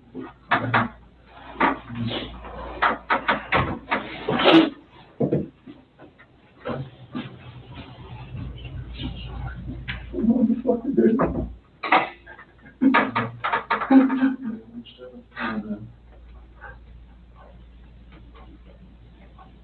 This is fucking horrible.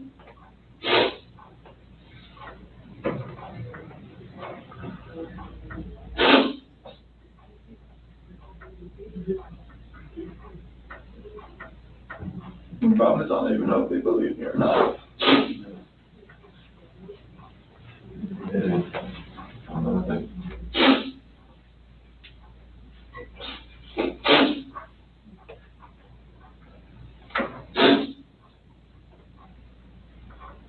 You never do nothing to hurt your children. Never.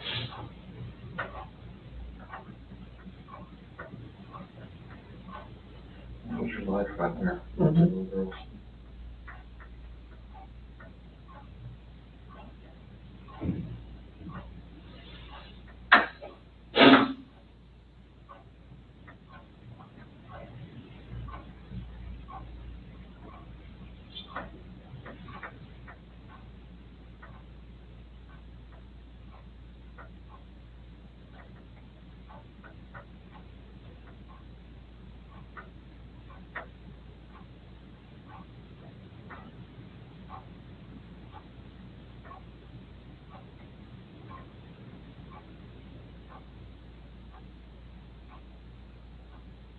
I've always said she was an unstable person, but I never thought that in a million years that could happen. And that's never, if they thought she could do anything to her, LMCC or herself, and so children of herself, maybe, not, and I don't think she would do that. She just lost it. Lost it. Why did this happen to me? Why did this happen to those two little girls?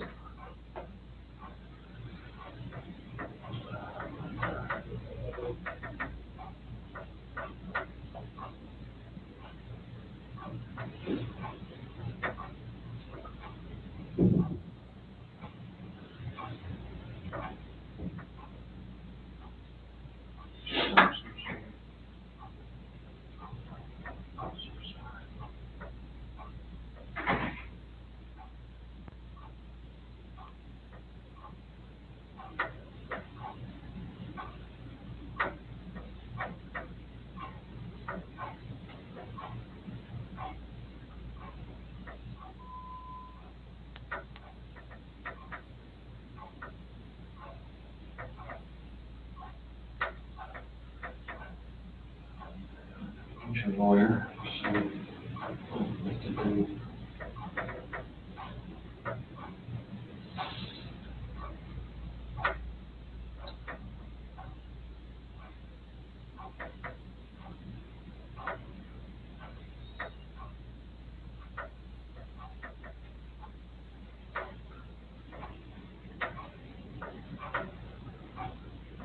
Kill them both, because they lay in their bed sleeping.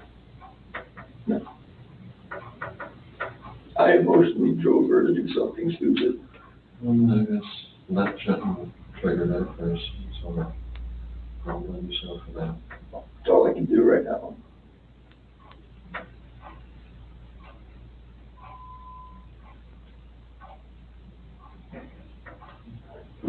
Blame yourself for that, I guess.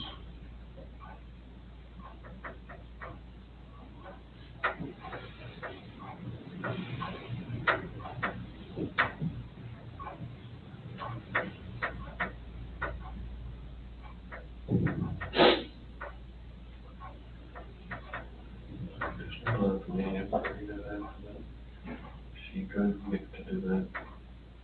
I don't know. There's no reason she should take it out on the children first. This is nothing. She should, no reason she never take it out on children.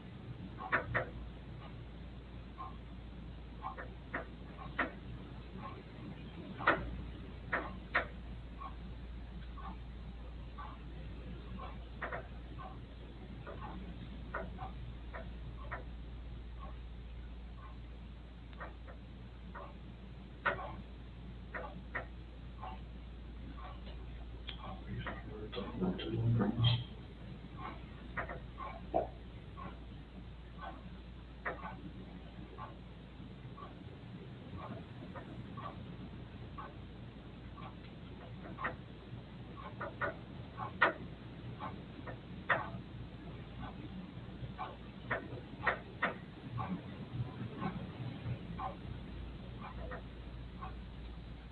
She had to go through, obviously, her own type of girl, CC jumping.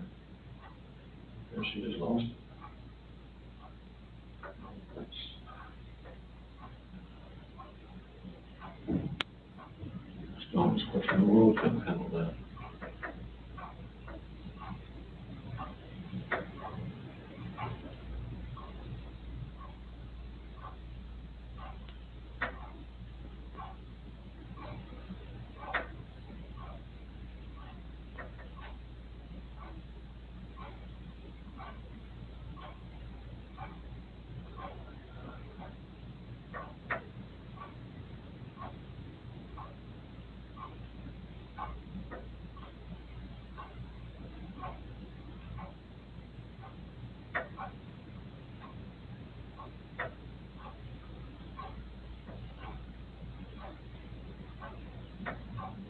Should do better than take off girls.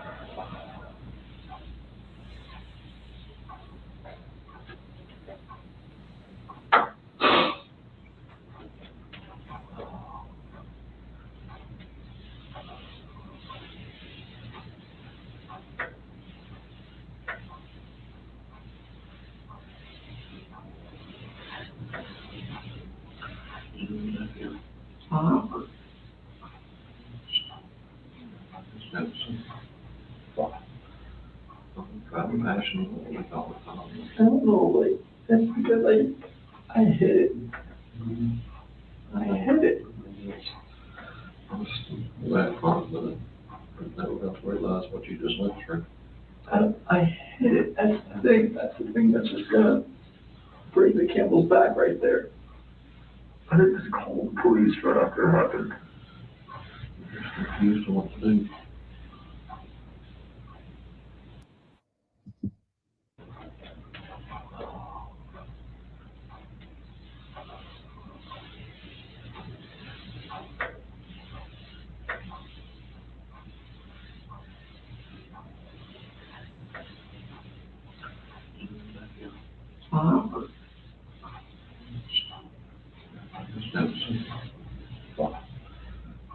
Driving passion like all the time. I don't know, like, that's because I hit it. I hit it. I was that part of it. Never got to realize what you just went through. I hit it. That's the thing that's just gonna break the camel's back right there. I had to call the police right after it happened. You're just confused on what to do.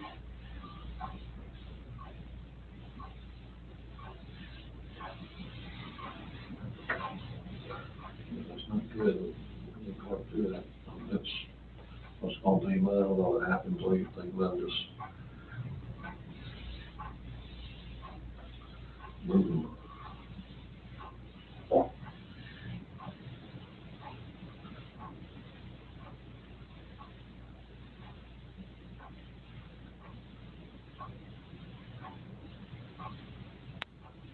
You tell mommy up. I'm leaving it all the time.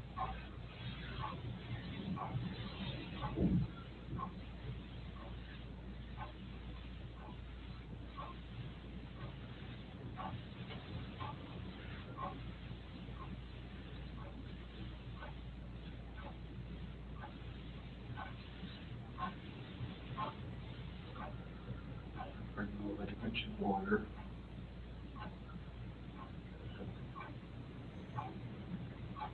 Well, they looked at the house and everything else, she got there. It's already going on the market.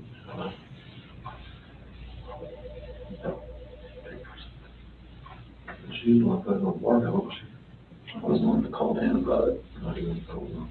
About it.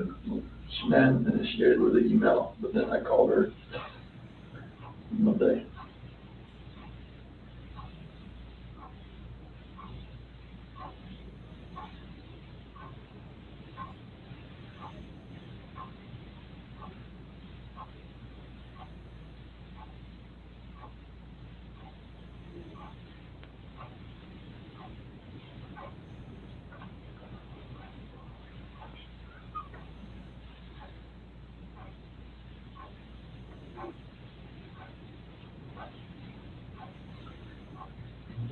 That one keeps some.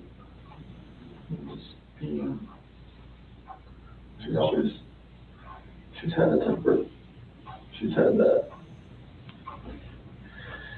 One minute she's okay, one minute she's not.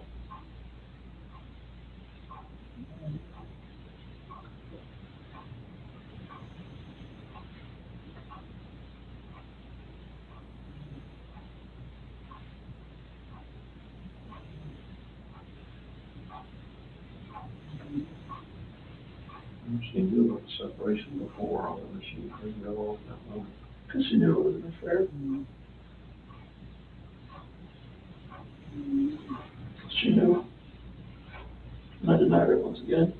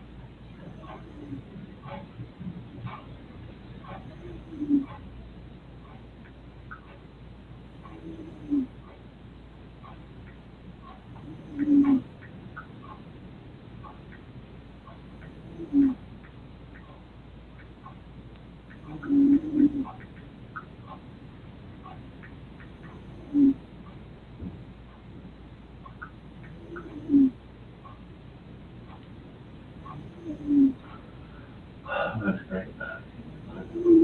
There's no signal.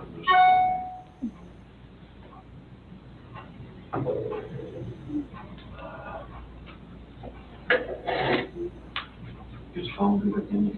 What's that? Yeah, his phone do it, can you? I don't know. It's, I'm trying.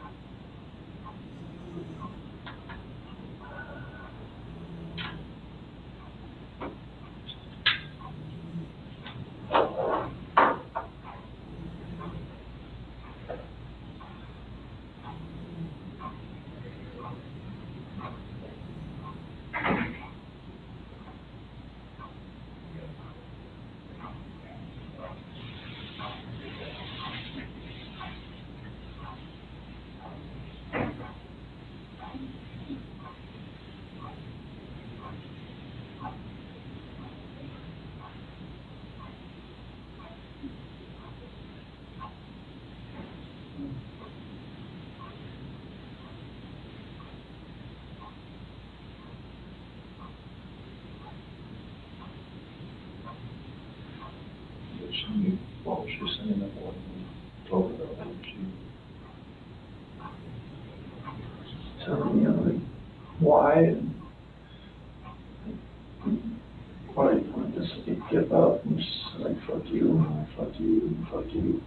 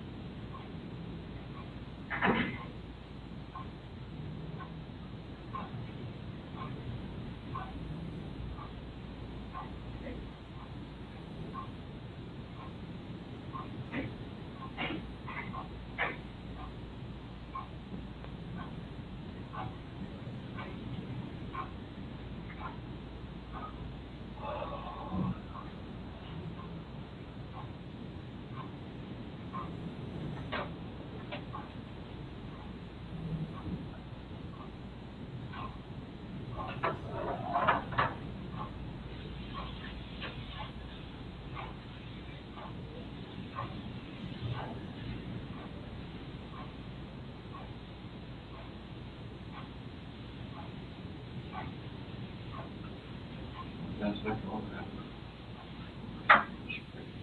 Lost it.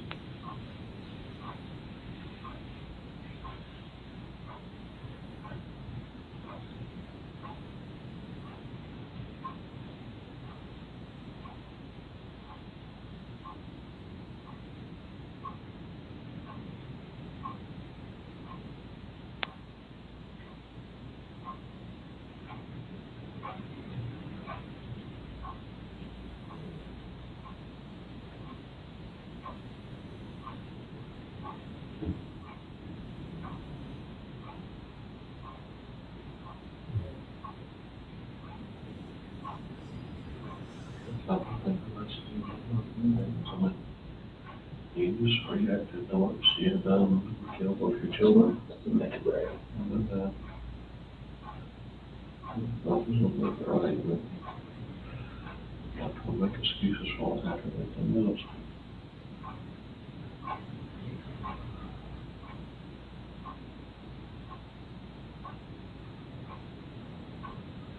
Well, people assume she was married to you, or something like that. What happened that way?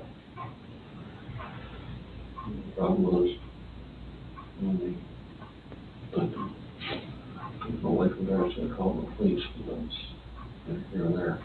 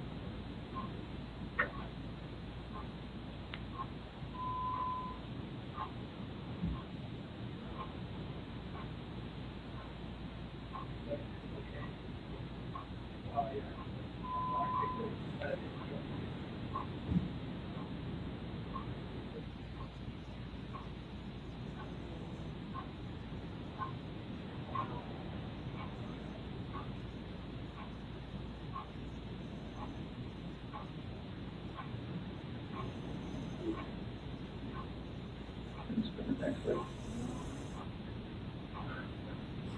So,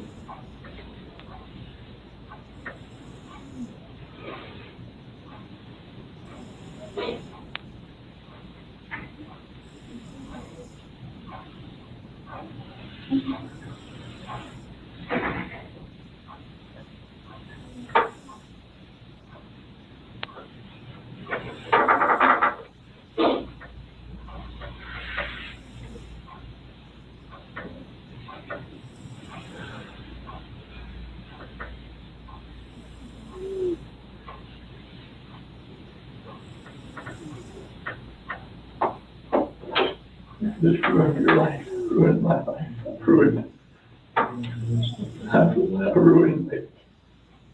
Ruined Jamie's life, I ruined all their friends' life that supports me, I don't know. I ruined everything.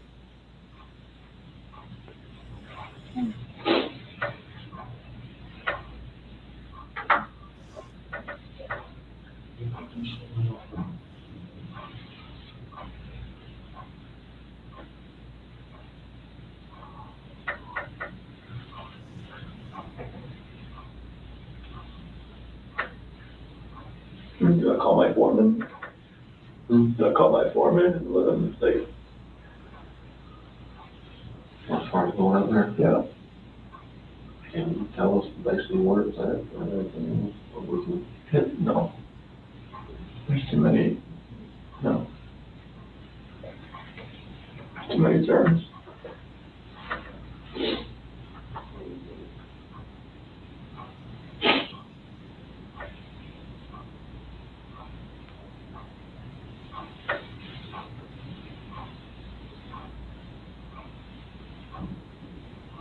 Thinking of it, and show us about where it's at.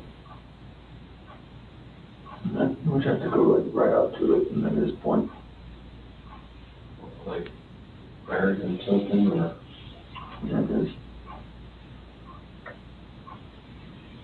maybe That's what I feel horrible about. They're in a freaking oil tank. We know what else to do.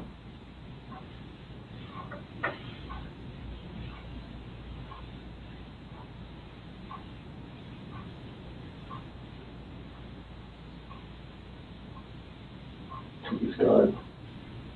Please get me through it.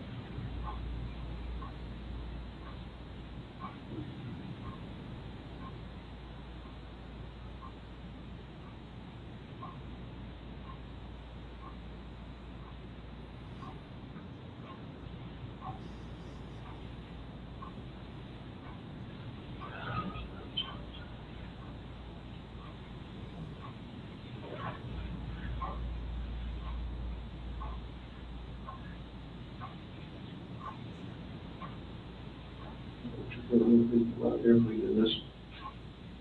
Here, please.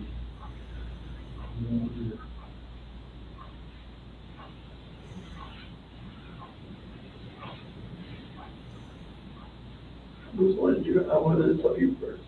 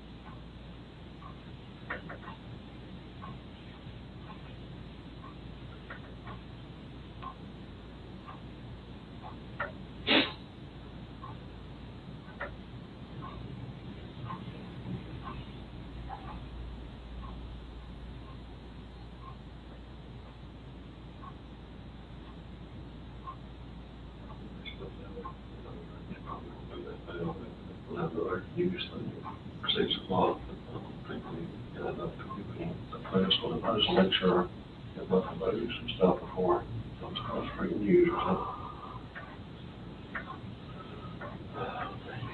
Babies. I'm gone.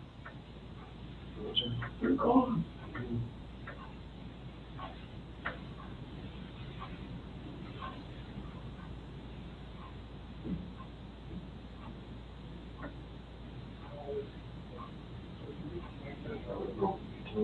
She said, if you ever cheat on that with your parents, you bring back and be tenfold, and this is ridiculous.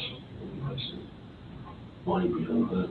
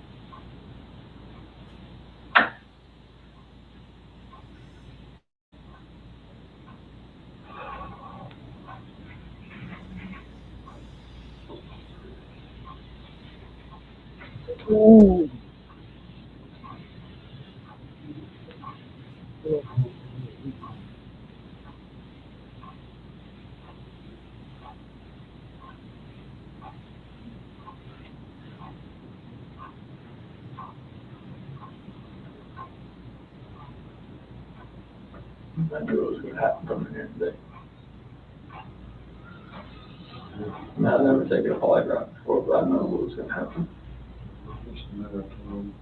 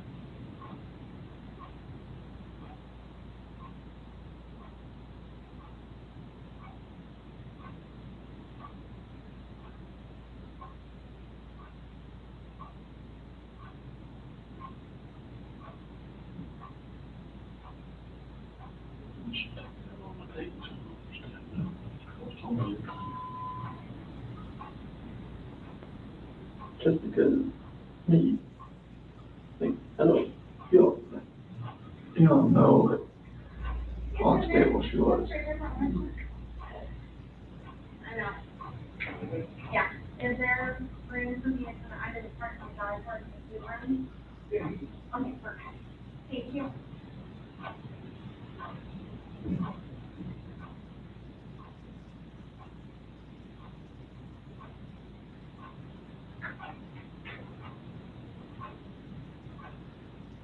When the lights don't show us, I'm just taking those down.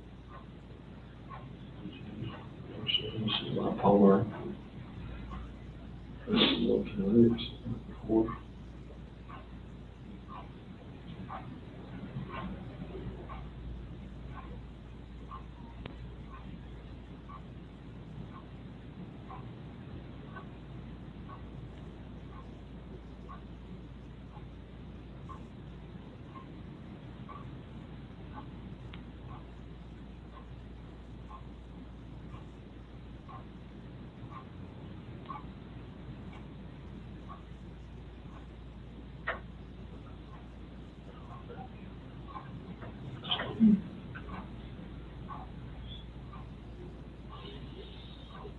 I'm gonna leave for a very long time. Seems like we have no idea what he was looking right there.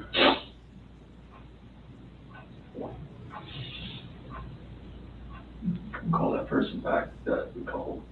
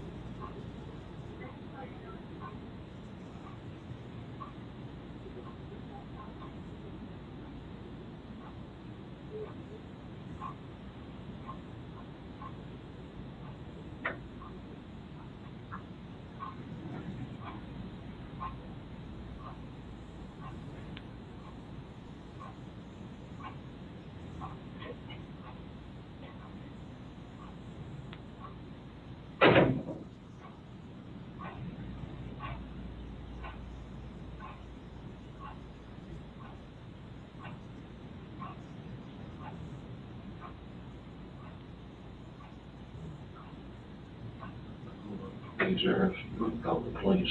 Didn't happen that way, so they said it'd be just, you don't want to do it, time like that.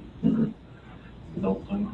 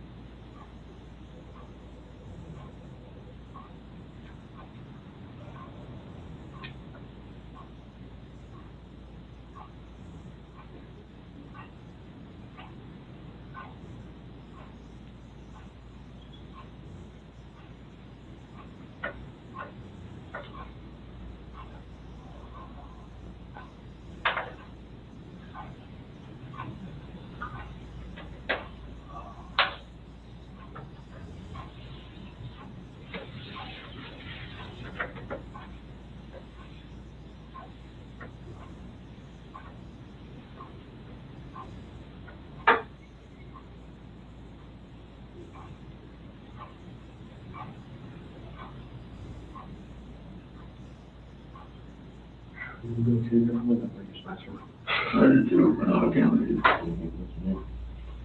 They have the locks.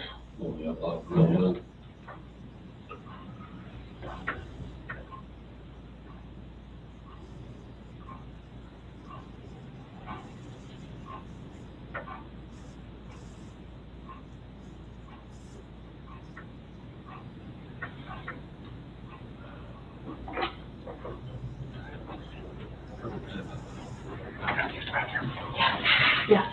I've got to text my daughter, have her visit my house, on my wife there, this ain't gonna be on the news anytime soon, or is it? No, not tonight. I can't imagine tonight, no. I mean, I don't really have much say in that, but I can't see that. Do you want me to take you out to the lobby and you can go to the bathroom and then text your wife and stuff, talk to them? Then we're gonna go outside. Yeah, I'm gonna go outside. Just watch the press people around. Yeah, I'll see them out there while you're. You want your water, you want to take your water with you? Yeah. We're gonna try to do our best to make sure that we, we don't stand to gain anything by broadcasting any of this. That's not what law enforcement is ever really about. So we're gonna try our best to handle that as discreetly as possible, but they're pretty good at what they do too. So I'm not from around here neither, are you? I've only been here a few years. Okay. Yeah. You're gonna find a lawyer or something for, not a public defender, but somebody else. We can talk I'll about talk about that later. Yeah. Get your phone. You got it, okay. Let's go this way. All right, we'll go.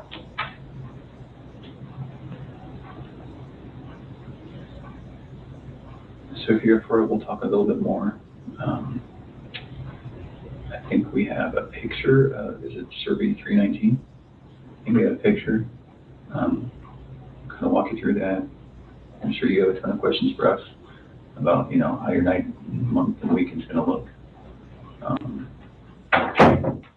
So Tammy, I was just telling him, in order to show them that picture. Yeah. And then we're gonna talk a little bit about how the rest of the night's gonna go. That looks familiar to you? What is that? It's the BRC Survey 319. Okay. Whereabouts? Just Shannan and the girls? How old is this picture? Today. Last today.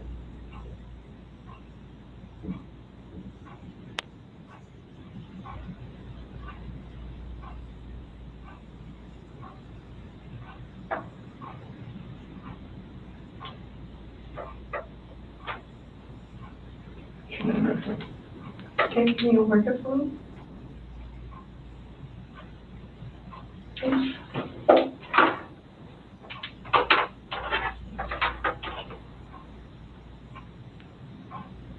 I think it's supposed to be for, so just give me a.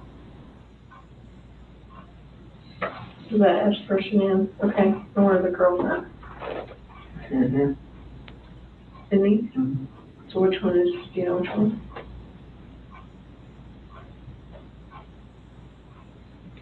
Are they in the tanks? Can somebody who doesn't know what they're doing open those? Okay, it's easy to open them. What's in the tanks? It's a mixture of oil and water.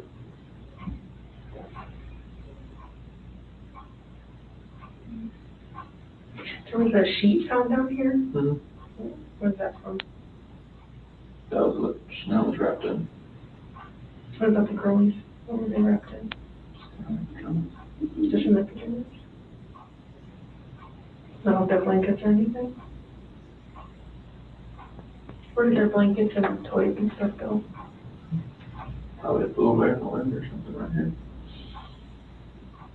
Where did you set them or put them? It was right here with that.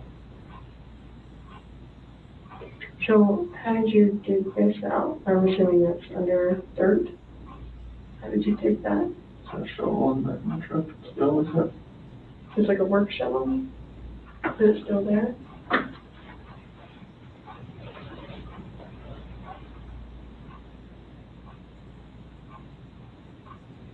How was Shannan dressed?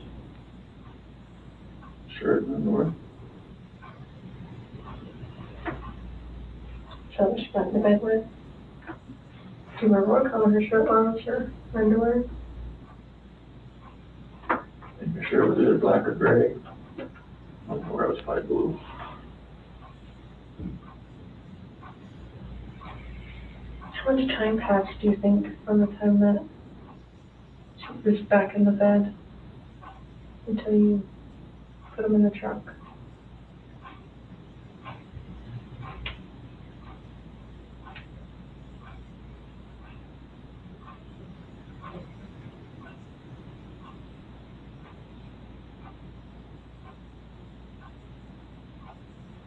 I'm not sure. We're talking minutes, hours, something else? From when I left the house. No, like from when you got her in the bed to when you put them in the truck. How long a time was that?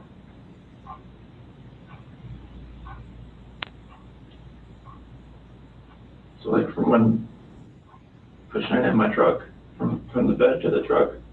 Yeah, from your master bed to the truck. Yeah. Minutes. Okay. Because you talked about covering her up or something. Yeah. And the sheet.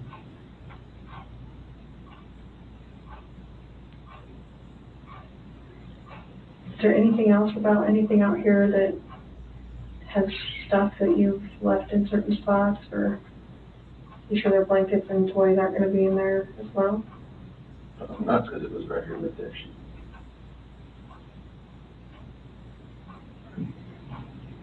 Can you do me a huge favor and just write your name on the bottom?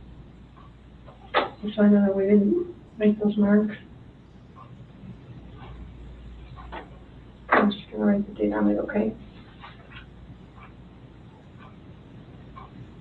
8/15/18 at 5:56. Was your wife wearing any shorts or pants or anything just under? send it up. Okay. Do you remember what they look like? Blue. Okay. And the girls, do you remember what their pajamas were? They're both nightgowns. Okay. Celeste, I think, was that pink one with the, like, curves on it. Okay. I think Bella's was, had a unicorn, I believe, on it or something. Okay. So it sounds like, I mean, it feels like to me, now we know pretty well how to go get them. Is there anything else we need to know?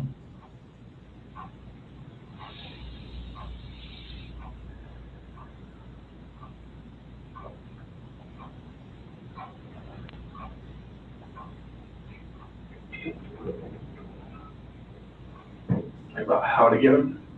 Yeah. Does someone have to climb up to the top and unscrew something and then lower something down to get them? They're like, it's just a hatch on the top, and they're like 20-foot tanks. How far down are they? That, wherever the food level was in the tank, I'm not sure. Okay. What was it when you were there? I don't know, I didn't, Okay. I wasn't looking into that. Okay. All right. You may go out there, or no? I don't think so. Would you prefer not to? I didn't know if you needed help going, getting there. Yeah, I don't know.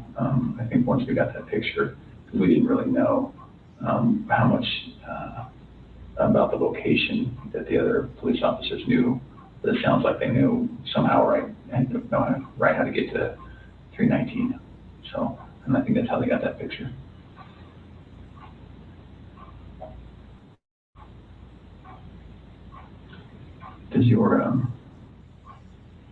Does your nanny cam? Do you have nanny cam right? It's a monitor. Baby monitor. Is it a video one? It's like it cycles back and forth. Between what? Bell and CC's run. Oh, okay. Okay. Is there any chance it records? No? Okay. I'm just wondering, what do you think ultimately made Shannan snap? Just knowing that affair, and she knew, she just needed me to admit it, and I would admit it. Yeah. Okay. So we just started talking about, I asked him if there's any chance that the nanny cam could have recorded Shannan doing what she did. And then we were just getting into, what Chris thinks about why she snapped. Mm-hmm. He's just saying, distress from knowing about the other girl. Knowing, but she didn't really know, right? I mean, In her heart, she knew. She just wanted me to admit it.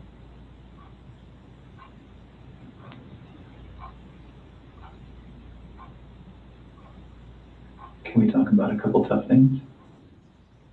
I think we need to get it out of the way and just really get it out, just to make sure you have every chance to explain exactly what happened and we have every chance to ask questions. So the conversation happened. You go downstairs. She's still upstairs. And then you see what? I hear just commotion upstairs, just like little noises like that. Okay, sure. Maybe walk around. Maybe one of the kids is getting up, or Yeah. a fisherman got up, or something. Okay. Can't think of it. Continue just packing everything up and ready to go. So I go back up and just stalk her again, maybe real fast. And go into their room, her master bedroom. She wasn't in there. Okay, you went there first? Yeah. And why did you go up again? Just to go up and talk to her again. Okay. So it's not as though that noise made you run up, you just stopped? No, I didn't. Okay. Anything in the register with me. I just looked in the monitor and it was on Bella. And where is the monitor? Where's the screen that you look at? Is it up or downstairs? It's upstairs. Oh, okay, so you go upstairs, look at the monitor. Everything right beside the bed. Oh, your master bed. Okay, Yeah, all right. beside the bed. So she's not in her bed. It's still right there. Okay. She wanted to look at it. And then it was on Bella. her covers were pulled back, and she was just sprawled out laying there. And then it cycled over. It's like a 3, 4, 5 second like interval between when it cycles from room to room. And cycled over to Cece's room. And that's when I saw her on top of her. That's when I ran in. Okay. So can we talk about, again, it's very, very hard to talk about, but it's good to make sure that we understand. We don't want anything to be incorrect or inaccurate or anything like that. Was your wife on top of Cece? What did that look like? I mean, was she straddling her? Okay. And where were they? In the bed. On the bed. And so your wife was on top. Was she? That's when I was walking up from the back. Okay. And she saw from the back? Yeah. Okay. But she was doing this? It looked like it was like this. Yeah, okay. And then was Cece face up, face down? What? Off to the side. Oh, she was laying on her side? Okay. And that's when I pulled her off. Okay. She was limp and she was blue. Okay. There's no movement at all. Oh, she was limp and blue, or limping and blue? Limp and Limp blue. and blue, okay. It's like her body was like, Right. you pick her arm up and it Sure. just falls. Okay. And then what happened? I looked at her and I just got on top of her and You got on top of Shannan? did the same thing. Okay. Did you have to knock her down? No. She was already on the ground? I just pulled her off on the bed. Oh, kind of one movement? Yeah. Okay. So it's not as though you I didn't pulled her off? No, like I went up, pulled her down and did that. I didn't know, I lost it. Sure. So Okay. Shannan was laying on the ground? On the bed. On the bed? Yeah, like when she was on top of me, I saw what was happening. I pulled her, went down. I was How on big the was bed. the bed? What kind of, I tried to make it full, clean, you know? I think it's probably a queen of some sort. Okay. I have a picture of it somewhere. I think.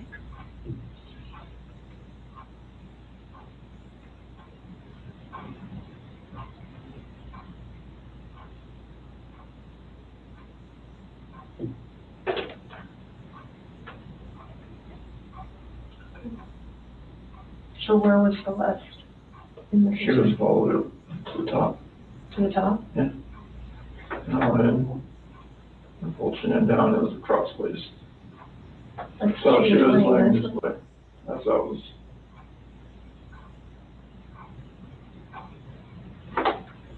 Okay. Well, it's key room. Mhm. So then, is this picture as you're standing in the doorway to go in? Is that where, okay? And then, so were they closer to this side or this side? Cece usually sleeps in the middle. Okay. And then, so your wife was right on top of her, you could just see that. And then did you pull her this way or that way, or So that's where her head was on this side. right over here? Yeah. On the left as you're looking at it? Okay. Did she put up a fight? I lost it so much that it didn't feel like she did. Okay. You're a pretty strong dude.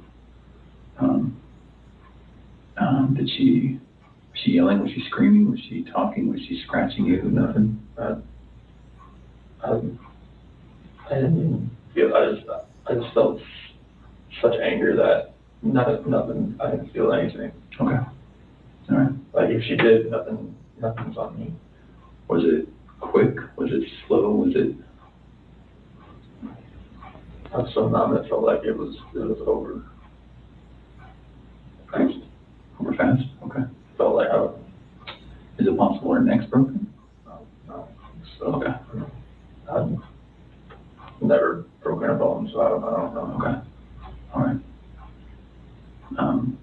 Was it a choke like this, or was it like a headlock? Choke. Okay. All right. Can you put your hand out like you had your hand?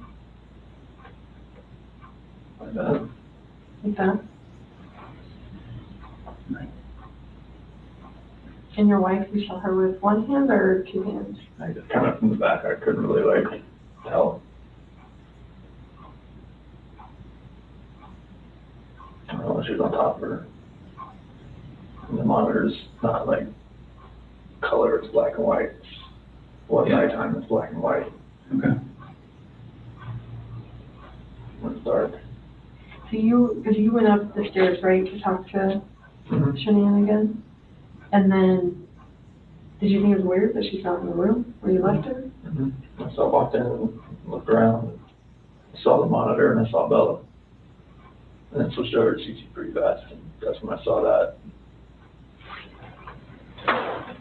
And did you have any inkling that between the time that you finished the talk and the time that you found Shannan choking Cece, you had no inkling she was going to do it? Sure. You both of those kids more than you know. Okay. And people in my family have always said she's unstable. My friends have said she's unstable, but I never would have thought in years. Who says she's unstable? Mm-hmm. My family, my friend Mark, people that have seen her around me. I don't have that picture of her. Well, it doesn't look good, I'm not gonna lie. It looks actually pretty bad. And, Is it possible that when we get these girls, Bella, Cece, and Shannan, is it possible when we get them that we're going to see anything other than the cause of death being her hands? No. Okay. And what I mean by that, and I should be very clear, is that it's some of it's hard to believe that your wife did it, right? You can imagine that. Okay. So is it possible that maybe she did one, and then you got Shannan, so you did to Shannan what she did to one of your daughters, and then you had to just do it to the other one? Something. Okay. So is that's not what happened? No. Okay. Is it possible that, is there any other way where we might see your hands on the girl's neck? No. Okay. And you know what I mean? Because when we find their little bodies, No. we're going to see the diameter of someone's hand and someone's fingers, right? So is it at all possible we're going to see yours? No. Okay. All right. And I know it's hard, and I know you're probably getting angry at my question, but we have to ask. Okay.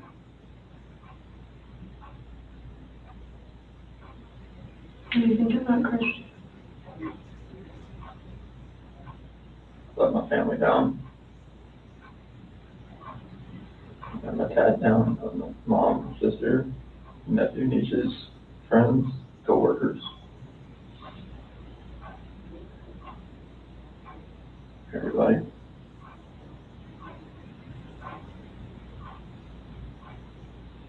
Can I ask you another tough question? And just get it all on the table. When you see Shannan choking, strangling Celeste, and you get her off of Celeste, did you think about calling an ambulance? I see you got in there blue and limp. Mm-hmm. I mean, I've never seen something like that in my life. I mean, she just way over, nothing she wasn't moving at all. No gas, no breath. She was totally just blue. So Chris, you're doing this job for a long time. I know. I know a lot about psychology and as far as what people are thinking, and most parents will never even want to fathom that their kid is dead. Even if their kid's stiff, blue in bed, stiff, been dead all night, they still call an ambulance to see if someone can revive their child. And when the ambulance gets there, they're like, gosh, their kid's been dead all night, there's nothing we can do. The parent's like, why are you not doing something? What are you talking about? So that's what we're used to. So that's why I want you to explain to me what was going on in your head. And the rage that I felt for what she did, it just took over.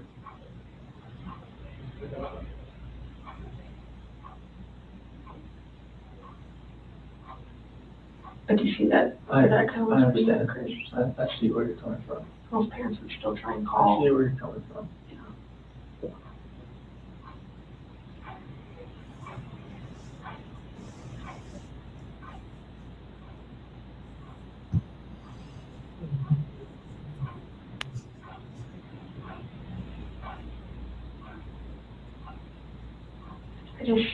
I would hate for Shannan to get a bad rap if she didn't have anything to do with it. You know, it's not fair. I know. It's not fair. Like, enough bad stuff has happened. I know. Like, we need to stop the bad stuff from happening. So, you want to tell us the truth? That is true. Did not hurt this girl.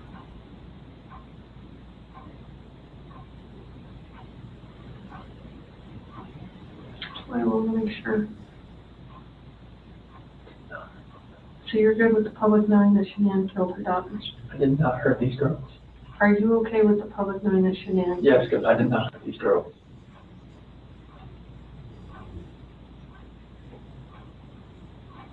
Chris, I'm not sure I believe you.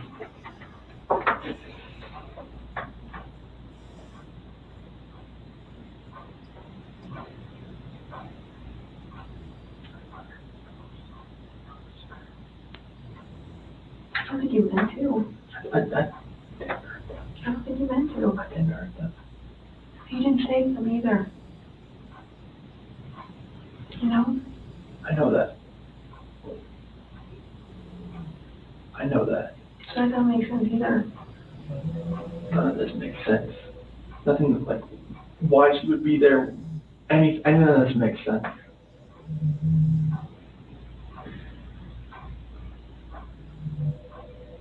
Are you sure Shannan didn't catch you in Celeste? No, my God, no. Chris, you can imagine that we're pretty cynical in our jobs, right? And tonight we've had to talk a lot about a lot of things. And don't get mad, but what it looks like is that you found a new life, and the only way to get that new life was to get rid of the old life. And I think that you killed these girls before their mom came home, and then killed Shannan. And that's what we're kind of left, that's what we have to believe, because it just doesn't make sense. I mean, to her point, if I walked in and my kid was decapitated, I'd call an ambulance, right? So Knowing there's no hope. it just doesn't make sense. It just doesn't add up. So either you're this monster who says, I just want this young, hot girlfriend, so I'm going to kill everyone and hope it works out, or something. So I think we're very, very close to the truth, but not quite there yet. So if you're not that monster, I'm not a monster. I didn't kill my babies. okay.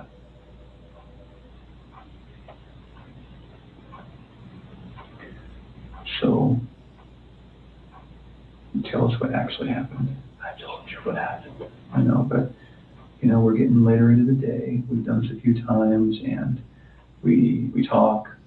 Then we show you a little bit of what we're working with, some evidence and facts that we know, and then we kind of get our way to the truth. So, okay. Everything I told you. Truth. So what's going to happen when their cause of death comes back to you for the girls? It's not going to. Okay. You sure?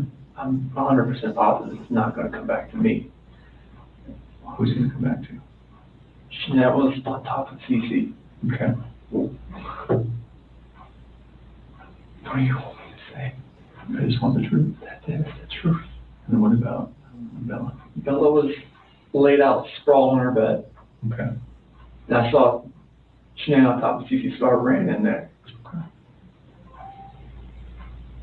And what happens when a coroner looks and says, sees your fingerprints on her neck? It's not going to be my fingerprints. Okay. What is it going to be? It's going to be Shannan. For sure. Well, we don't know about Bella, right?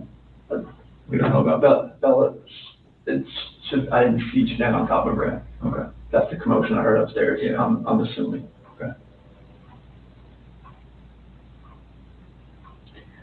Why take their bodies out of the house and bury them?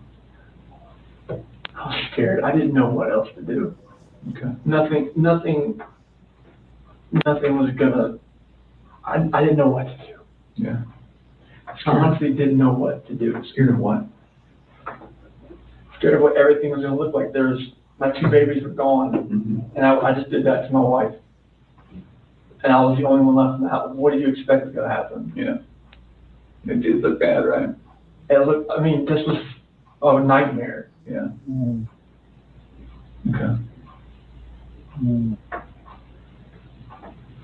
Just think as many problems as you've had with Shannan, at the end of the day, she seemed like she was a pretty good mom, right? I was a pretty good dad as well. You never really know a person until you don't know a person.